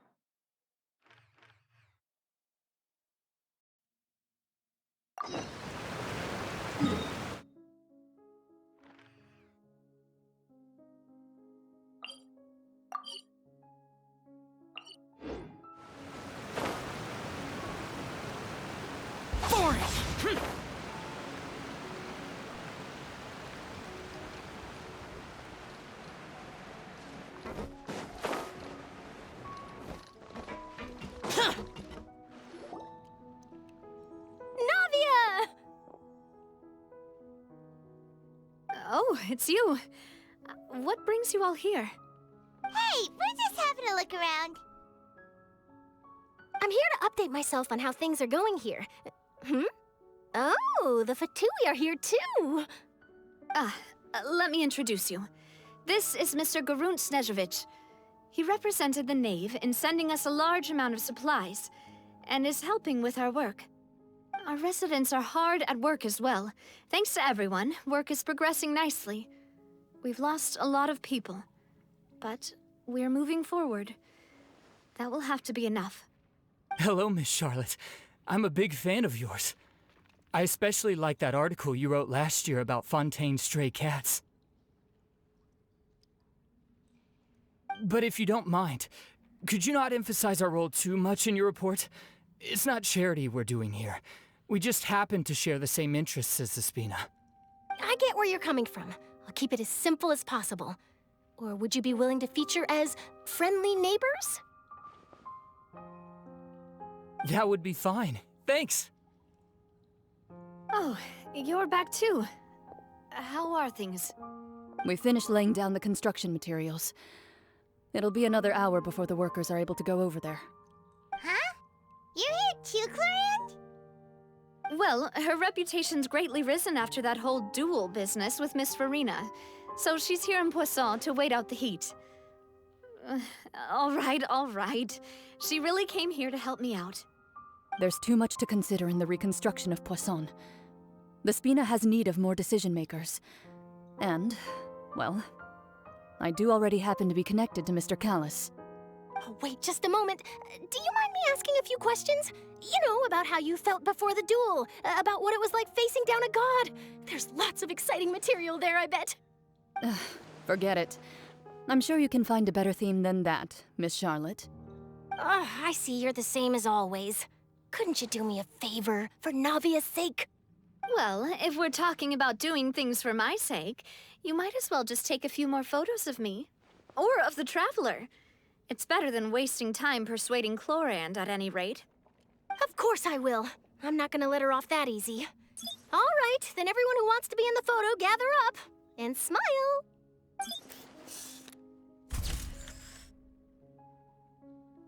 How did it go? Was it a good shot? Did Paimon look cute in it?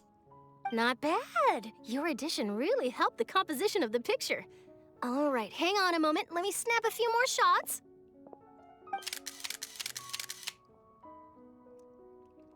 All right, that should do it.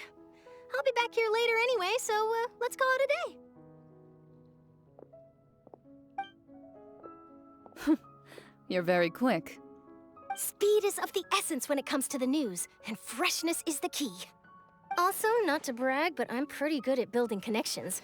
Who knows? I might eventually get that interview with you after all, Miss Clorinde. Wow, you really do have that never say die spirit. I'm impressed. I'll hazard a guess that this is how you got that interview at the Fortress of Maripede. Whoa, you're well informed. Let me make a guess too. I asked Sijuin, who told Monsieur Nervillette, and he told you, right? That's a very complete information chain. In truth, all Monsieur Nervillette asked me was, when did the fortress become so friendly towards the media? I told him that it was best not to speak too soon. There's no guarantee that Wriothesley will make a personal appearance. You're right. I've got to treasure every moment I have with them. In which case, I'll be making a move first. Stay safe now. And tell me if you hear anything interesting. I'll treat you to afternoon tea in exchange.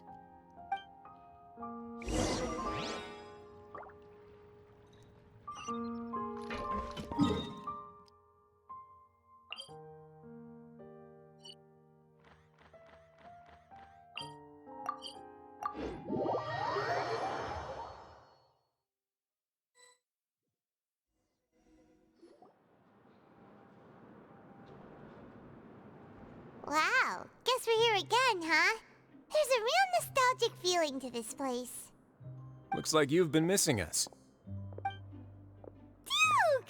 Did you come all the way to the entrance to greet us? Of course. I'm here to welcome you and our dear Miss Charlotte, whom our good head nurse recommended to me.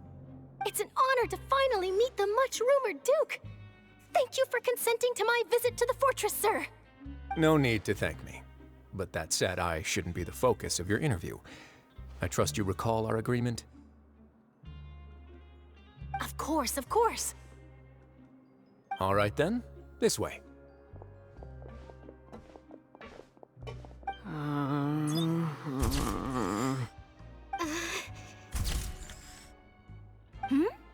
Hey, no need to be so nervous. I've already taken all the photos we need. Miss Charlotte, do these pictures really need to be published on the cover of the Steambird? It would seem that Miss Lorvine doesn't want her face to appear beside that of Mr. Jurier, Sir, please don't say things like that. But it looks like dear Mr. Jurier denies it. Might this interview be very important to you then? No, I just... This is my first time being interviewed, and I'm very thankful to the Steambird for... Now, I might not look it, but I actually did meet Mr. Edwin once.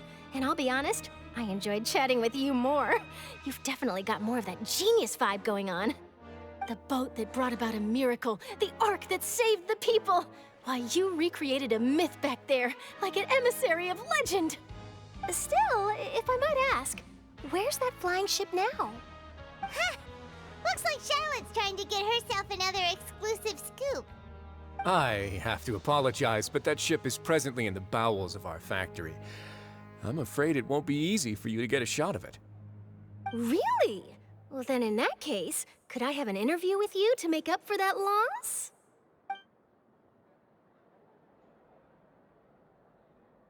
You already know my answer, I'm afraid. Best you interview our head nurse instead. Or perhaps you'd like to take another photo of this couple of researchers? Did you really have to use the word couple? Well, then, 2 solo photos will do. Is my hair messed up? Please, someone help me have a look. Things sure are getting pretty lively here. We've seen this kind of thing before. Oh, seems like everyone's here. Would any of you like to try this new drink I came up with? Ah, Siegeween. Hey, Miss Charlotte. Why don't you, take some pretty photos of our head nurse? Sure. Come on, Miss Siegeween. Over this way. Let's find a brighter spot. Huh? Sure. Do I have to smile? So, how have things been at the fortress?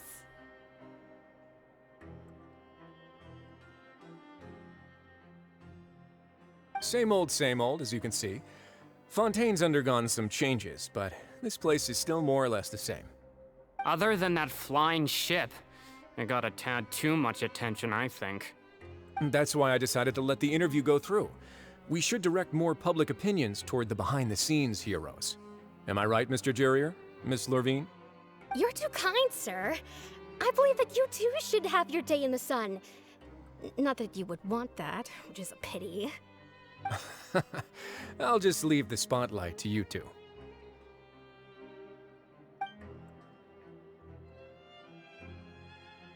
I see. Lots of things happened that day, huh?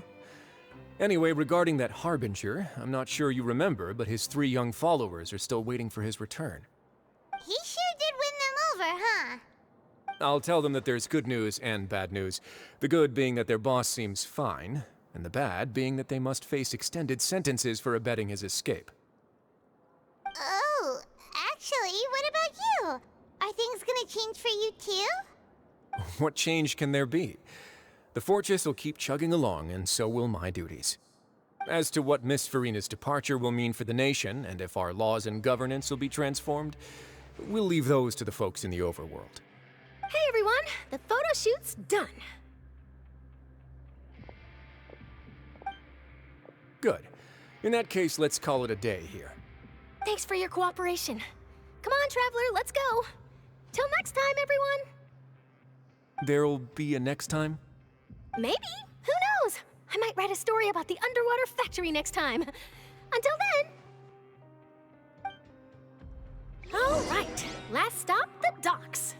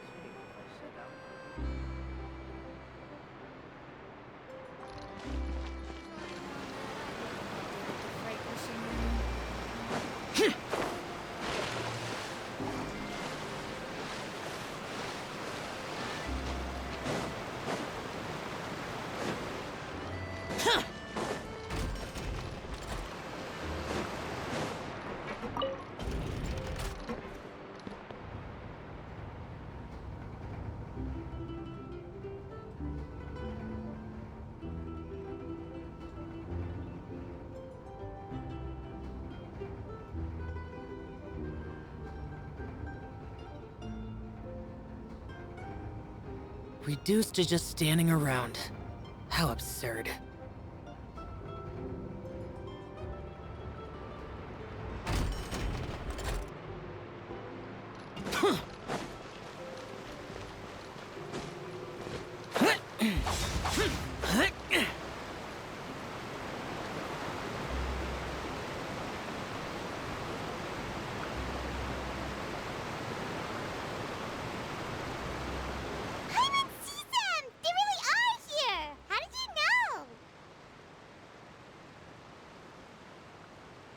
Navia mentioned that she stayed in touch with Linny and the others after working together. Apparently, they've been at the docks distributing these strange pockets the whole time since. Traveler, Paimon. Ah, and Miss Charlotte, too. Would you like a magic pocket? What sort of gadget is it? It's a wondrous bag that can be used to carry many things. The water level has returned to normal, but if you see any of your things floating around, you can use this to carry them. Or you could trick a friend into doing it for you. Trick a friend? I wonder which of my friends would fall for that.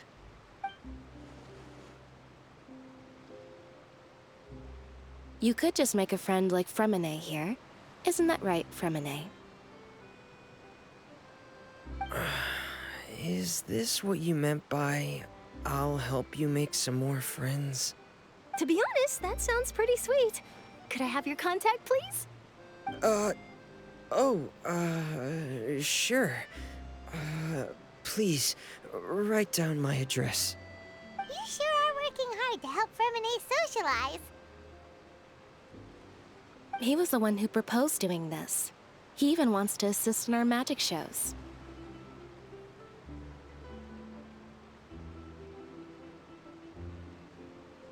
Yes, I was planning to first introduce Pear as an assistant, and later Fremine himself.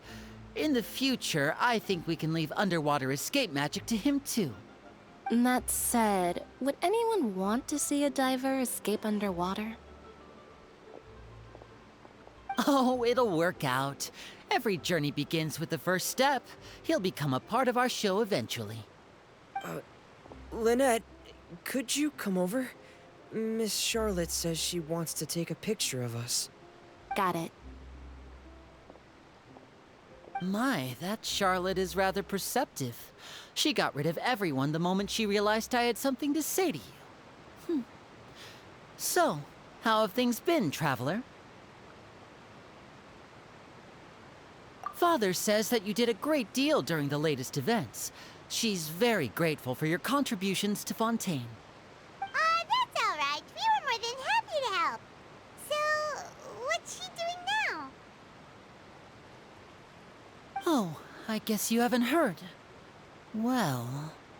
After Lady Farina left, Father and Monsieur Neuvillette opened negotiations, during which he gave Fontaine's gnosis to her as a diplomatic gift. A diplomatic gift? A gnosis? Yes, I was quite surprised at first myself. But when I thought it over, there were actually a number of things going for it. It could have been done as an apology for the incident with Lord Child, or as thanks for his help in tying the all-devouring narwhal down. Furthermore, Father did also lend significant aid to Fontaine and Poisson. Well, that's true, but this is a gnosis we're talking about. Doesn't this seem a bit irresponsible? I would agree, but I've also heard that it seems that Monsieur Neuvillette has had a significant change of heart regarding the matter. So there's some reason for this that only Neuvillette knows about? I suspect you'll have to ask him about that yourself.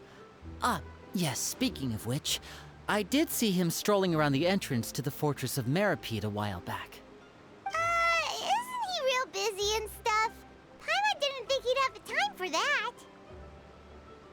But back to the topic. The gnosis was given to the knave, right? What about Child? They say that he's returned to Snezhnaya to recover from his wounds. I hear that the recent disaster really did a number on his health. That's true. When you think about it, we've had loads of run-ins with the Fatui. To think we'd be allied with them this time. So shocked by such a simple switching of sides?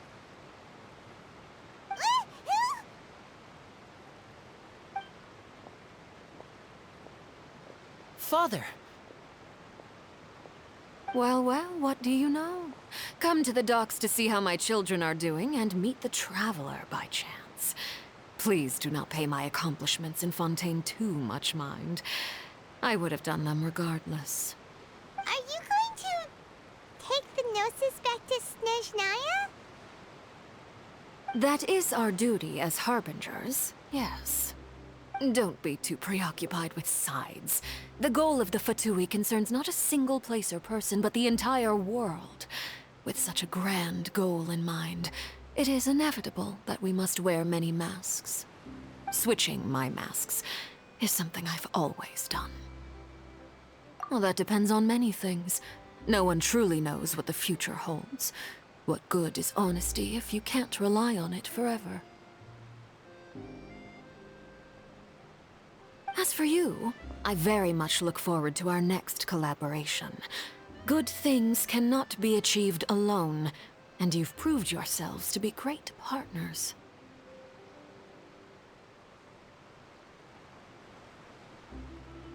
A vision? All right. I'll remember to return it. Thank you for keeping it safe for him this entire time. And that's a wrap for me. Huh? You're... Greetings, Miss Journalist. Hello. If I'm not mistaken, there are diplomatic channels I'll need to report to take a photo of you. That is correct. So forgive me, but I will not be able to serve as a subject in your article. However, feel free to write as much as you'd like about our dear magicians and our upcoming rookie talent. I will. The sea breeze is quite pleasant. I shall continue my walk while the weather remains so agreeable. Farewell. Farewell, Father. Oh, she has such an intimidating presence. I didn't even dare to take a picture. Thankfully, I've already wrapped up all my pre-scheduled interviews. Thank you all. This'll be more than enough for me to write about, I'm sure. Don't be too nervous. Why don't you take a magic pocket before you go? Here, Traveler, Paimon, you take one too. To move things about? That's right. Funny. I was giving out magic pockets when we first met too. And what do you know? I'm doing the exact same thing right now. So many things have happened, but the pockets are still the pockets. I guess this must be life. We will all follow our own paths, and serendipity will lead you to your fated friends. All right then. We'll be handing out pockets in some other districts later, so we'll get going now. Have a good day, you two.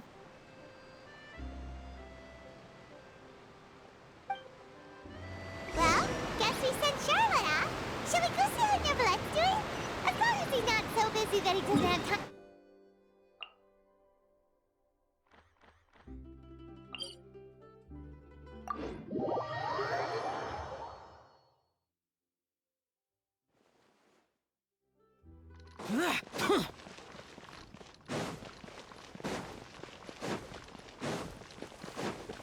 Useless.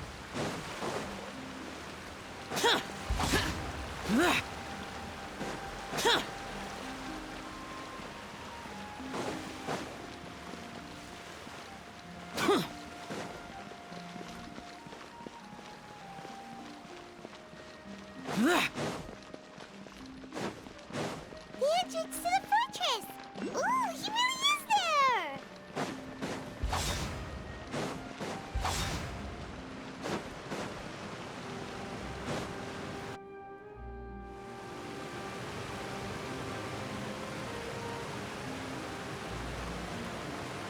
So, you really are here, Neverlet! Paimon didn't think you were going to have free time this hour of the day. Really? Oh, I suppose you must have met Mr. Linney. He took the time to greet me earlier when he passed this way. In any case, you came at a good time. I was just considering reaching out to you to set up a meeting, so I may explain some things that I haven't had the time to before. Aw, Paimon's glad that you remembered. Thank you for keeping us on your mind, what with you being busy and all. Alright, let's have it then. How was Fontaine actually saved? The whole business is still quite the mystery to us. It is strange how words can often leave a bitter taste in the mouth when it finally comes time to say them out loud.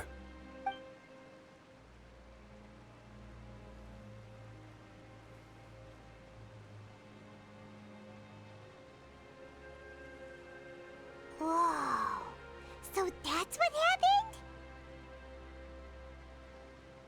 Focalor destroyed the divine throne of the Hydro Archon and restored your power to you, transforming you into a fully fledged elemental dragon sovereign.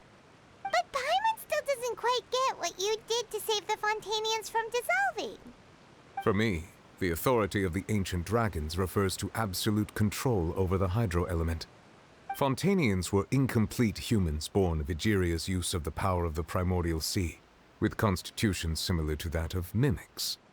But so long as those primordial energies remain within them, I could use the ancient dragon's authority to grant them true blood, after the fashion in which life was first brought into being on this planet.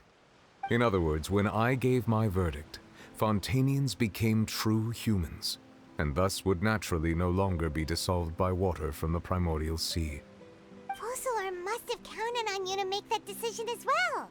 Your verdict was the key to making the prophecy appear to have come true while saving everyone. Yeah, and in a manner of speaking, Focalor finally managed to fulfill the original Hydro Archon's wish to turn Oceanids into real people too! It seems from your expressions that you still have more things you wish to ask.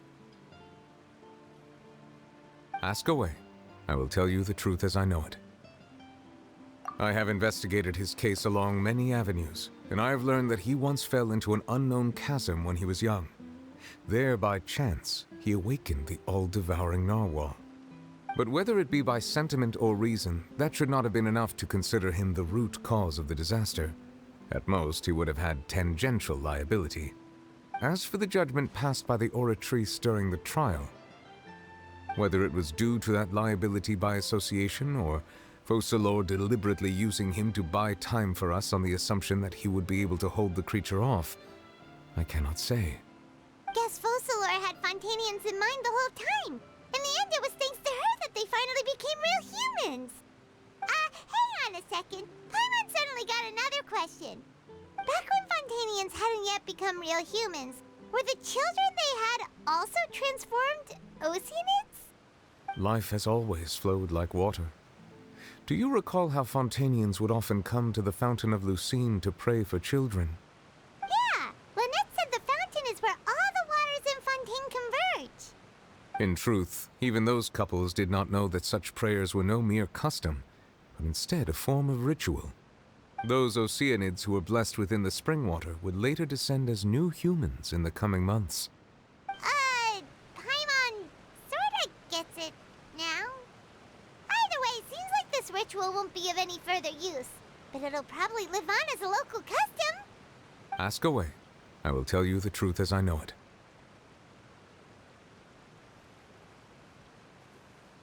Yeah, about that.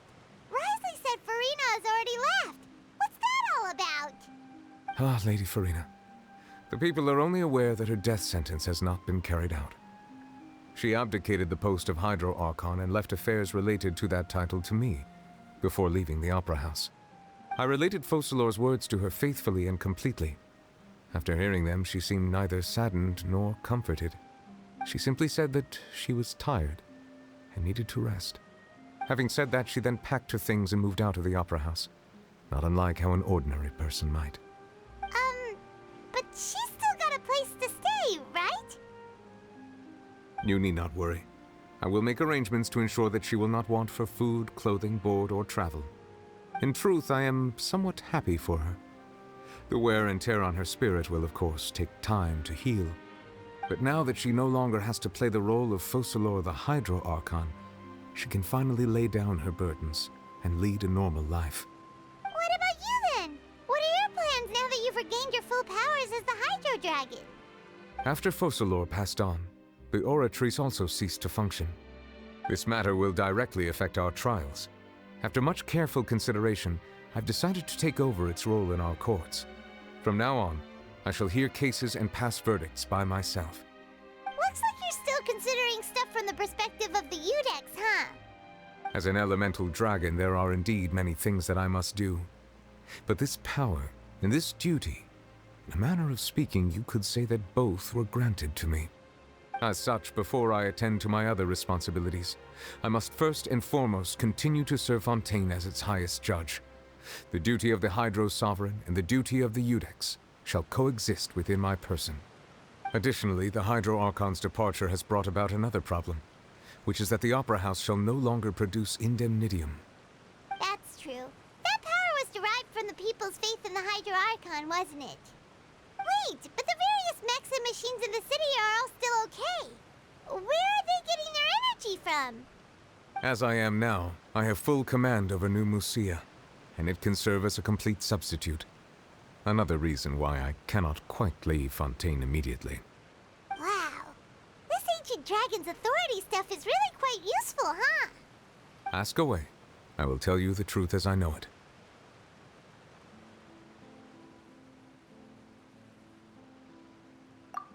Oh, that's right! They say you've given it to the knave as a diplomatic gift or something! Leaving aside their intentionality, the two Fatui Harbingers have indeed done much for us during this crisis. Their sole remaining goal in Fontaine, at least at this point, would seem to be the Gnosis. The Oratrice has ceased to function. The Hydro Archon's divine throne is now no more, and I do not need the Gnosis's power. As such, it has lost all meaning for Fontaine. If the Fatui have impure designs, then we might as well accede to their request now, and avoid unnecessary conflict. What complicated considerations? Paimon thought you were just giving it to them out of gratitude to the knave and as an apology to Child. Ask away. I will tell you the truth as I know it. You will soon be heading to Natlan, I presume? I'm afraid that I have little talent as a travel guide, so all I can do is tell you what I know about that land. As far as I'm aware, Natlan can be said to be a nation of dragons. A nation of dragons? You mean like you? No, I suspect that I would not find myself welcome there. Unlike ancient dragons such as myself, the dragons of Natlan have undergone long years of development and evolution. Large numbers of them have entered a form of coexistence with humanity. Natlan is also the nation of war. War ravages those lands like an undying flame.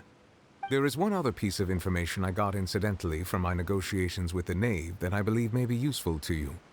The Harbinger known as the Captain has thrown his hat into the endless ring of war. The Captain. Sounds like a real tough customer. Seriously, everywhere you look, there's a Fatui Harbinger doing their thing. I suggest that you fully prepare yourself before going to Natlan. In the meantime, Fontaine's doors will always be open to you. Ask away. I will tell you the truth as I know it. Hang on a sec. Paimon's still got a question about the Gnosis. When we spoke to Linny earlier, he mentioned that your attitude towards giving away the Gnosis had clearly changed. We guessed that there might be some reason for it that only you were aware of. No wonder the House of the Hearth is the Fatui's intelligence division. They are certainly sharp. So regarding this specific issue, I was just getting ready to share something with you. What is it? In truth, I exchanged some further words with that lady named Skirk after sending you two back to the surface. It went something like this.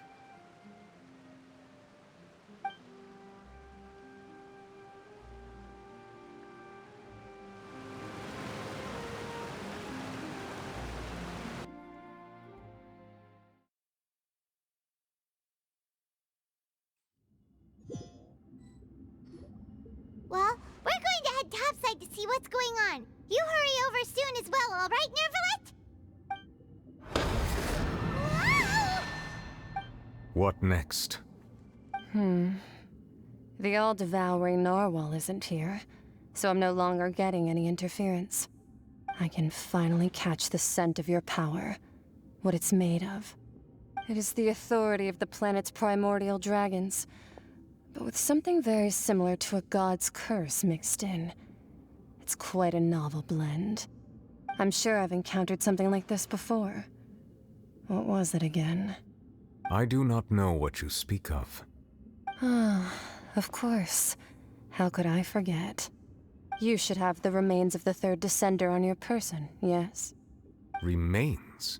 I've never heard of any such thing. According to your parlance, I believe it may be called a gnosis. Well, that much is true. After Focalor's divinity faded, she handed her gnosis to me. But I fear I have never heard of it described in the manner that you just did. I've been training with my master, the Foul, ever since I was young, and I have never returned to the surface since. So most of the information I possess, I got from him. It is only natural for those who are greater than humanity to possess a different sort of common sense, which is why there are so many problems in our attempts to communicate with humans. Regardless, you should probably get rid of objects of misfortune to prevent any disasters from befalling you. To live in itself is a blessing. But once a person dies, the bonds he once had with this world shall all turn to curses. What do you mean by that? No need to fret. These are just my personal thoughts, and my reason for no longer wishing to return to the surface. This third Descender you refer to, who are they? And when did they die? Master never mentioned them to me. Perhaps it just wasn't that important for me to know. If you're interested, though, I could ask him. I'll be sure to pass the answer on to you next time. Next time? You believe we will meet again? I do. Wait. I have a disciple of my own, don't I? He can be the messenger then.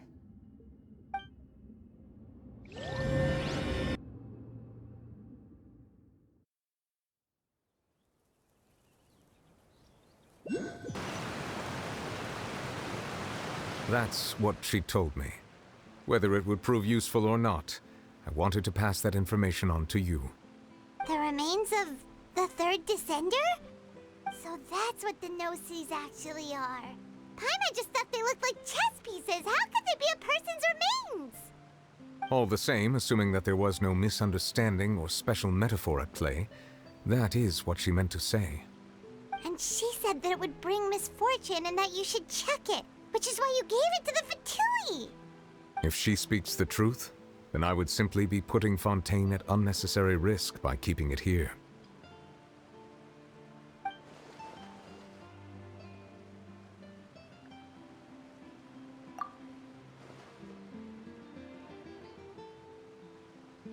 I had guessed that you might already be familiar with this concept, but I did not expect you to be one of them.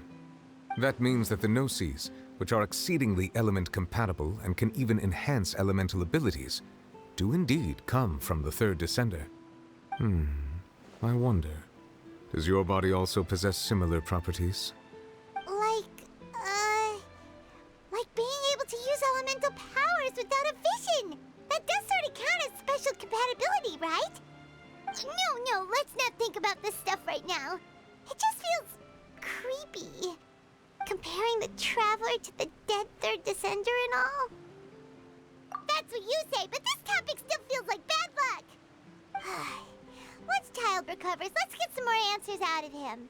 Or go look for his master and get the answers that way. I too believe it unwise to make too many blind guesses when information is lacking. The same is true of being at court. All right. Whatever the case, it seems like the crisis here in Fontaine's over for now. Yes. All of Focalor's efforts were for this moment as well. But she sacrificed herself in the end as a god, and she suffered through all those years as a human. Was that really what she wanted? I suppose that would be the mystery of a god's will.